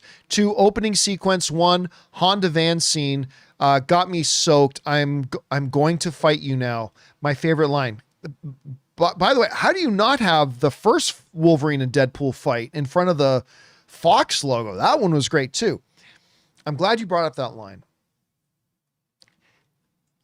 In all 3 Deadpool movies, because he's the merc with the mouth and he's always making a joke of everything, it becomes particularly more powerful on screen when Wade gets serious. And you could tell, even with the mask on, because that whole dialogue that Wolverine gives when he's laying into Wade says, you can't even keep your relationship with a stripper, right? And he's laying into him and all this kind of stuff. You could actually feel through the mask that it really hurt Wade, who's always joking, has got the snappy comes back, and even Wolverine goes, what, now you got nothing to say? And still just silence. And the little movements of the head, the very subtle little, even though we couldn't see his face, the little subtle movements of the head, you could tell that hurt. It really hurt him. And then it's not just the line, it's the way he says the line. It's like the most serious I think we've seen Deadpool in the 3 movies. When he goes, I'm going to fight you now. It was powerful. Like, it was really powerful, because not only in a line like that do you normally associate anger. So I'm going to fight you now, right? Angry. There was hurt the way he said it, right?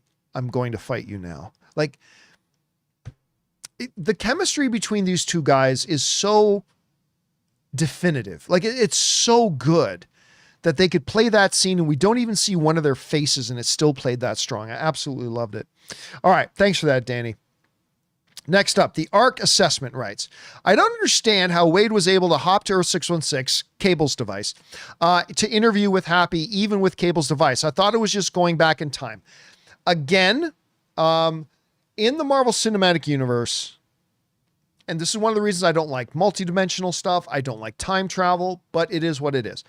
In the Marvel Cinematic Universe, especially if you watch explanations given in things like Endgame and stuff like that, the relationship between time travel and dimension travel is very, very, very closely associated with it. Like the Ancient One in Endgame, when she's given her explanation and talking to Hulk, to Bruce Banner, like, is that you can't actually even separate the two. In the Loki series, when somebody does some time travel and changes something, it creates a new reality, right?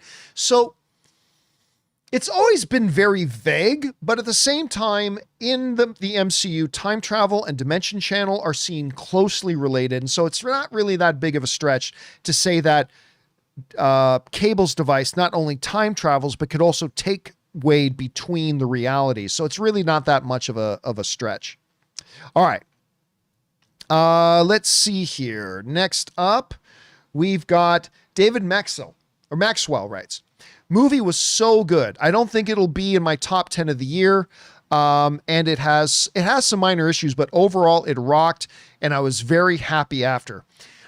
I agree. It's got some minor issues. I mean, I've talked about a couple of them today, but for me, I can't imagine it's not going to be in my top 10 because again, to me, movies are experiential events. And different movies give us different types of experiences and to different degrees. Oppenheimer gives a powerful experience, right? It does. But like Deadpool and Wolverine,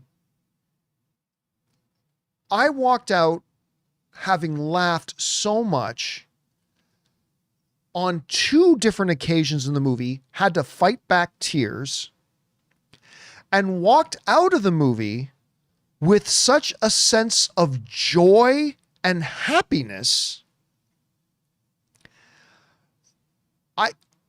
I don't know. I can't imagine me seeing 9 other movies this year or 10 other movies this year that gave me a better experience at the movie theaters than Deadpool and Wolverine did. Dune 2 is one. Dune is still my favorite #1 movie of the year. And there have been a couple others that will be there as well, but I just cannot imagine after the experience I've had watching this movie that there are going to be 10 others that deliver to me an even better experience than Deadpool and Wolverine did. I just can't imagine. So for me, I'm glad you enjoyed it. And it doesn't need to be on your top 10. I'm just saying for me, David, I can't imagine 10 other films being ahead of it for me at any rate. All right. Donnie Yasu writes, I only watched the original trailer and stayed away from the other marketing. It was completely worth it. I'm seeing it for a second time this week. I'm glad that is for you. Now, we're all different. It hits us in every way. I saw all the marketing and seeing all the marketing and everything in it didn't take anything away in the movie for me whatsoever. But everybody's different. And that's whatever. But man, if you were able, how you were able to actually navigate the world of social media with only seeing the first trailer, that's impressive. That's very impressive.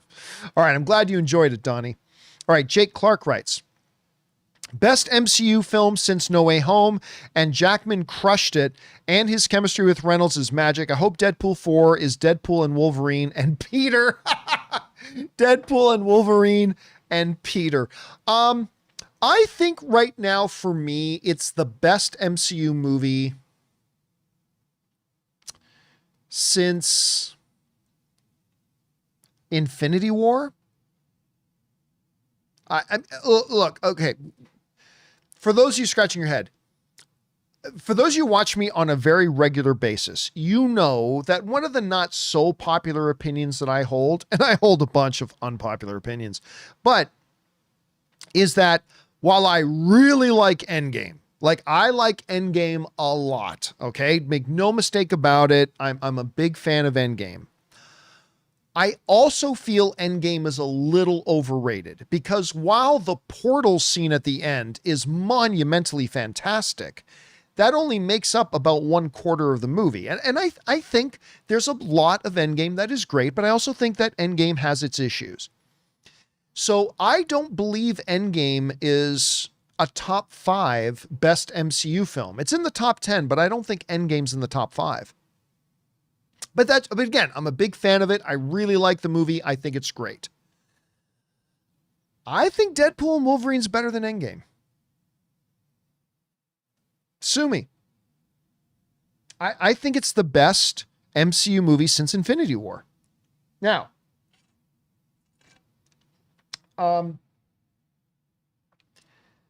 that I've said this a couple of times today and I'll maintain it, that there might be a little bit of recency bias because I just watched it again, right? And really, I shouldn't be making statements like that probably for another couple of months after I've had some time to really let Deadpool and Wolverine marinate, and then I'll know more where I rank it. But for me right now, I think it's better than Shang-Chi. And you know how much I love Shang-Chi. I think it's ever so slightly better than Shang-Chi. I think it's ever so slightly better than Guardians 3. I think it's ever so slightly better than Spider-Man No Way Home. I think overall, even though I love Endgame, I think Endgame's a little bit overrated. I think Endgame is the 4th best Russo brothers Marvel movie. I think all of Winter Soldier, Civil War, and Infinity War are better than Endgame. But I still love Endgame. I think Endgame's great. But yeah, I think Deadpool and Wolverine might be the best Marvel movie since Infinity War. I don't think it's better than Infinity War, but I think it's the best one since Infinity War. But whatever, that's up for debate. Either way, we all love it and we all think it's great. All right, next up. Has Been David sends in a $20 super chat. Thank you, Has Been, for supporting us on that level, man. Appreciate that. He writes, can you explain Mobius's motivation for bringing Deadpool out of his timeline? Mobius didn't, when he was operating independently of the official TVA. Maybe I missed that explanation. I found the motivation surrounding the TVA confusing. So instead of you probably mean Paradox is what you mean. Like Paradox's motivation. All right. So Paradox operates a branch of the TVA. He oversees a district. And so the TVA clearly knows about what he does and all that kind of stuff. At least some of it. So the TVA believes Deadpool could be a significant being and they may need him in the sacred timeline. So they give that direction to Paradox. Now, while he's doing all of his regular TVA stuff, right? So remember, Paradox is running his branch of the TVA. He's doing everything he's supposed to be doing, but he's got a little thing that he keeps secret from the TVA, which is he wants to use a time ripper to prune that universe, since the universe is going to be dying anyway. Right? It's just like you're at your office. Yeah, your bosses know about all the stuff you do, but they don't know you're stealing pens and taking them home, right? So they still know about the most of your job, but you're doing something at your job that your bosses don't know about. And that's the thing with Paradox, is that he's doing his job and that the TVA believes that Wade is special and he should be offered the opportunity to join the sacred timeline. So he's doing that. He's doing his job. He even says it in the movie. Hey, look, my responsibility was to offer you the choice, and I gave you that choice and you turned it down. So pruning, right? That's what happened in the movie. But that has nothing to do with the fact that his own little secret side hustle is that he's planning to show the rest of the TVA that it's better to just prune these realities instead of to let them die out naturally. At least that's how I interpreted that. All right. Hope that was helpful, Has Been. At least I hope it was. All right. Thank you again. And thank you for supporting us on that level. Mike Thompson writes, it took 10 years, but we finally got Channing's Remy. And you know what? We've never had a live action Gambit. If we don't count the one in X-Men Origins Wolverine, that Taylor Kitsch played. Maybe he can be Remy. Maybe he can be the Gambit in the MCU moving forward. I'm not saying I think that's going to happen, but maybe, who knows? Anything's possible. All right. Brian Bledsoe writes, speaking of homework, almost every joke and reference required knowing the context of another movie or behind the scenes news, but I enjoyed it to a degree. Now, there was definitely some that went over some people's heads, right? Like the joke about you had to know the drama of Blade 3 in order to get the joke of, I don't think I like you, you never did, right? Otherwise you wouldn't know that. Unless you follow celebrities' lives, the joke about ever since the divorce, he let himself go. You wouldn't know that. If you never saw the original Daredevil movie with Ben Affleck, and you didn't follow celebrity news and know that Jennifer Garner and Ben Affleck were married and are now divorced, then the whole joke about, oh, I'm so sorry about Daredevil. It's all right. You wouldn't have got that, right? But see, that's the balance that movies like this should strike. Have things in it hidden gems that not everyone will get, but the most hardcore fans will get. But making sure your main things are not things that go over people's heads. Hey, people who don't watch Loki aren't going to know what the Void is. No problem. Let's have a scene with Johnny Storm and Wolverine and Deadpool, who also don't know what the Void is. And Johnny Storm uses exposition to tell Wolverine and Deadpool and the audience what the Void is. Boom, settled, right? So somebody who never saw Loki seasons 1 or 2, you're totally up to speed now and you know what's going on. So make sure all the main things in your movie are clearly understandable to everybody watching it. But pepper in there jokes, little inside things, whatever, that the people who have followed this stuff the most closely will definitely get a kick out of it. And I thought Deadpool and Wolverine did a great job giving us a mix of that, Brian. I really did. All right. Jake Clark writes, is this your favorite Deadpool film? I was talking about this yesterday. Or maybe it was early today. I don't know. We've now been going for 4.5 hours on this live stream. So maybe it was earlier in this live stream and not yesterday. Here's how I would define it right now, but I reserve the right to define it later differently. The way I would define it right now is this. I think Deadpool and Wolverine is the funniest of the Deadpool movies. But funny is only one aspect of a film, right? So I think Deadpool and Wolverine is the funniest of the Deadpool films. But you guys got to understand how much I passionately love the first Deadpool movie. I would right now say that I think that Deadpool 1 is still overall the best of the Deadpool movies. Like when you take all the factors into consideration. In terms of just pure hilarity and funny, I think Deadpool and Wolverine is the top one, but overall, I still think Deadpool 1 might be the best one. Again, I reserve the right to change my mind on that in a couple of months when I've let it marinate a little bit longer, but yeah, that's where I'm at right now. All right, Chubbs GPT writes, Deadpool dancing to Nsync, give me a music video of that.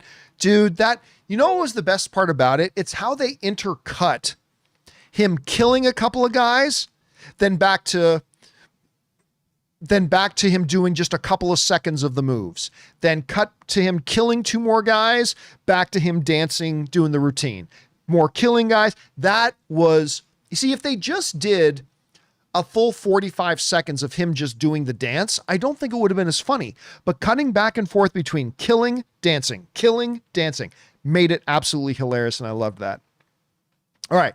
Marcelo Mendoza writes, movie delivered action and comedy, not story. I disagree. I think it did deliver story, but that's just me. Bad villains. Oh, I don't think they had bad villains at all. More cameos than actual side characters, except for X-23. Messy story with TVA. Disappointed. Well, listen, Marcelo, it hits us all in different ways. I disagree because, like I said this earlier. I know some people that loved this movie, but thought one of the weaknesses that it didn't have a very good story. I disagree. Now, I've got some nitpicks with the movie that I've talked about during this 4.5 hour live stream we've been doing, but when you sit down and actually write out the plot points of the movie, I think it's a very good story. I don't think it's Logan good. I don't think it's Days of Future Past good. I don't think it's Infinity War good, but I think it's a good story about what Wade needs to do, how he needs to go about doing it and all that kind of stuff. And I thought it was very emotionally satisfying. I don't think this is a top 3 greatest comic book movie of all time. I don't think it's a top 5 greatest comic book movie of all time, but I think it's great.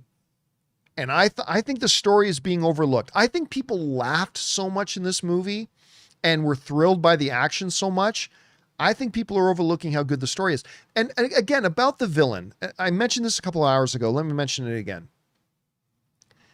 The Marvel Cinematic Universe is known we're not really putting a lot of attention on the villains because they want the main focus and the main weight of the movie to be about the heroes.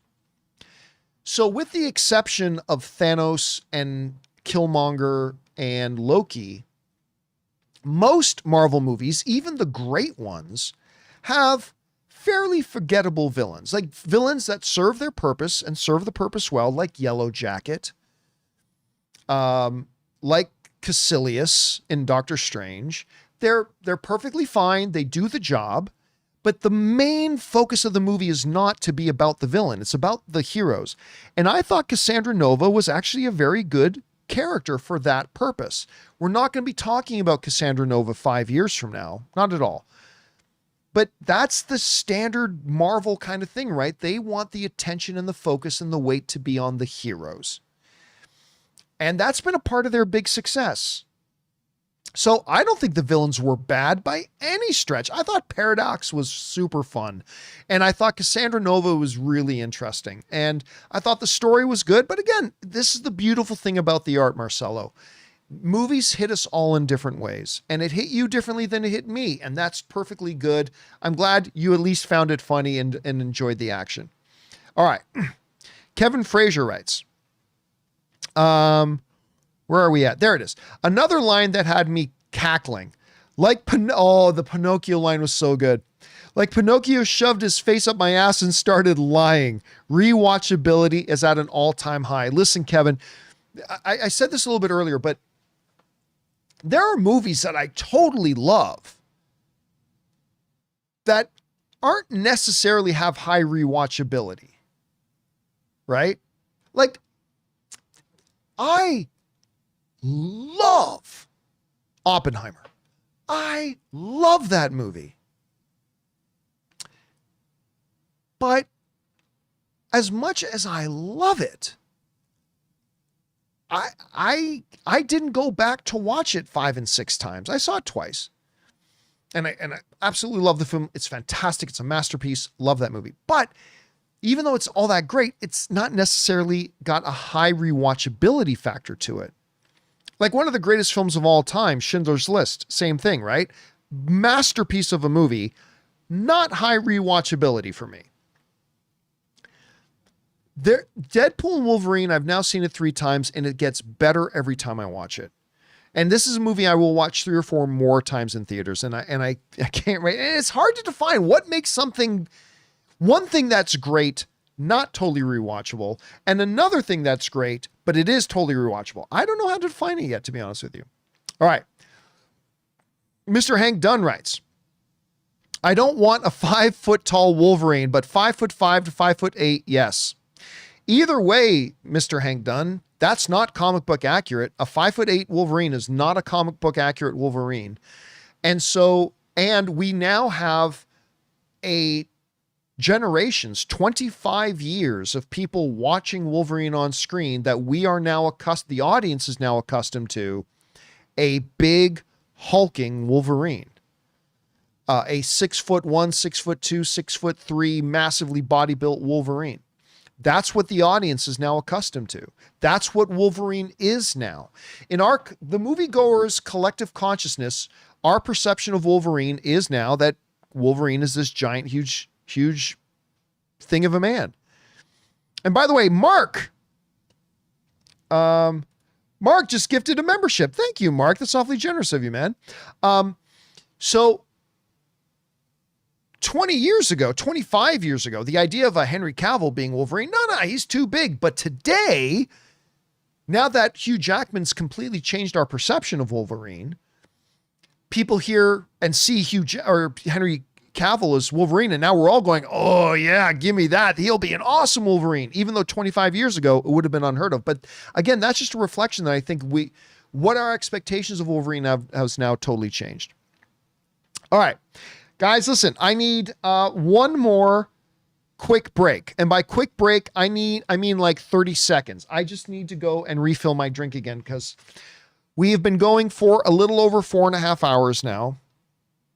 My voice, as you can probably well imagine, is getting ripped to shreds.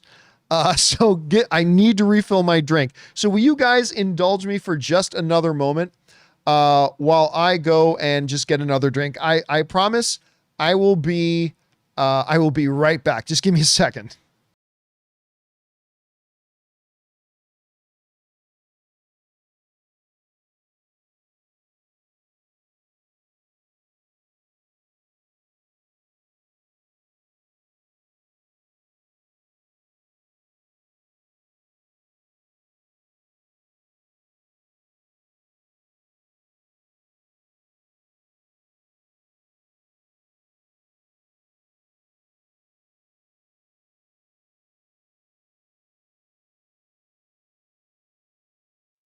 All right, guys, we're back.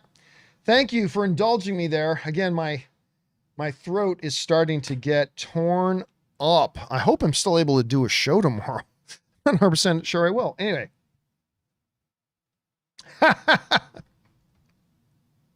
And Keith Abbott speaks truth when he says, I'm getting close to 5 hours of this live stream. Somewhere Ray is probably still asleep. Yep. But that's part of the burden. That's part of the responsibility of being the boss. You gotta do the heavy lifting sometimes. All right. Let's see if we can bring this thing home now, shall we? Let's see. Where are we at? Melly KH writes, I'm surprised Deadpool didn't take a shot at Feige insisting the MCU timeline is 616, not 199999. Even Spider-Verse slipped that one in. Number one, 99% of the audience wouldn't have got it. Number two, I don't remember where Spider-Man slipped that in, I'll be honest with you, but if Spider-Man slipped it in, then that means they already did the joke. So why would they just repeat a joke that was already just done in another movie? See what I'm saying? So yeah, that kind of makes sense to me. All right, next up. Jure writes, do you think we would have gotten a Ray Stevenson Punisher had he not passed? Thanks for all you do, John. Yeah, the passing of Ray Stevenson is... I still can't believe it's happened. I still can't believe he's not with us anymore. Anyway. No, I don't think we would have. I think Ray Stevenson's Punisher was probably the least known of the Punishers. I think when a lot of people think of Punisher, they either think now of John Bernthal or they think of, no, they don't. I don't think they think of Dolph Lundgren. Why am I freezing on the name of the actor? Thomas Jane. That's who it was.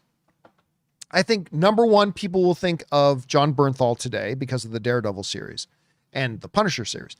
And then very close to that, I still think a lot of people think of Thomas Jane as Punisher. Remember there was that Punisher short they put out 2 or 3 years ago called Laundry Day? That was Thomas Jane. A lot of people still think of Thomas Jane.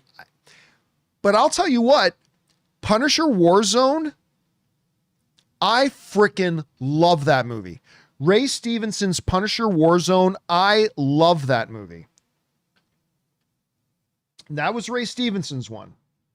And I love that movie. So anyway, the answer is no. I don't think we would, because I think if they were going to do a Punisher, it would have been either Thomas Jane or John Bernthal. I don't think they would have done the Ray Stevenson one. So no, I don't think we would have gotten him in there. All right, but I do miss that dude. All right, Jai CSC writes, Hugh and Ryan should host the Globes or the Oscars. I am 100% on board for Hugh and Ryan hosting the Oscars. I thought Hugh Jackman, who has already hosted the Oscars once, I thought Hugh Jackman did a very good job hosting the Oscars. And I think having the dynamic of him and Ryan Reynolds, not to mention this might end up being the biggest movie of the year if it could catch Inside Out 2, and I'm not sure that it will. But it's going to be the number one or number two biggest movie of the year. To have those guys, and they're the two of the biggest stars in the world, I think it would be a really good move for the Oscars. But honestly, the way people treat Oscar hosts now, here's the problem, everybody. When we as an audience decide to treat people like shit, other people don't want to have anything to do with it. Like, I don't know why movie fans can't be intelligent enough to go, oh, this director made a movie I didn't like. Okay, I didn't like the movie. God bless, we'll move on, and maybe we'll like the next one, whatever. No, what movie fans do today is decide to become very vile and poisonous and cancerous and like attack people and blah, blah, blah.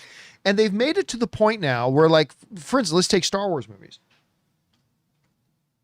Several high-profile filmmakers have now gone, oh, I'll never make a Star Wars movie. No, fuck that. I've seen what that fan base does, and I want nothing to do with that fan base. The same is true as happening now with the Oscars.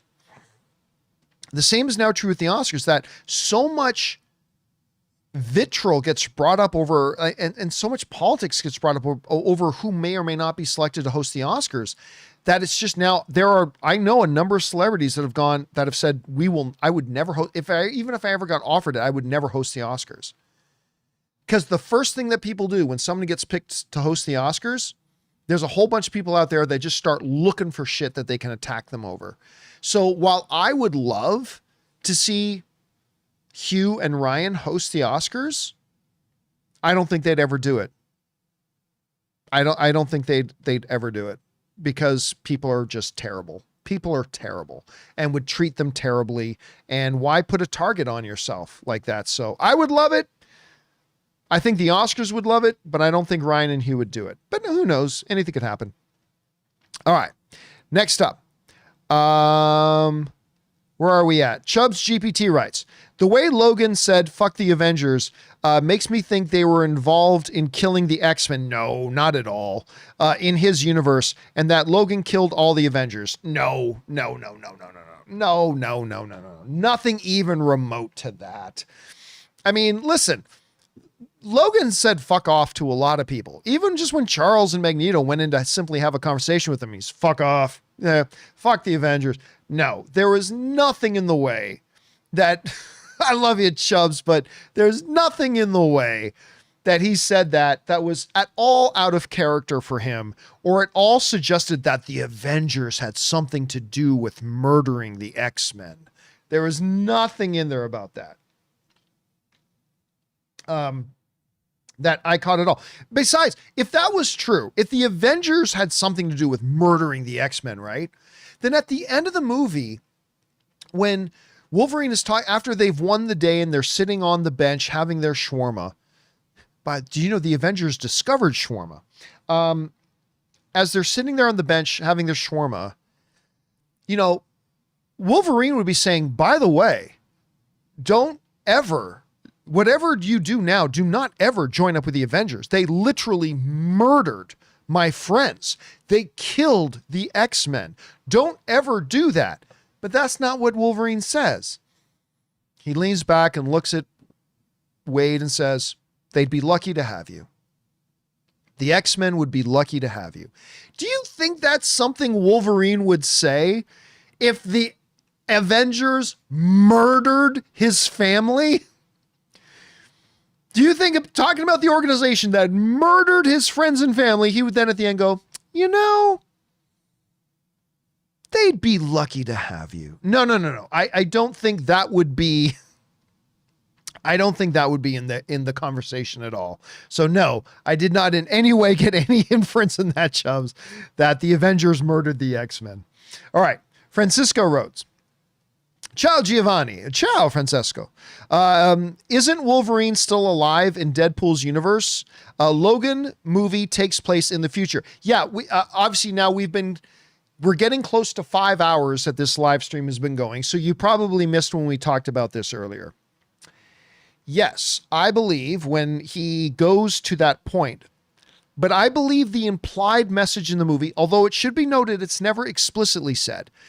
But remember, Paradox says, when Deadpool brings his new Wolverine in, Paradox says, you think you can replace an anchor being. He said, I wouldn't have accepted any Wolverines that you brought me. I think the implied message, although it wasn't said directly in the movie, I do believe the implied message is, even if you go and pluck from a different time when that Wolverine was still alive and just bring him in, you still can't just replace the anchor being, even with a younger version of the same anchor being. The timeline still sees that the anchor being died. And you can play a game of pulling in another Wolverine or even the same Wolverine prior to their death and trying to drop them in. But I think what Paradox was saying was that you can't replace an anchor being, even with one plucked out of time and plopped in there. Because in the sacred timeline, or at least in that reality's timeline, that anchor being still died. So that's what I think the implied message in the movie was. Again, they may describe it differently later, but that's how I took it at any rate, Francesco. And Forza Italia, my friend. All right. Jonathan Lisa writes and sends in a $20 super chat. Thank you, Jonathan. Appreciate that, man. And John writes, for the anchor being thing, I took it to mean a being that was the world-saving type. Everyone tells Deadpool he isn't that type throughout the film, and when he proves he is, the timeline regenerates. Your thoughts? I like it, but here's the catch I would have with that. In Logan's world, there were the X-Men. And the X-Men are filled with the world-saving type. The X-Men has Cyclops, and they have Professor Charles Xavier, and they have Jean Grey, and they have Hank McCoy, and they have Bobby Drake, and they have Angel, and they have Storm, and they are filled with the world-saving type. Also, in Wolverine's world, the Avengers exist. Like, they have to exist for him to go, fuck the Avengers. So in his reality, there are both X-Men and Avengers. And the Avengers has Captain America and Hawkeye and Iron Man and on and on. If an anchor being is just anyone who is the world-saving type, then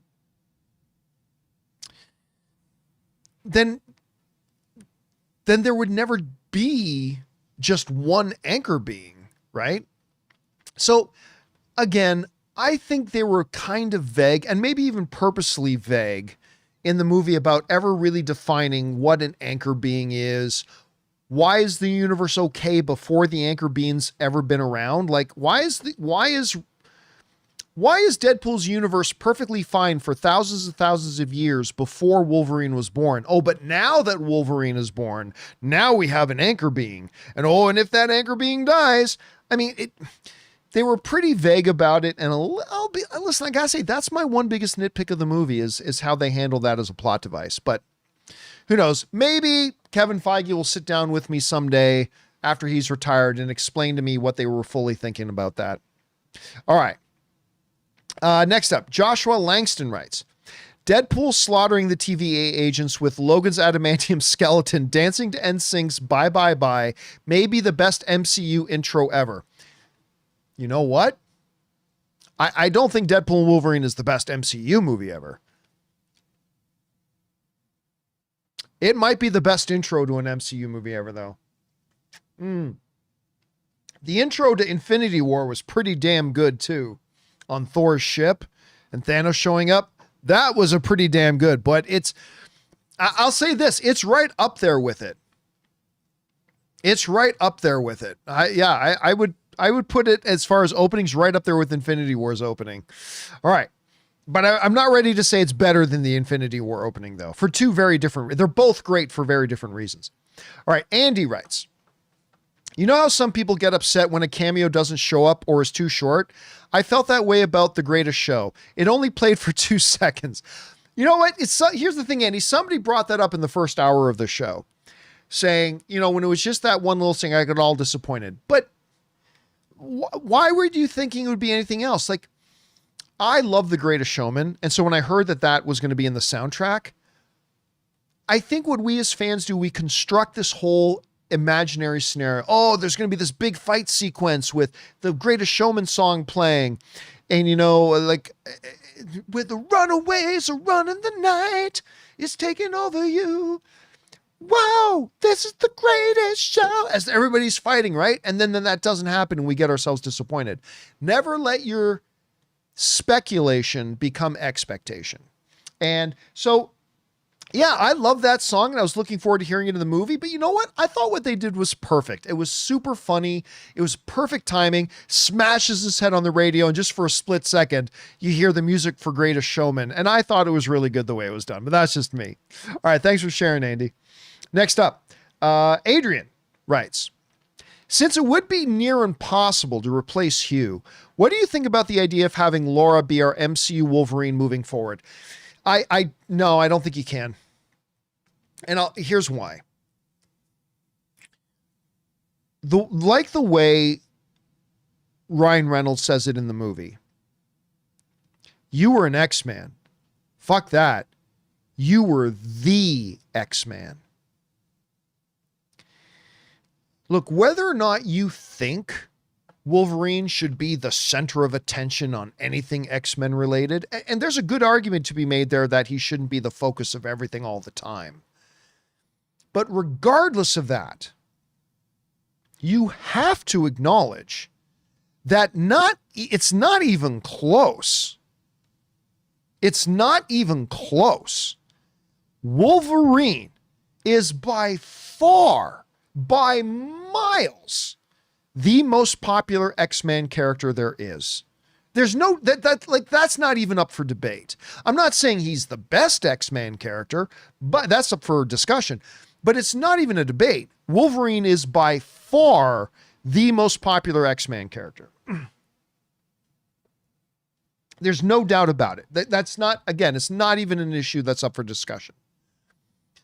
Being that as it is, if you're trying to launch a new X-Men franchise, you can't do it with an alternate version of Wolverine. It's fine if your Wolverine's a little taller. It's fine if your Wolverine's a little shorter. It's fine if your Wolverine has a little bit of a different hairstyle. It's fine if your Wolverine even has a different skin color. But what it has to be is it has to be Logan. It's got to be Logan. It doesn't have to look just like Hugh Jackman does, but it's got to be Logan. That's Wolverine. Now, eventually, in 5, 6, 7, 8 years, if they want, they can transition the Wolverine mantle to Laura. Sure. But you can't start a new X-Men, a brand new X-Men thing without the single most popular X-Man in the world. Can't do it. Can't do it. It's like, if somewhere down the line they reboot the MCU and you're doing the Avengers and you're saying, let's do the Avengers without Iron Man and without Captain America. I mean, you can do it, but it's not smart. So yeah, I just don't see a reality where I'm not saying Laura can't be in the new X-Men or be in the new, I'm not saying X-23 can't be in the MCU, but you're going to have Logan. But whether that Logan is Henry Cavill, whether that Logan is Taron Egerton, whether that Logan is Daniel Radcliffe, whether that Logan is did I already mention Henry Cavill, whatever, that's fine. But you got to have Logan. You cannot start an X-Men universe without the main single, by far most popular X-Men. That's just the way I see it at any rate, Adrian. But X-23 can be a part of it for sure. All right. Next up, we've got Power is Power Rights. That Age of Apocalypse Wolverine, though, that's one of the things that a lot of people weren't going to get. It's like, why does this Logan have one hand? But for those of you who know, Age of Apocalypse is my all-time favorite comic book storyline, and I geeked the hell out when I saw that Wolverine. I was so happy. Patrick Jenkins just sends in a super chat badge to be supportive. Thank you, Patrick. Appreciate that, man. Danny Sanchez writes, thank you for what you do for this community. Oh, man, it's my pleasure. This is a lot of fun. We are now in a couple of minutes, we're going to be at 5 hours. So this live stream is now 3 hours longer than the movie was, but We're getting, but I'm having a good time, Danny. Thank you. Appreciate that, man. Thanks for being supportive. Drizzy Moose writes, I was kind of wishing Spider-Man would show up. You know what? When we saw that one trailer with Deadpool in the car with Wolverine is doing his pew, pew, pew, pew, I thought, oh my God, we're going to get a Spider-Man. We're going to get a Spider-Man. Didn't get it.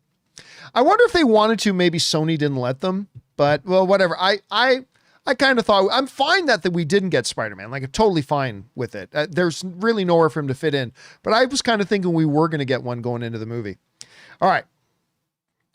Minions 781 writes, have you ever been in Brazil? If yes, did you like it? I have never been to Brazil, but I am very seriously thinking about going to, what is the name of the Brazil Comic-Con? CCXP? Is that the name of it? I am giving serious consideration because I've been wanting to go to that for years, the big Brazil Comic-Con. And again, people in the live chat, correct me if I'm wrong, but I think it's CCXP. Anyway, I would love to go to that because it just looks awesome. Every time I watch video from it just looks like one giant party, and I think I would like to go. I know Ann would love to go too, so I would love to go see it. All right. Chubbs GPT writes, the Deadpool 3 Juggernaut actor was Dude in Free Guy. Oh, was that really him? Was that the same guy? That is awesome. If that's true, Chubbs, that is an awesome little factoid to have. Thank you for sharing that, dude. All right. Mike Lars writes, that fight scene at the Fox ruins was truly amazing. Man, when Deadpool looks at the camera, goes, get out your special sock, nerds. This is going to be good. That fight was great. The choreography was great. The speed of it, the cinematography, the way they shot the fight scene. It was awesome, but it's also like, it really gives you the sense of this is a fight that would never end. They keep slashing and butchering each other, but neither of them can die. And it's just, oh my God, I thought the fight was so good. I loved it. All right. Next up, Adolfo just sends in a super chat badge to be supportive. Thank you, Adolfo. Richard writes, loved it. I fell for the Captain America fake out. I did too at first. I admit I did too. Love seeing Chris Evans back as Johnny. The Gambit dialect joke got the loudest laugh out of me. Dude, I'm just telling you. First of all, they made like 3 jokes about it. Like when he's like, I'm sorry, but I feel like the audience is missing major sections of exposition here. That was hilarious. But the best one was, I'm sorry, but who is your dialect coach? The Minions? I just about died. I thought that was so funny, Richard. I thought that was just hilarious. Okay. Next up, we've got Danny Sanchez writes, Deadpool giving timestamps for Alioth in Loki was epic. Alioth? From Loki season 1, episode 5? That was so good. All right. Laura writes in, with a $50 super chat. Laura, thank you so much that's incredibly generous, Laura. Thank you so much. Appreciate that very, very much. But Laura writes, their relationship reminded me of how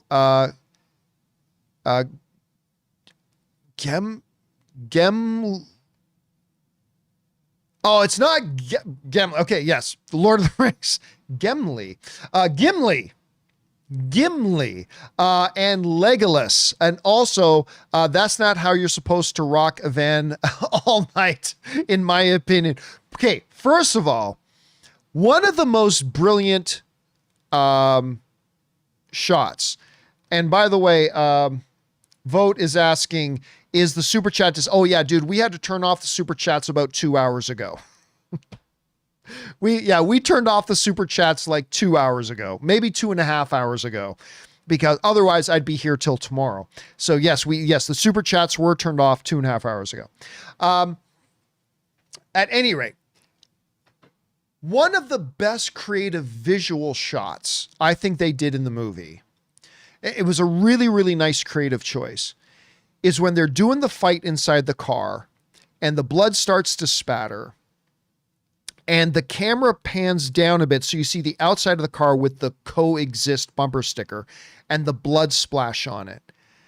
And then the lighting changes to depict that this fight has gone on all day and now they're fighting into the night. And then the light's starting to come back up. And again, you know, I was just talking about how when they're fighting in front of the Fox logo, it really gave a sense of the almost godlike epicness of this battle. This struggle would never end. And the fight in the car, and with that one little visual cue of going down to the coexist, seeing it become night, and then seeing it become day again, I thought that was a really great creative choice that I thought was very, very effective, and I thought it worked. And 100% agree, Laura, there are better ways to rock the car all night, 100%. But I'll leave it at that because I don't want to get canceled. All right, Dangerous Lee writes, and again, Laura, thank you for supporting us on that level. It's very generous of you. Dangerous Lee writes, John, loved all the cameos, so did I. I suspected it, but truly didn't expect Channing Tatum to show up, and he was fantastic. But when Blade walked on screen, I shed a tear, happy for that dude. Listen, I gotta tell you, because I'm such a Jennifer Garner guy, I wish the biggest pop was for Jennifer Garner. But I've seen the movie 3 times now, and every time in all 3 audiences I saw it with, the biggest pop in that scene was for Wesley Snipes' Blade. The Jennifer Garner one is warm. And I think there are a lot of people out there who didn't know or don't know that Channing Tatum was lined up to play Gambit, to be Gambit in the X-Men. And then the plans got pulled when Disney took over Fox. I think there's a lot of people that didn't get that. So both of those got good responses, but it's the Wesley Snipes' Blade one. That's the one that generally got the biggest pop. All right. Thanks for that, Dangerous. Danny Sanchez writes, you shut your mouth and call him the Short King. You call him the Short King. Is that what he says when he goes into the bar? When he's going, oh, look at the cute little hairy guy. Is that what he says? Call him the Short King? Is that what he said? I don't remember the line, to be honest. Again, I've seen the movie 3 times, but I still feel like there's lines I didn't catch because I was laughing so hard at different points. Maybe that's something that was said there. All right. Next up, The Real HV Go writes, hello, John. I hope you are well. I am well, thank you, although my throat's starting to kill me. The first Deadpool and Logan fight was fantastic. Absolutely. I loved the couple of seconds where the music stopped and all you could hear was Deadpool's katanas meeting Logan's claws. Listen, there are, in these comic book movies, oftentimes, because a lot of comic book movies don't utilize really high level storytelling techniques. But Deadpool and Wolverine, Sean Levy's a great director. It really does a great job of utilizing perfect lighting, perfect camera cuts, perfect timing, knowing when to have sound doing certain things and when to cut the sound out. And it's all these little decisions that really put together a much more satisfying and immersive experience. So that's why any idiot can say, well, I'm going to have a movie where this superhero fights this any idiot can do that. But it's when you put it in the hands of really good filmmakers who know how to use just forget comic book movie making, proper movie making, not comic book movie making, but proper movie making technique can really elevate a comic book movie. And I think a lot of that was on display. And I think you just pointed out a great example of how they did that as well. All right. Next up, Simon Blakemore writes, John, did you get your popcorn bucket? No, I did get my cup, but as I explained a few hours ago, I was at the very first 3:00 in the afternoon Thursday screening of Deadpool, and they were already sold out. How could they be sold out if you were at the very first screening? They told me when the theater itself opened at 9:30 in the morning. And remember, the first Deadpool screening wasn't until 3 p.m. They said when they got there to unlock the doors of the theater at 9:30 in the morning, there were already, this is not an exaggeration, this is what they told me, 250 people were already in line just so they could get the popcorn bucket. I can't be mad at them for that. I get it. I wanted the popcorn bucket too. But 250 people. So by the time I got there for the very first screening of Wolverine, the popcorn bucket was already sold out. So I did not get the popcorn bucket, unfortunately. But I did get my cup, and I love my cup. All right. Next up, Maj SJ sends in a question. He writes, Anchor Beings. We have Nexus events, canon events. It's not a bad story mechanic when the absurdity of the multiverse is considered a new rule. I mean, there is logic to what you just said. But at the same time, it highlights how preposterous and stupid and out of hand your whole storytelling matrix becomes when you start doing multiverse. Because you're right. We have Nexus events and canon events and anchor beings and like all these things don't follow in the logic that's been laid out, and they start to contradict each other. Right? It's funny. When the Ancient One was explaining timelines and multiple realities and all this kind of stuff to Dr. Banner, she never mentioned an anchor being. In 2 full seasons of Loki, we never got one mention of anchor beings or anything like that. And you'd think that would have been brought up, but it never was. But yes, maybe, Maj, the way to look at it is, look, multiverse is just stupid. And they're going to keep throwing in ridiculous things that make no sense. So just accept it and enjoy the ride. And maybe that's where we got to be. I don't know. Maybe that's where we got to be. All right. David Ullman writes, when Pyro absorbed Johnny's power, did he take away his ability? I know that's not how I interpret it. That's Pyro controls fire. He cannot take away other mutants' abilities. That's not what Pyro's ability is.